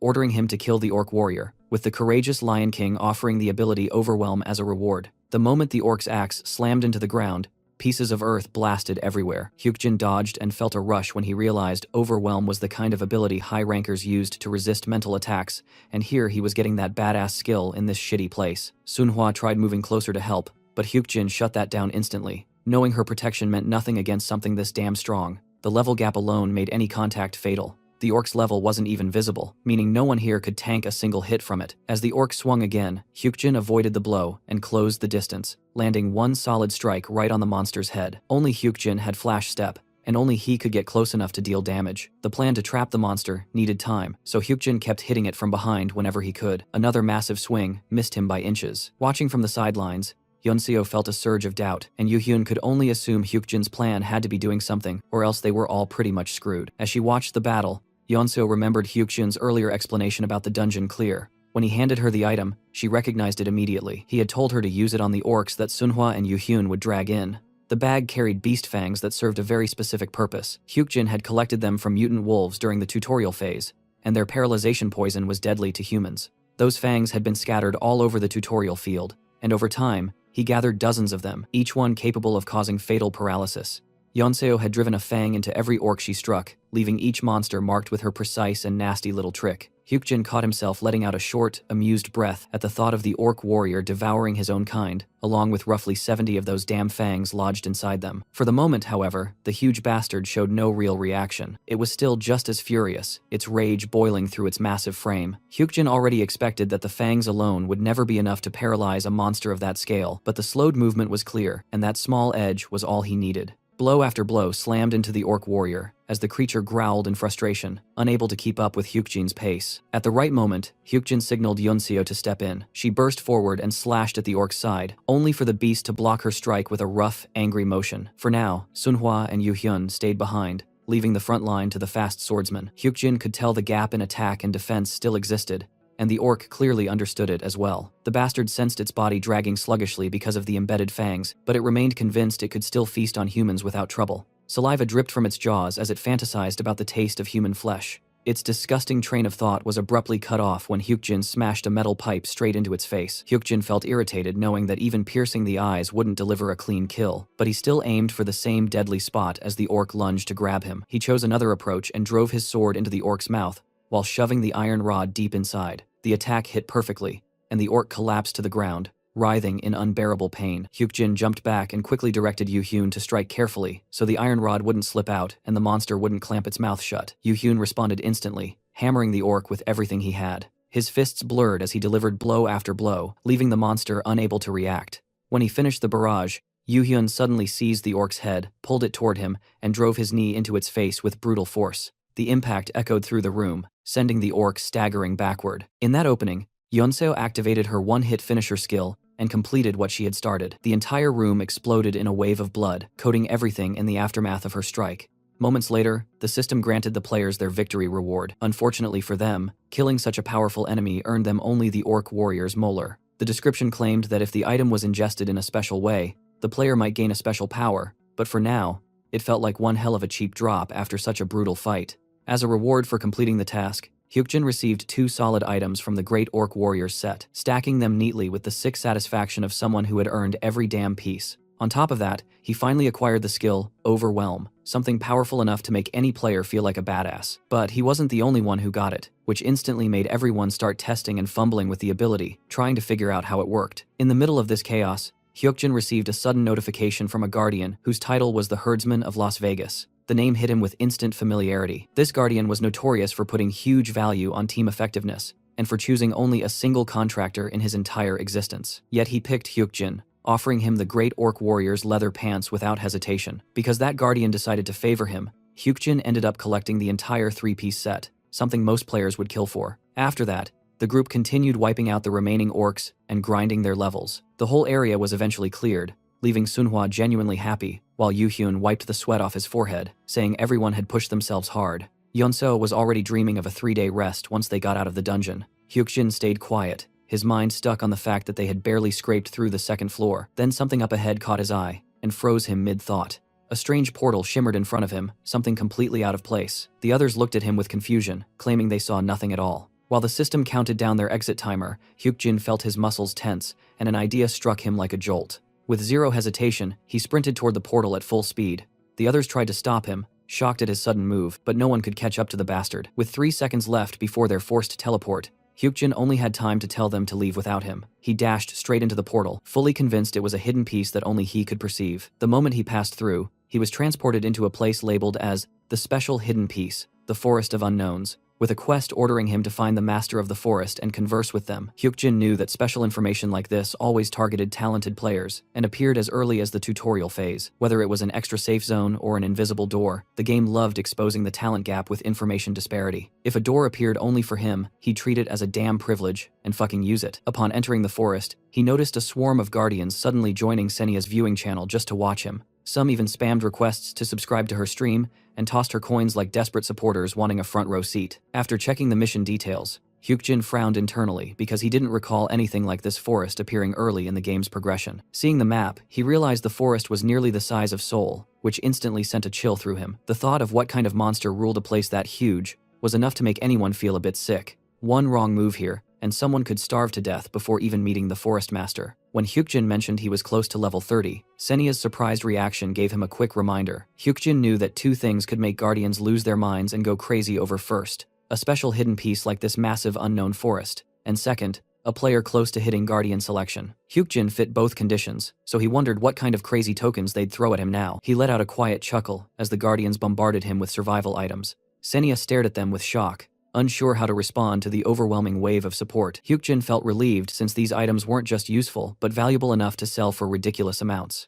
Thanks to one nameless guardian, his eye of perception was even boosted temporarily. Senia began explaining each item, starting with a camping kit that allowed a simple zone setup. While she gave the rundown, Hyukjin checked her status window and noticed the summary calling her a woman denying her feelings. Her wings twitched as she continued explaining, holding a magical campfire that could burn for 3,000 hours straight. Hyukjin stared at the items with pure appreciation, knowing how rare this loot was. Suddenly, Senia looked at him sharply and asked if he had been listening. He assured her he had been, which only made her fluster more even as she tried to act like she didn't give a damn. Feeling unsatisfied with his casual attitude, she used her administrator authority to assign him a special task he needed to repeat everything she had explained in precise detail, with 300 coins being offered as a reward. Hyukjin scratched the back of his head, surprised that she was fussing over him this much. He went through the explanation, talking about the camping kit, and then about the magical campfire he currently held. When he finally finished, he realized he had actually completed the damn task correctly. Senia noted that he did great, though she insisted he should pay more attention since his survival depended on it. Hyukjin turned away, ending the interaction by reminding himself that guardians didn't enjoy long conversations between players and administrators anyway. What bothered him more was the fact that he hadn't mentioned the temporary eye of perception increase, meaning Senia had no idea about it yet. As Hyukjin wandered deeper into the forest, a low weight settled in his chest. The place was massive and unfamiliar, and he knew clearing it would take a shitload of time. Still, he kept moving, mentally repeating the task he had been assigned. When he glanced up, he noticed the sky darkening into evening. The forest followed real-world time flow, which at least helped him figure out where the west lay. He continued walking until an old piece of advice surfaced in his mind, saying that when someone didn't know where to go, heading east was the smarter bet. The dungeon had felt manageable so far, but that illusion cracked the moment he spotted a massive claw mark carved deep into the bark of a tree. By the time full darkness settled, he had already set up his camp and activated his safe zone. Senia appeared soon after, watching him with unreadable eyes, waiting for what he had learned from his exploration. Hyukjin realized immediately that the Guardians were the ones demanding the progress update. To him,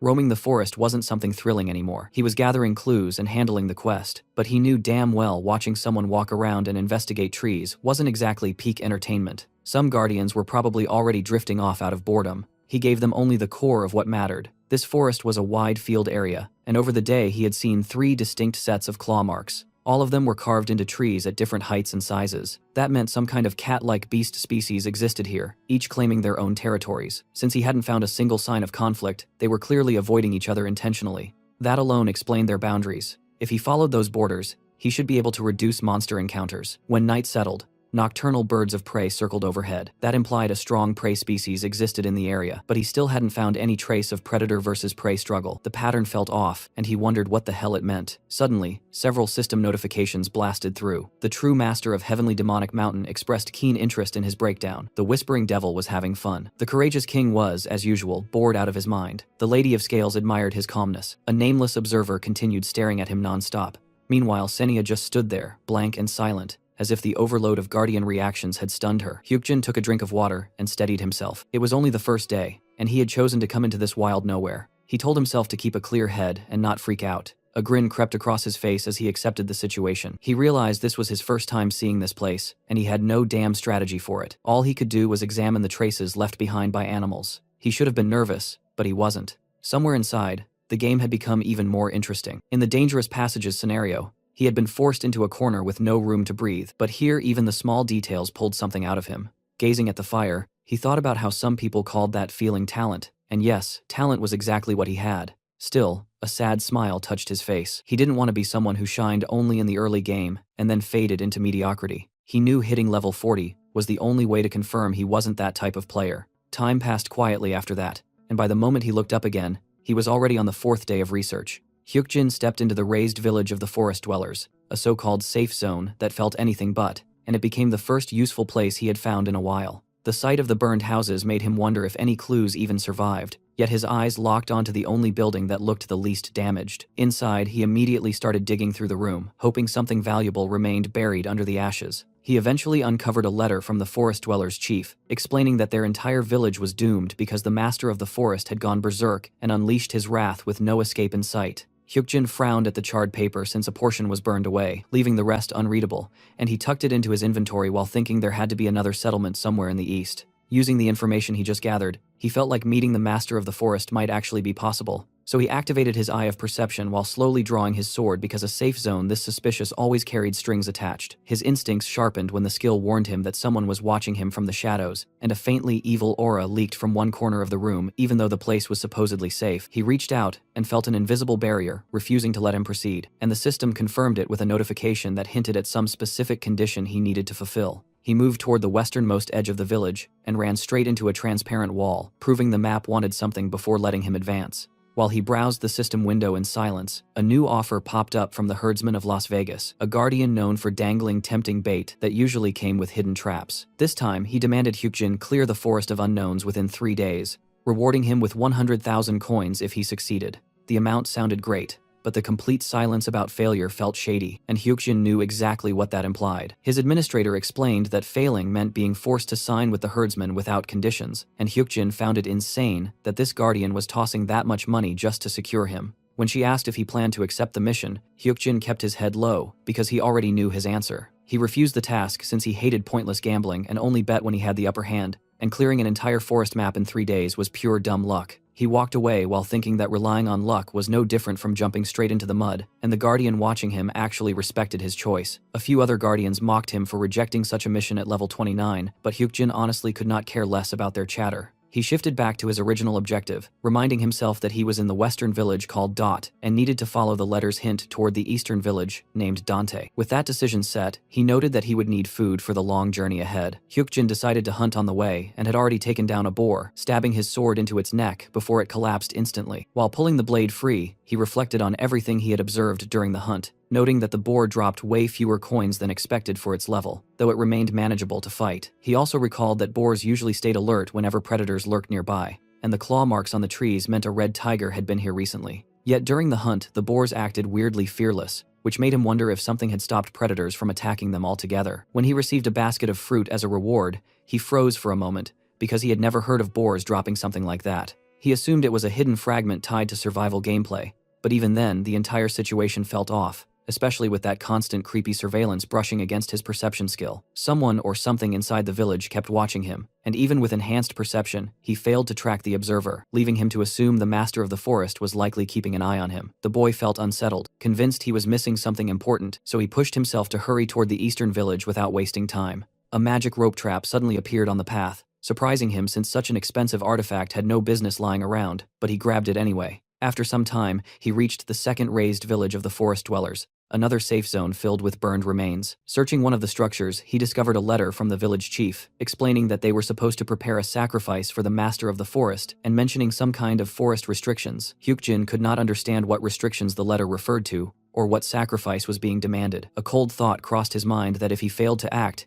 he might end up like this village too. Walking out of the ruined building, he scanned the burned landscape and caught sight of a stone well that seemed suspiciously intact. Peering inside, he stared into the darkness for several long moments, until he finally saw an NPC lying near death at the bottom. He immediately decided to use the magic rope from earlier, realizing it had appeared for this moment, and he dropped one end into the well until the rope latched onto the body. Once the figure was pulled high enough, Hyukjin finally recognized the face of an elf girl, and he dragged her out before laying her on the ground. While preparing a potion, he remembered that elves carried healing powers, cherished nature, and were known for striking beauty, yet their peaceful lifestyle also made them popular among streamers and tragically valuable to the slave trade. After finishing the potion, he brought it to her lips and watched her yellow eyes snap open, the recovery so fast it felt like watching a plant bounce back after a single drop of water. She struggled weakly as her body trembled, managing to rise before offering gratitude. Yet Hyukjin only studied her with stern focus because something felt out of place. The girl claimed she belonged to this village and admitted they failed to offer the sacrifice,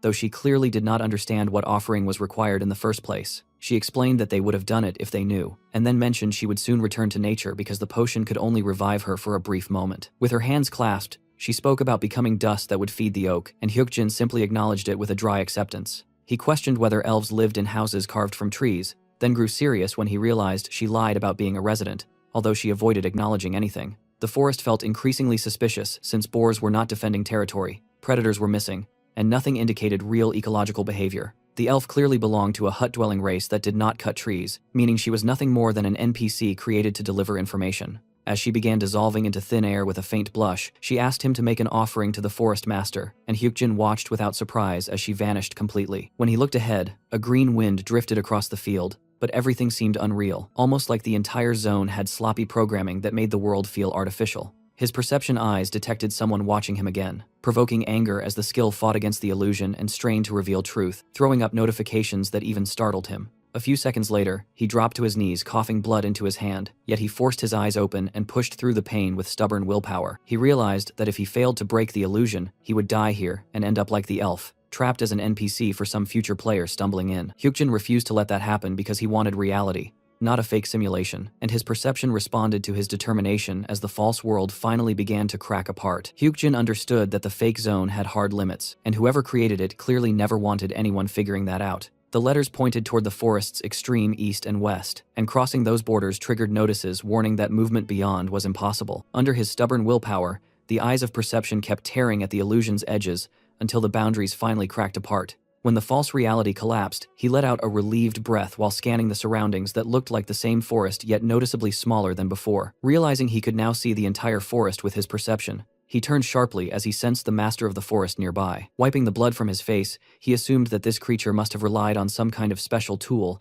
to create such a massive fake zone, despite possessing only small-scale forest manipulation skills. A figure appeared behind a bush, and Hyukjin guessed that an artifact had definitely been involved. With a mocking grin, he questioned why the so-called forest master refused to come out, confidently claiming that his eyes could still see everything clearly. The blue creature peeked from the bush in anger, insisting Hyukjin was lying before rushing at him while shouting that an ordinary person could never locate its treasure. As it landed, the system revealed its identity as a dokibi of unknown level, showing mental states like confusion, doubt, and despair. This monster was notorious for illusion magic, spatial distortion, and causing chaos for players, and in its third evolution, it became a man-eating dokibi, responsible for killing hundreds when it first appeared in Italy. Thankfully, the one before him was only a first-stage version that posed no real threat. Hyukjin continued calmly, asking if the creature genuinely believed he was pretending, and he noticed its shock when he mentioned stealing its treasure. Standing firm, he told the monster that his perception had seen everything, which only infuriated the dokibi further as it denied the claim. Pointing his sword toward the ground,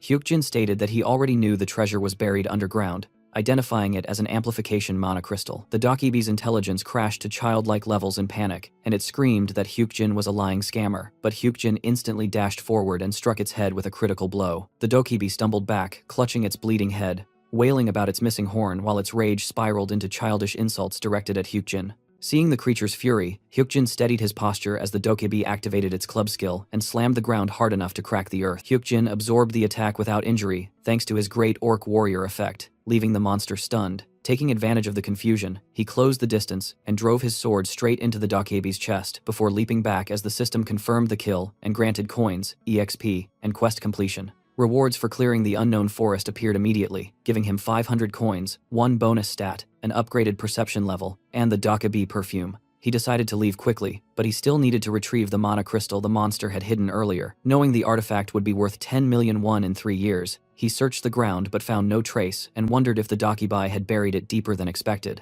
Dusting his hands, he muttered to himself that something felt off until he suddenly noticed a squirrel staring directly at him from ahead. The squirrel approached slowly with its paws extended as if asking for something, and Hyukjin glanced around to confirm Senya had not appeared yet, proving the animal wasn't a bug. Realizing he still wasn't transported out and the forest had no exit path, he returned his focus to the squirrel and recognized that it was likely the final piece of the puzzle. His perception skill failed to scan the creature, which meant the squirrel wasn't normal at all. When he mentioned a deal, the system suddenly notified him that the guardian called the Merchant of Venice was watching, a figure known from the Italian server who valued trades but rarely appeared in such bizarre scenarios. Hyukjin doubted the guardian would join negotiations through a squirrel, so he teased the creature by offering black yak meat, which immediately irritated it. Showing the Dokebi perfume annoyed the squirrel too, yet the creature conjured a glowing number 1 in the air like it was using magic. Taking out his last item, Hyukjin admitted he had no idea what the little guy wanted from him. When he finally offered something valuable, the squirrel brightened instantly, and he sarcastically complained that giving up the fruit basket felt like a huge loss. The squirrel wagged its tail happily as a trade window appeared,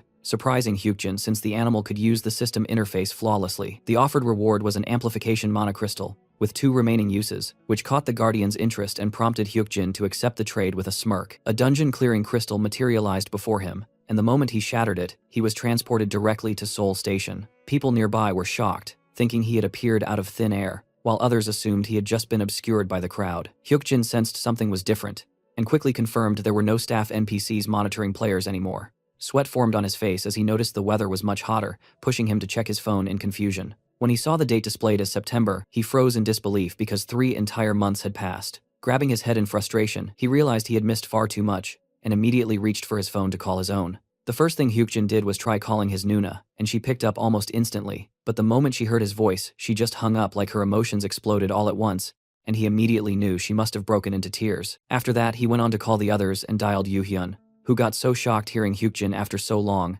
that the noise on the other side blasted so loud he had to pull the phone away from his ear. After more than 3 months, Eugene was finally back with his family after being completely gone, and while his Nuna looked furious enough to breathe fire, he could tell it was all worry wrapped in anger. Their mother, on the other hand, was just relieved he had returned safely and stared at him with nothing but love instead of scolding him. But everything shifted when Hyukjin suddenly noticed there was a random guy in their house, and his expression changed instantly. Then Sunhwa showed him the squirrel and asked if he thought it looked cute, while the system threw a massive info dump, explaining that this little creature was basically a gluttonous, genius thief rolled into one. Hyukjin leaned closer, inspecting the squirrel with interest. As Sunhwa mentioned, she named him Darong. And when he checked the official system information, it stated that the Phantom Thief Squirrel personally chooses its master, and the minimum requirement was having the title Ruler of Seoul Station.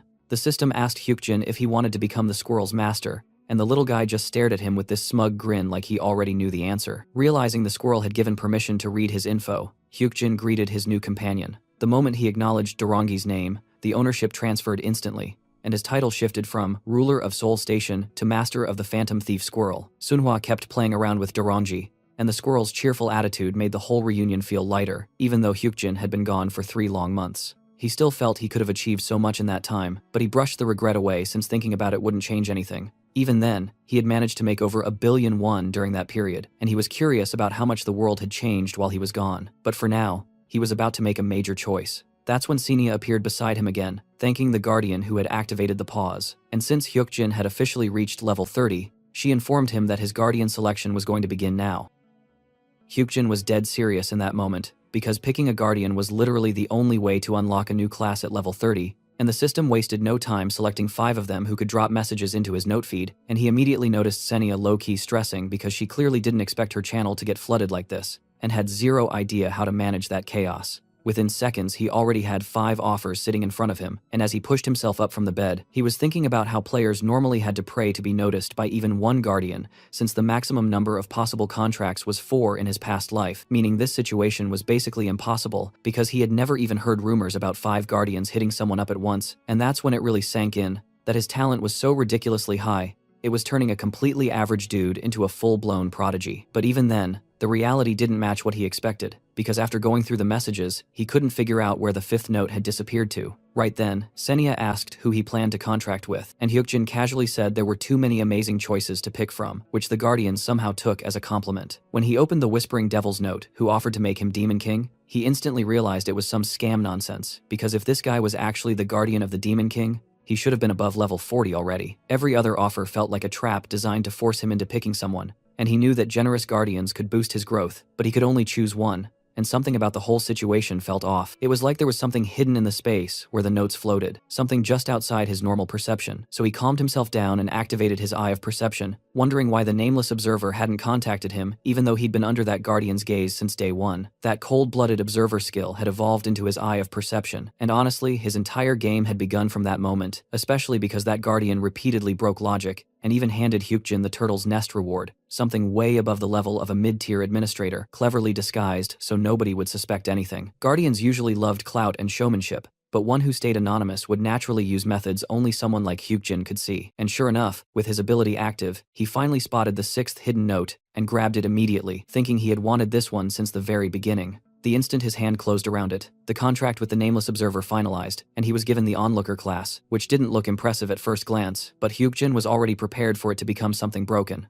He opened the hidden shop, pulled out a class change assistant item, and upgraded Onlooker straight into Observer, though he was a bit disappointed since he had prepared so hard and yet only one thing had been upgraded. His expression fell for a moment, but he accepted it because going against a Guardian's will on contract day was just stupid, so he changed classes right on the spot. The new class claimed he could observe everything happening in the world, which already sounded way better, but when he opened the detailed description, he got hit with even more surprises, and his confusion only grew the more he read. Somewhere else, a man adjusting his tie was searching for Hyukjin's place, because meeting him was apparently a nightmare task. Meanwhile, in the past, a hidden door had appeared in front of Hyukjin after he cleared the second floor of a dungeon, and he instantly walked in after realizing it was a secret area, ending up in a location called the Unknown Forest. While trying to finish the quest, he kept feeling this weird discomfort the entire time, and only after using all his knowledge and clues did he figure out the true nature of the forest. When the illusion shattered, he came face to face with the forest's master, a goblin, and even though it wasn't easy, he defeated it and got its magic stone.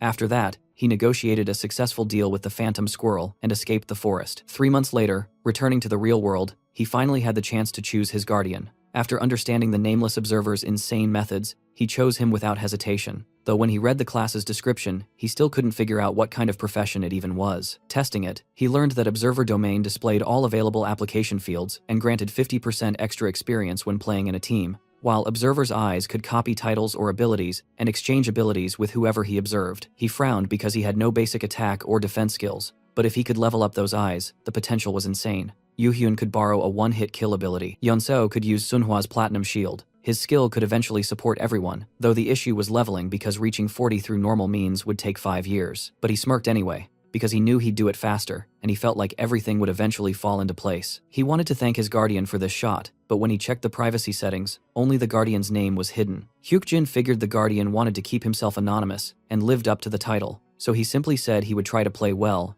and not disappoint him. Senya thought his final words sounded like bragging, but since some people liked saying dramatic things during class change ceremonies, she just sighed and moved on. When the pause lifted, Hyukjin fell back onto his bed, glanced at the squirrel sleeping adorably beside him, and checked his phone, only to see 7 missed calls from Yeonseo. Calling her back, he heard her furious rambling about him not picking up and how the first players' meeting was happening tomorrow. Hyukjin understood that the Players Association was about to step in and enforce rules, while Yeonseo went on about all the information they could gain and how many guild positions would open up. Darren suddenly woke up as she kept talking about companies and salaries, and Hyukjin quickly told her someone was at his door before hanging up.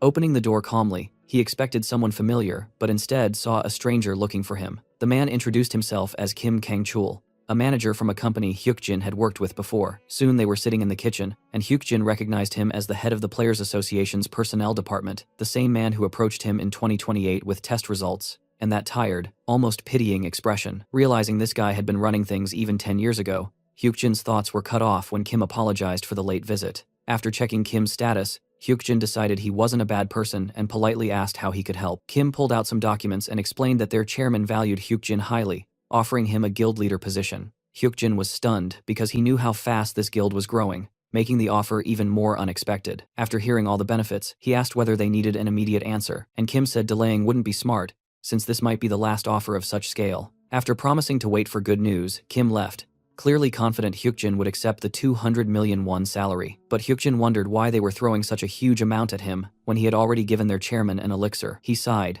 thinking there was no ill intent behind it, but it still felt degrading. Now he held a stone that would be worth 3 billion won in 3 years, and he knew his guardian wouldn't appreciate him taking such a straightforward corporate deal anyway, so Hyukjin had already decided to refuse. The next day kicked off with Yoo Hyun spotting Hyukjin from a distance and sprinting straight at him, throwing his arms around him in a dramatic hug because the kid was just relieved his bro was alive, even though Hyukjin looked absolutely worn out and quietly thought the hugging was unnecessary, especially when Yeonseo appeared behind him like a silent assassin and scolded him internally because everyone had practically assumed he died. Seeing all of them gathered, Hyukjin realized it wasn't just his own family that had been worried sick, but before he could even process that warmth, the group noticed chaos stirring among other players who were checking their scores, and Yoo-hyun and Yeonseo proudly announced their A grades while Sunhwa shyly admitted she had a C. Hyukjin patted her head and reassured her by saying he got an F, which shocked everyone, even though he was internally unfazed because he hadn't taken the test at all, since it only measured raw physical strength and would get removed soon anyway. Smiling, he told them only combat class players got high scores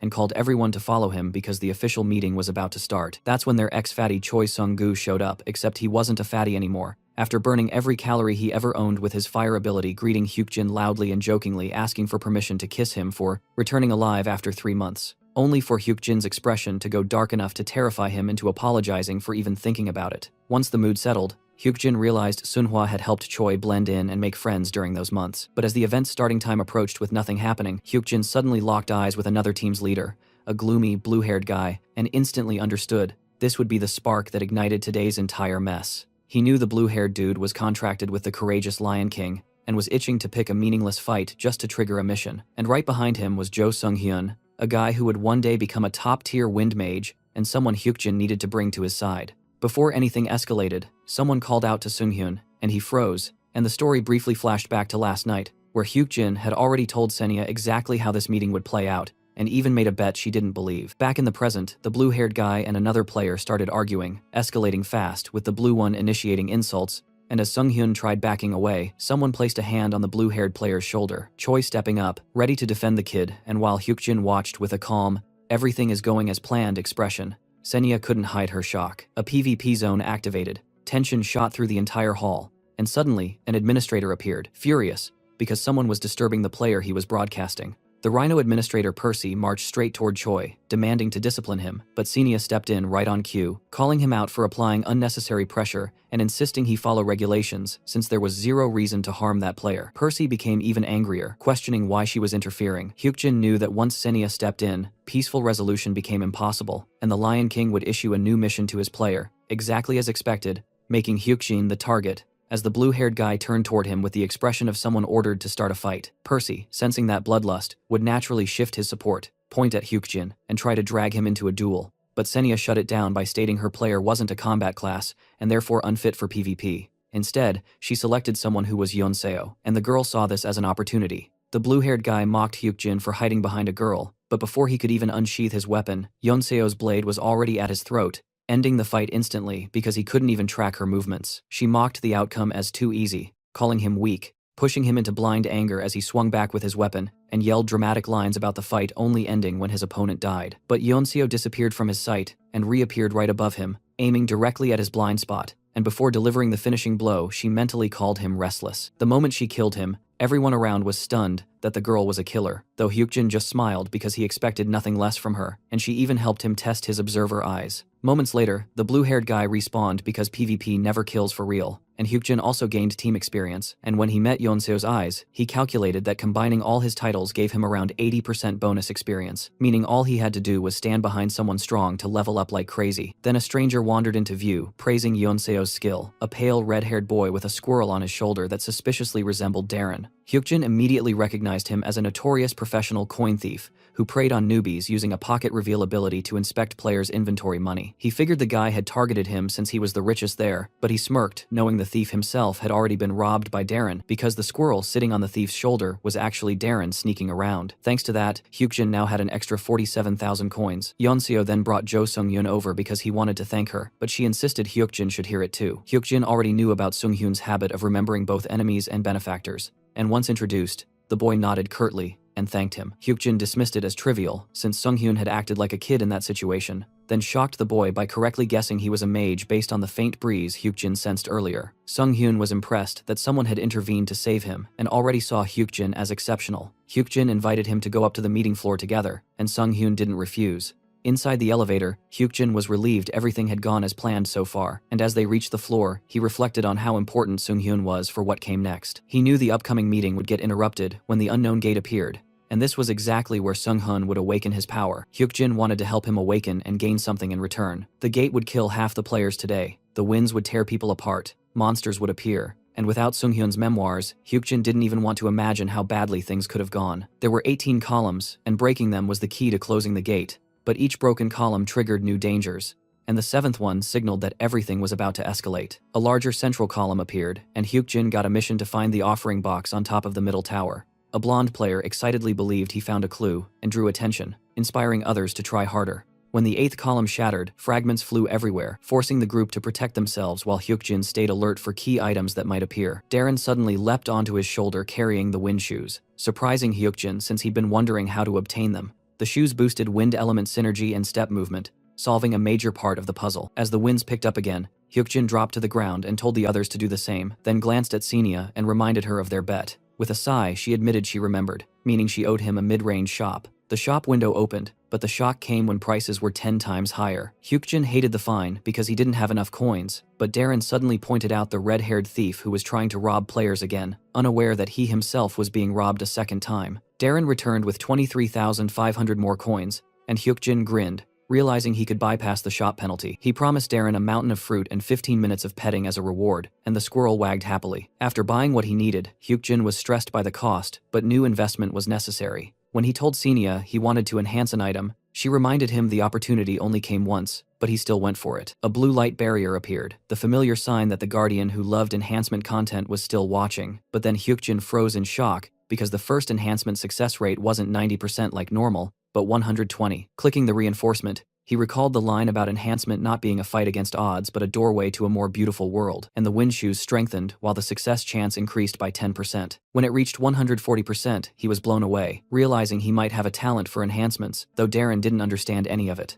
Standing up, Hyukjin decided to think about that later, because clearing the dungeon came first. He turned toward Sung-hyun battling monsters, and the boy, struggling, asked why there were so many. A flying monster rushed at him, and Hyukjin instantly saw with his eye of perception that Sung-hyun couldn't dodge, so he sprinted forward and shoved him aside, taking the full attack himself. Blood hit his face, and a notification warned that the Orc Warrior set was losing durability. Sung-hyun panicked, worried for him, while Hyukjin quietly noted he was lucky not to be paralyzed by the poison, and reminded himself Sung-hyun was vital to his plan and must stay unharmed.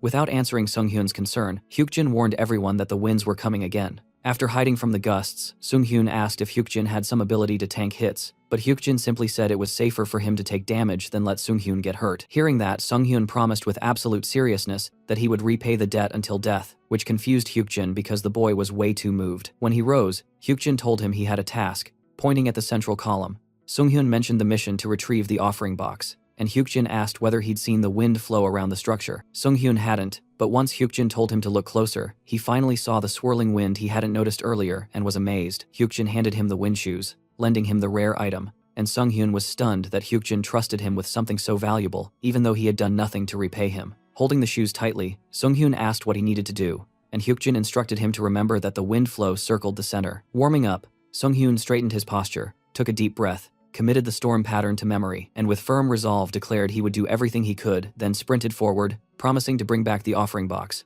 A few seconds later, Sung-hyun was already sprinting up the tower, carried by the wind currents Hyukjin had helped him recognize earlier, and when Hyukjin looked up with a small, satisfied smile, he thought the kid was performing exactly how he expected, reading the wind flawlessly, and climbing with the kind of natural talent that once again reminded him of the past run, where he'd cleared the dungeon the same way without even using reinforced gear. Turning to Choi, he asked about the boy's attack range, and when Choi answered 50 meters, Hyukjin casually mentioned that monsters would start pouring out of the central column any moment, making Choi turn toward it just in time to see a Korean mythology bird with a human face rising into the air. When Choi wondered how Hyukjin predicted their appearance, Hyukjin simply told him to relax and shoot them down. By then, Sunghyun was already descending with the offering box while those birds chased after him, and Choi, amazed at Hyukjin's insight, hurled fireballs upward, drawing the attention of the other players who suddenly realized Sunghyun had somehow reached the top without them noticing. A blonde-haired player protested loudly that the wind mage had acted without permission, but Yoo-hyun, annoyed by his non-stop talking, shut him up with a punch.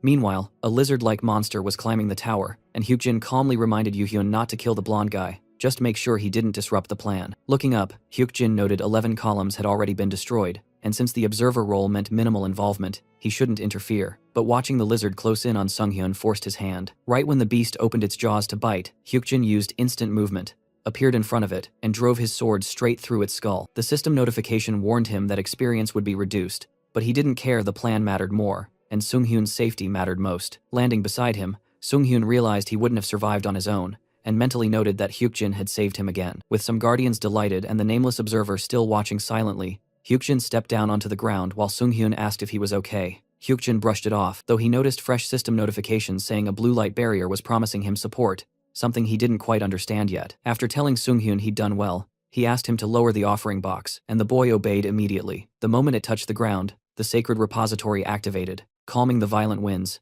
disintegrating monsters, and even healing the injured players, including the one Yoo-hyun had punched. As Hyukjin checked the system changes, he realized the moment the box hit the earth, everything started shifting. The gift box was tied to the gift of the wind, and to clear Windy Hill the players needed to fill it. Soon, notifications appeared asking players how many coins they wanted to donate, and the total needed to reach 100,000. Knowing the system didn't reveal how much each person contributed, Hyukjin looked at Sunghyun, remembering how the boy donated all 15,000 of his savings in the past, and earned a special reward. If the rules hadn't changed, Hyukjin would need to donate more than 15,000. He had 21,000 on hand, and then Darren suddenly held up a pouch containing 10,000 more, leaving Hyukjin wondering where the squirrel kept finding cash, while the red-haired thief panicked over his vanishing funds. Hyukjin chuckled, knowing not everyone would donate, and to avoid risking the outcome, he decided to go big and threw in 30,000. The storage filled instantly, and the system began distributing rewards. A large exclamation mark appeared, and he received a notification saying the vault had chosen him. The vault assessed his needs and granted him the cognitive dissonance skill, something he'd never heard of before, but considering it hid abilities, achievements, or crimes,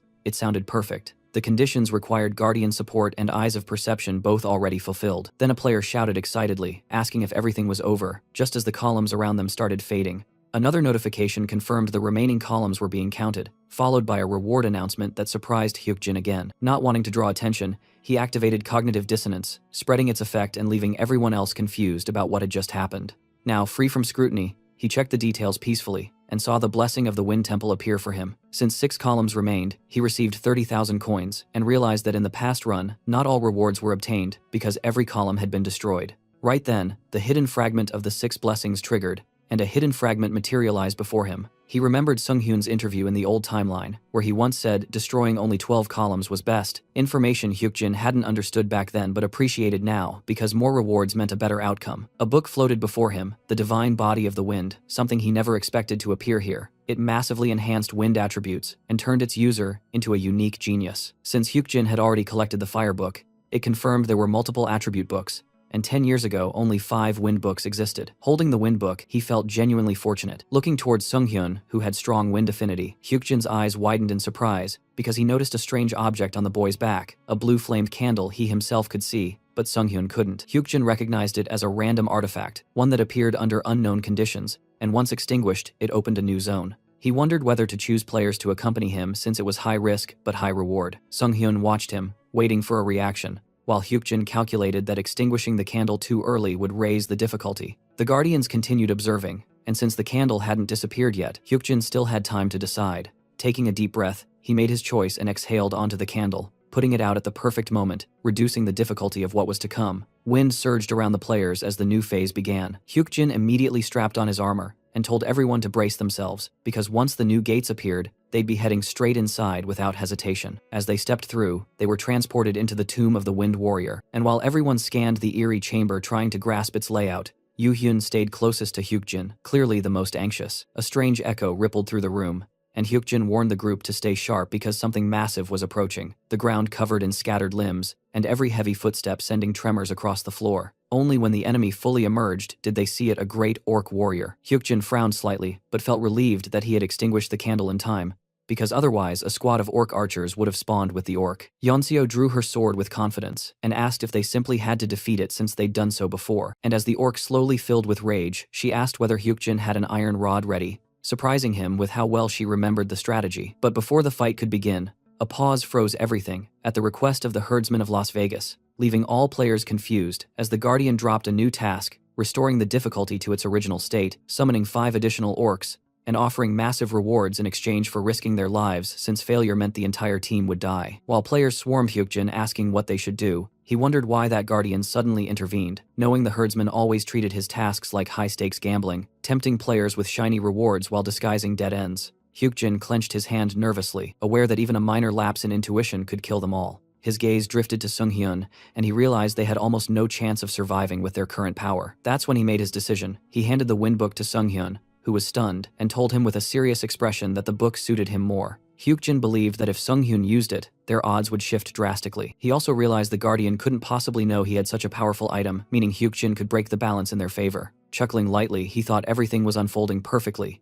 leaving only one step, a counteroffer. When he said he wanted Sinia to relay a proposal to the Guardian, she immediately panicked, asking if he'd lost his mind because counteroffers to Guardians were basically invitations to die. Hyukjin frowned and asked if there was any rule forbidding it, remembering that in the past a certain player frequently made counteroffers. The idea terrified Sinia, but Hyukjin insisted, telling her to convey his intentions to the herdsman of Las Vegas. Sinia warned him that Guardians weren't to be underestimated, but to her shock, the herdsman actually took interest in his counterproposal. Thinking it through, Hyukjin explained that based on the difficulty scaling, 2 archers, 1 warrior, and 5 more orcs would appear, and his counterdeal was to specify the target of the hunt using an item dropped by the orc warrior. The others were stunned, but Hyukjin knew exactly what this Guardian was doing. He was testing whether the player he'd chosen to tempt was worthy of future sponsorship. Glancing at Sinia, he noted she seemed more nervous than useful, allowing him to stand toe-to-toe with a Guardian. Suddenly the task activated, confirming the Guardian accepted. When Yeonseo asked if she should distract while Sunhwa provoked, Hyukjin stopped her, dropped to one knee,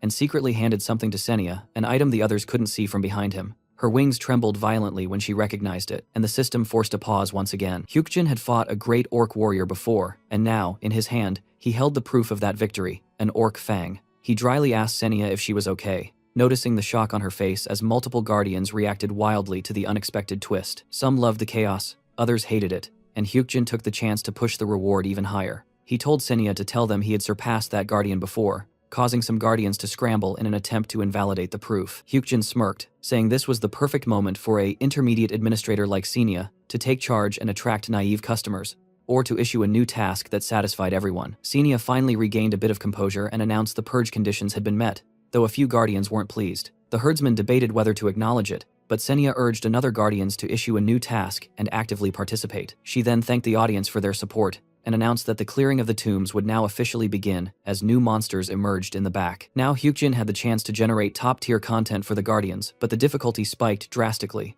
A great orc warrior, 2 orc archers, and 6 regular orc warriors charged forward, and when the closest one roared, it triggered the whole pack into a frenzy. The players remained still for a moment. Then Hyukjin told them to follow the plan, and everyone drew their weapons simultaneously. After confirming Yeonseo and Yu Hyun were ready, he gave the command, and they dashed forward at incredible speed. Yu Hyun's fist smashed into orc faces, while Yeonseo's sword carved through their defenses. Watching proudly, Choi cheered them on before summoning a fireball by chanting in an unknown language. Sunhwa, standing protectively in front of Sunghyun, reminded him that he was the key to this battle and just had to carry out Hyukjin's instructions. When the archers prepared to fire, Sunghyun needed to provoke them, and as they released their arrows he raised his hand, shaping wind energy similar to the storm on Windy Hill. He only needed to alter the trajectory, and Sunhwa instantly used her platinum shield to block any direct hits. She praised him afterward, and Sunghyun stared at his hands, shocked at how different everything felt when he simply listened to Hyukjin, even thinking for a moment that Hyukjin might have a monarch-class position. Meanwhile, Hyukjin advanced slowly with his sword, complementing the team's performance while using the observer's eyesight to confirm that everything was progressing perfectly. One distant orc remained,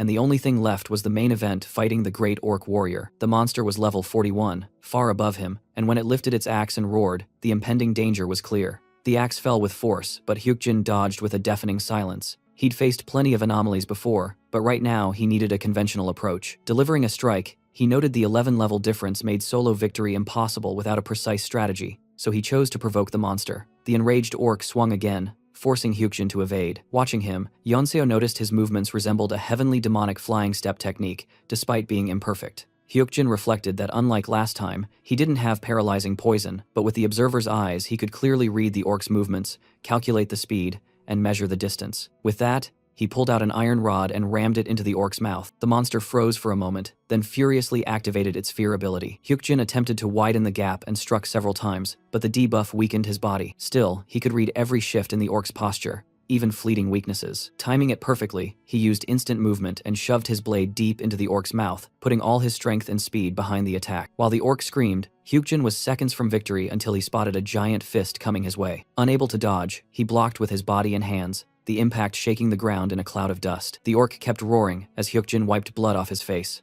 His team rushed toward him, asking if he was okay, and Sunhwa helped him up as he calmly assured them he was fine. When he asked if the others were done, Sunhwa confirmed everything was cleared. Holding his shoulder saved from breaking thanks to his armor, Hyukjin said only one thing remained, finishing the monster. With the climax approaching, he asked if they remembered the plan. Choi and Sunghyun unleashed their spells, merging fire and wind into a single combined blast that slammed into the orc's face. Unable to defend against such elemental fusion, the orc took the full impact, its features burning. Hyukjin praised them for performing a magic fusion perfectly on their first try, and Yoo-hyun and Yeonseo charged in to finish the job while the orc screamed in pain. When the battle finally ended, Hyukjin smirked slightly as the victory notification appeared. The Guardians cheered, impressed that a level 30 player defeated a level 41 monster with such teamwork. The slain orcs didn't dissolve, but rotted slowly on the ground, and once the quest was complete, all players received rewards. When the rewards from the herdsman's mission appeared, Hyukjin grinned, and Yeonseo and Yoo-hyun celebrated their attribute-boosting potions, while Hyukjin smiled and felt genuinely happy for them. Hyukjin's thoughts were suddenly cut off when a system window popped up out of nowhere, announcing that a secret reward had been issued, a high-ranking orc spellbook, and instantly he figured something was brewing between the Guardians, because that book definitely felt like something sent with intention, not coincidence. Checking the notifications, he chuckled when he noticed certain Guardians who showed mercy to monsters now openly despised him. When the players finally returned home, everyone was relieved and cheerful, but Hyukjin suspected something deeper since they returned at the same time as the other players. Time must have been frozen on the outside. Judging from the Guardians' reactions, he knew the Lord of the Plains wouldn't touch him, but he still wanted to prepare. A man approached the returning group, expressing happiness that they were safe. And when Hyukjin turned around, he saw the Taeguk Guild standing there, appearing right after the quest ended. He noticed Song Ki-yeol, the guild leader, and wondered why he hadn't shown up during the gate clearing. A teenage boy approached Hyukjin and demanded to know if he was Kim Hyukjin. Exhaling, Hyukjin responded casually, curious why the boy's grandfather was interested in him. The idea that the kid was sent intentionally made Hyukjin grin. Clearly the chairman wanted to assess the person who rejected a guild leader position. Deciding to meet expectations, Hyukjin confirmed he was Kim Hyukjin, but the brat was offended that Hyukjin switched to informal speech. Outraged, the boy asked if Hyukjin knew who he was talking to, and Hyukjin replied that he didn't. Clenching his fist, the teenager claimed he'd teach Hyukjin a lesson, then ordered some men to force Hyukjin onto his knees. While he complained that they were too slow, Hyukjin casually referred to him as a child and sternly told him to behave properly. Activating his overwhelm skill, Hyukjin told him he'd only become cool when he treated people right. The boy trembled slightly under the oppressive aura, and even the men around them sensed the shift in atmosphere. Then Hyukjin released the spell, ruffled the brat's hair, and asked if he understood everything. An ordinary kid couldn't resist that kind of pressure, and when Sunhwa walked past, she gave the boy a look that basically said he was an idiot. For the spectators, Hyukjin's image became a lot clearer after that moment. One of the guild members bowed slightly and informed him they wouldn't be allowed to leave because the Players Association had ordered everyone to stay on the 12th floor. Hyukjin turned toward the loud voice, announcing that the association would begin investigating immediately. He instantly realized their intention. They wanted to take control of the entire floor and suppress players, despite not being awakened themselves. He thought there was no reason to hold back in front of people like this, but they clearly feared the players anyway. Returning to his group, he found Yeonseo already noticing the heavy tension in the air, and he agreed someone was creating that oppressive atmosphere on purpose. Yeonseo fumed that they were being treated like criminals, and when Choi suggested burning everything down, Senia simply watched from the side. Then she activated a pause and asked Hyukjin what kind of picture he was trying to paint. When Hyukjin guessed that she wanted to manipulate the Guardians, she clarified that she just needed more details to steer the direction correctly. With a serious look, Hyukjin said that in the end, the chairman would receive a simple message: don't underestimate our worth. Senia asked if that was all he planned to say, but Hyukjin added that they were going to start building steps. She guessed the provoked boy was part of the plan, and Hyukjin confirmed it. The brat was bait because he was easy to anger, and that reaction would create more bait, and so on. Senia said she understood the end result, but not how he'd reach it, since the show was about to begin and things were still murky. When the pause ended, Hyukjin thought that the real process was only just starting. He wanted to increase their perceived value and eventually take over Taeguk from below. As he started walking somewhere and told the others to rest elsewhere, they hesitated. When one of the guild men noticed him approaching, he protected the brat with his hand. Hyukjin stated bluntly that the players were never their subordinates, but the man insisted the guild simply wanted to gather information about the threat. When Hyukjin asked what would happen if they refused, the man said the association would legally force every player to join soon. Hyukjin replied that soon didn't mean now, and he had zero interest in cooperating at the moment. Using the observer's eye, Hyukjin added that he especially didn't want to cooperate when arrogant children tried to drag him to his knees. The boy, offended again, demanded if Hyukjin knew who he was. Hyukjin leaned close and told him he was just a rude high schooler who even treated large company employees poorly. With a cold look, he said you didn't need a long search to recognize a tycoon, but that didn't mean big companies couldn't feel pain. He finished by saying he couldn't be bought, and the brat could only dream of it. The boy trembled again under Hyukjin's charisma. Hyukjin felt he had delivered the message to the chairman clearly and was ready to move on to the next goal. When someone commented that Hyukjin's words were too harsh, he didn't look surprised. Kim Taechon, the white-haired guy, stepped forward, saying he had been watching and listening, and clearly resented Hyukjin for acting superior. His pride was wounded because he lost to Yunso earlier, and then got beaten by Yu Yun. Hyukjin suspected the courageous Lion King's quest was still unresolved, and Taechon wanted to look impressive in front of the Players Association. Using the chance to interfere, Taechon said the association only wanted to gather data. Hyukjin calmly asked what would happen if they obediently handed over such valuable information, and Taechon said it would help future games since more intel would be available. At that moment, Hyukjin got a notification that one guardian had temporarily given him a skill, mockery, and provocation, which was incredibly convenient for Hyukjin.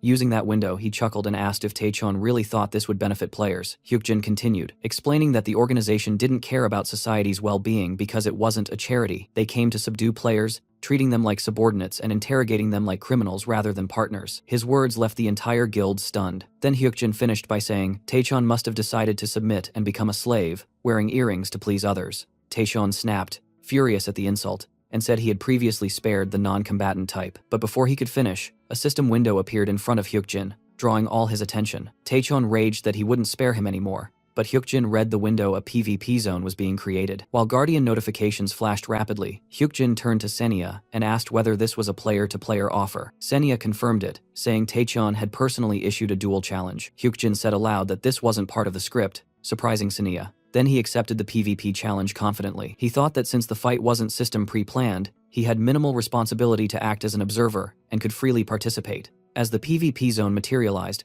Taechon pulled out a weapon from his inventory and swung his axe threateningly, telling Hyukjin not to worry because he wouldn't die in the zone anyway. When the duel began, Hyukjin didn't even draw his weapon, he just dodged attack after attack. Using the observer's skill, he could predict every strike, and soon he realized Taechon was moving at barely half speed. The sensation reminded him of the orc battle, how he sensed attack directions back then. He could see everything, every angle, every motion, making the fight absurdly easy. He already knew how it would end if things continued this way, and then it happened. A notification saying he had achieved enlightenment, and his eye of perception leveled up. The future vision function activated, and Taechon paused to catch his breath. Reading the description, Hyukjin realized intuition had turned into an actual skill, basically a cheat ability, especially against a weak opponent already exhausted from swinging non-stop. When Taechon attacked again, Hyukjin dodged calmly, thinking about how he could now look 1 second into the future. But after one last strike, Hyukjin decided he was done testing his limits. When he asked if he had ever mentioned his class, it only enraged Taechon more. The boy screamed for him to shut up and charged, but Hyukjin suddenly appeared right in front of him and explained, with cold clarity, that the essence of his class was prolonged observation. Then he grabbed Taechon's wrist, shoved him with one hand, and hooked his leg sharply to flip him into the air, slamming him to the ground. The crowd froze, shocked by Hyukjin's sudden clean takedown. Taechon lay there, unable to continue, while Hyukjin calmly stated that his role as a leader was to gather information and maximize his team's power, and defeating his opponent right now was part of that demonstration. And just like that, the second stage of Hyukjin's plan ended with him openly declaring his class is sovereign. As soon as they left the building, all our heroes walked ahead while Hyukjin stayed slightly behind, lost in thought. MANHWA instantly caught the shift in his expression and asked if everything was alright, but he admitted that his intuition was telling him this wasn't over yet, something she didn't quite understand. Before he could explain further, someone yelled at him calling him trash, and Hyukjin turned to see an enraged, humiliated player storming toward him with murderous eyes. The guy clearly still wanted to kill him to soothe his wounded pride, and a group of Orcanthropes, level 32, followed behind him. The berserk madness in the guy's face showed he wasn't thinking straight, and no one could understand why monsters were suddenly appearing like this. When Choi suggested torching the monsters, Hyukjin calmly stopped him and told everyone to wait and stay alert. Even though he already knew this hunt wasn't for players, it was aimed at him. The SWAT team suddenly arrived, ordering the players to fall back, but Hyukjin warned them that their current weapons would be useless against these creatures. And the way the special forces suddenly appeared made him suspect they'd been waiting for this exact moment. Gunfire erupted, bullets rattling across the street, and someone even dropped their machine gun while shouting for everyone to keep their distance. Song Kyeol watched, shocked at the chaos unfolding in front of him. Meanwhile, Hyukjin simply observed the entire scene unfold with cold clarity. The special forces fired relentlessly, but ordinary rounds barely scratched the monsters, who barreled forward with confidence. Hyukjin immediately recognized the plan. Taeguk was trying to stage a dramatic debut, hoping to take command of the situation, but their ammo wasn't strong enough to matter. Watching the first casualties fall, Hyukjin thought everyone should have known the risks by now. Regular weapons meant nothing here,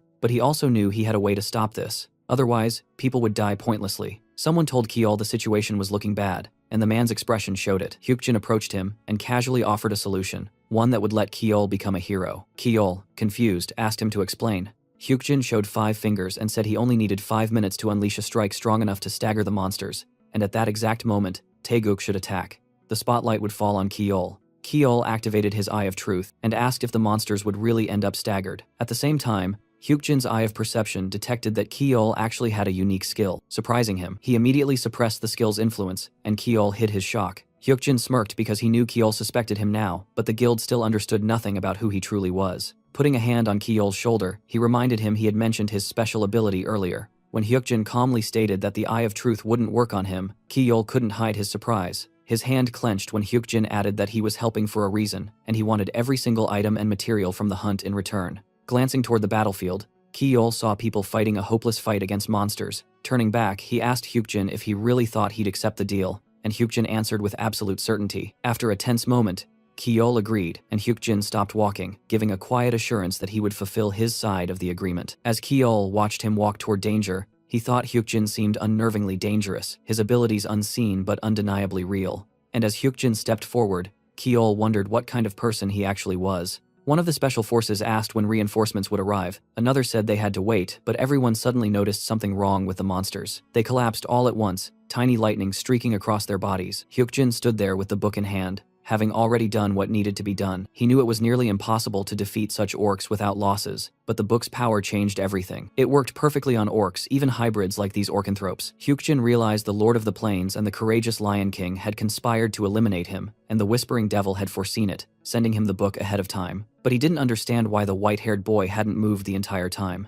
Then his Eye of Perception detected a strange energy, followed by a sharp pain shooting through him. He realized Kim Taechon wasn't just standing idly, something was happening to him. Instantly, Hyukjin guessed Taechon's guardian was trying to forcefully descend, planning to personally fight through the boy's body. He rushed toward Taechon, knowing that if he didn't intervene immediately, the boy would die. Approaching from behind, Hyukjin grabbed him by the neck, catching him off guard. Taechon struggled at first, but Hyukjin's choke grew tighter until the boy gradually weakened and eventually lost consciousness, collapsing onto the ground. Only then did Hyukjin exhale in relief. The guardian sided with Hyukjin, confirming his suspicion the Lion King had truly intended to possess his own player. And even high-level players couldn't withstand something like that, so he couldn't imagine what the guardian was thinking. Up above, a helicopter hovered with a reporter broadcasting live, reporting the situation outside the building. Seeing the monsters immobilized, Song Kyeol immediately claimed the victory for the guild and ordered everyone to attack. When Hyukjin returned, the others rushed to ask what happened to his eye, worried about the pain he'd felt earlier. The players decided to leave everything to the guild and head out,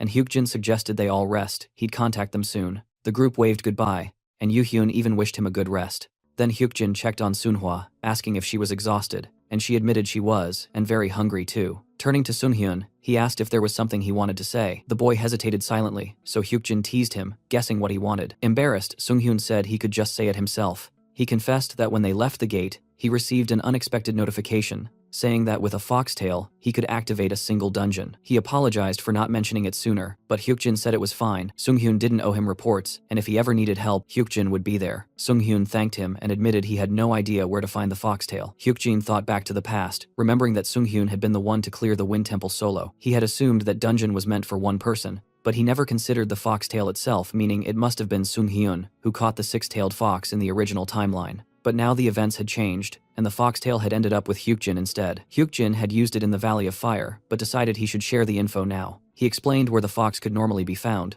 though he admitted foxes rarely appeared in this region. He finished by warning Sunghyun about clones and camouflage techniques. He suspected that, in the past, the boy blamed himself for failing to prevent the disaster involving that six-tailed fox, because the government hid its existence, hid the head of the organization, and forced Sunghyun to keep silent about the truth. Thinking back on all of it, Hyukjin felt a deep sense that something had gone horribly wrong in the past timeline, a mistake buried somewhere in those events. But he decided that if he kept playing this game, he'd eventually uncover it. Later that night, back at home, Ah-hyung saw on the news that Hyukjin had attended a players' meeting, and immediately grew anxious, saying she'd been worried sick. Hyukjin reassured her that he'd returned safely. The news channels were already exploding with coverage about sudden gates, orcs appearing, and Taeguk Shield Guild being praised as heroes. After placing everything he'd bought on the table, Hyukjin offered everyone something to eat, but then he suddenly paused mid-bite and glanced toward the door. Ah-hyung noticed it right away and asked what was wrong. Checking the time, Hyukjin told them not to be surprised by a guest who'd be arriving soon. His sister panicked, wondering if Hyukjin had done something, but he calmed her while Darren watched the tension like it was entertainment. When the knock finally came, Hyukjin stood up and went to open the door. The police were waiting, and immediately asked him to come with them. Meanwhile, Kiol was walking down a hallway somewhere else, still thinking about Hyukjin, wondering who he really was. The orcs they saw earlier weren't simple monsters, yet Hyukjin handled them as if it was routine. Even Kiol's grandfather was interested in him, so gathering more intel had become a priority. Now that they had an excuse to accuse Hyukjin of assault, Kiol wanted to pull him into the guild as a subordinate, and if Hyukjin refused, Kiol considered that it might be easier to remove him entirely. When Kiol finally entered the room and saw Hyukjin, he casually said Hyukjin's lawyer had arrived. He couldn't ignore how relaxed Hyukjin looked. His attention drifted to Senia, confused why an administrator of her rank was accompanying a player like this. Hyukjin, observing their exchange, immediately realized they were trying to corner him. Cutting into the conversation, Hyukjin bluntly asked why he was being questioned, specifically whether the guy he knocked out was in a coma. Then Hyukjin calmly explained that it happened because of a descent phenomenon, a guardian trying to forcibly take over the player's body. Knocking him unconscious was the only way to stop it, and the coma was simply a side effect. If Hyukjin hadn't intervened mid-process, neither the boy nor the guardian would have ever been seen again.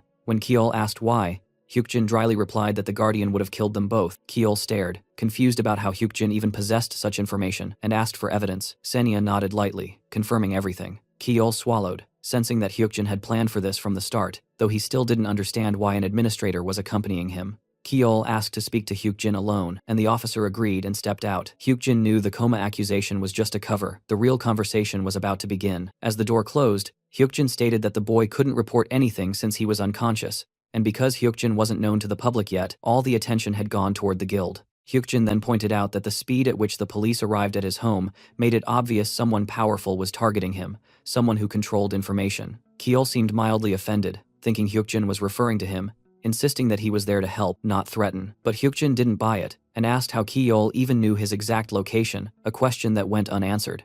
Crossing his arms, Hyukjin said he wasn't blaming him and suggested they have a proper conversation. Kiol admitted he knew Hyukjin scared his younger brother and insulted his grandfather, then asked if Hyukjin was prepared to face the consequences. When Hyukjin emphasized the word consequences, Kiol was caught off guard. Hyukjin explained that the child had been sent to him without rank or position, and that Kiol was basically telling his grandfather that a brat's whims wouldn't faze him. But the chairman was actually trying to see how Hyukjin behaved, gathering more accurate insight into who he was. Hyukjin believed he had acted with a clear conscience, responding appropriately to the childish provocation. Kiol frowned, realizing Hyukjin knew far too much. Closing his eyes, he finally recognized that the chairman wasn't testing Hyukjin, he was testing his grandson. Hyukjin smiled knowingly, and Kiol asked what he wanted. Placing his elbows on the table and clasping his hands, Hyukjin said they could make a deal. Kiol realized he had lost the upper hand and that the negotiation now benefited Hyukjin entirely. Hyukjin's plan was simple: expose the guild publicly so everyone would see them in action, giving them practical benefits while boosting their fame. It would strengthen Kiol's position as the successor too.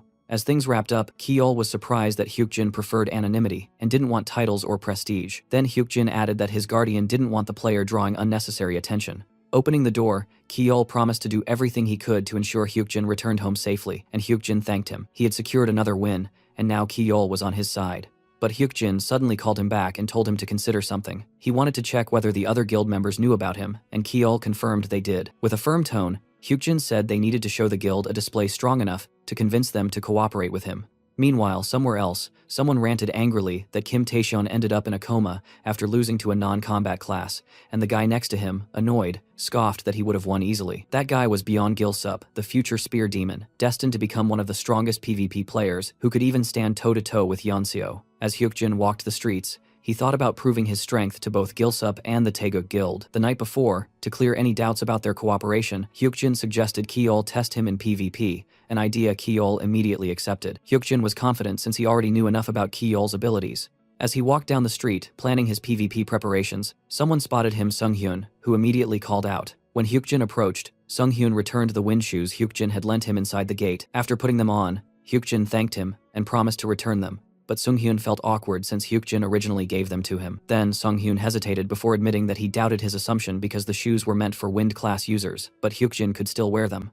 He wondered if the Monarch class included many other classes, or if it was because Hyukjin had no attributes. Hyukjin didn't know the reason yet, but after saying goodbye, he felt certain he'd eventually uncover the answers. Opening his system window, Hyukjin checked his items 4 pieces from the Great Orc Warrior set, and the activation level had risen from 30 to 35. Remembering that Byeon Gilsup was still level 30, Hyukjin felt confident he could completely negate at least one of his attacks. When he later met Yeonseo at a cafe and asked for a favor, she was shocked that he wanted to borrow her sword, thinking for a second that he might be inviting her on a date. Hyukjin believed she must have had a good artifact, though she seemed unsure if she should lend it. But moments later, the sword was already in Hyukjin's hands, leaving him staring at it in disbelief. It was a high-quality blade, the Asura sword. Seeing his expression, Yeonseo explained that her guardian had allowed her to lend it. The Asura sword was sometimes called a ghost sword or a magic sword, and in the future, it would become a swordmaster's favorite weapon. Hyukjin studied it, noting that it looked slightly different from what he remembered, but unmistakably, it was the Asura.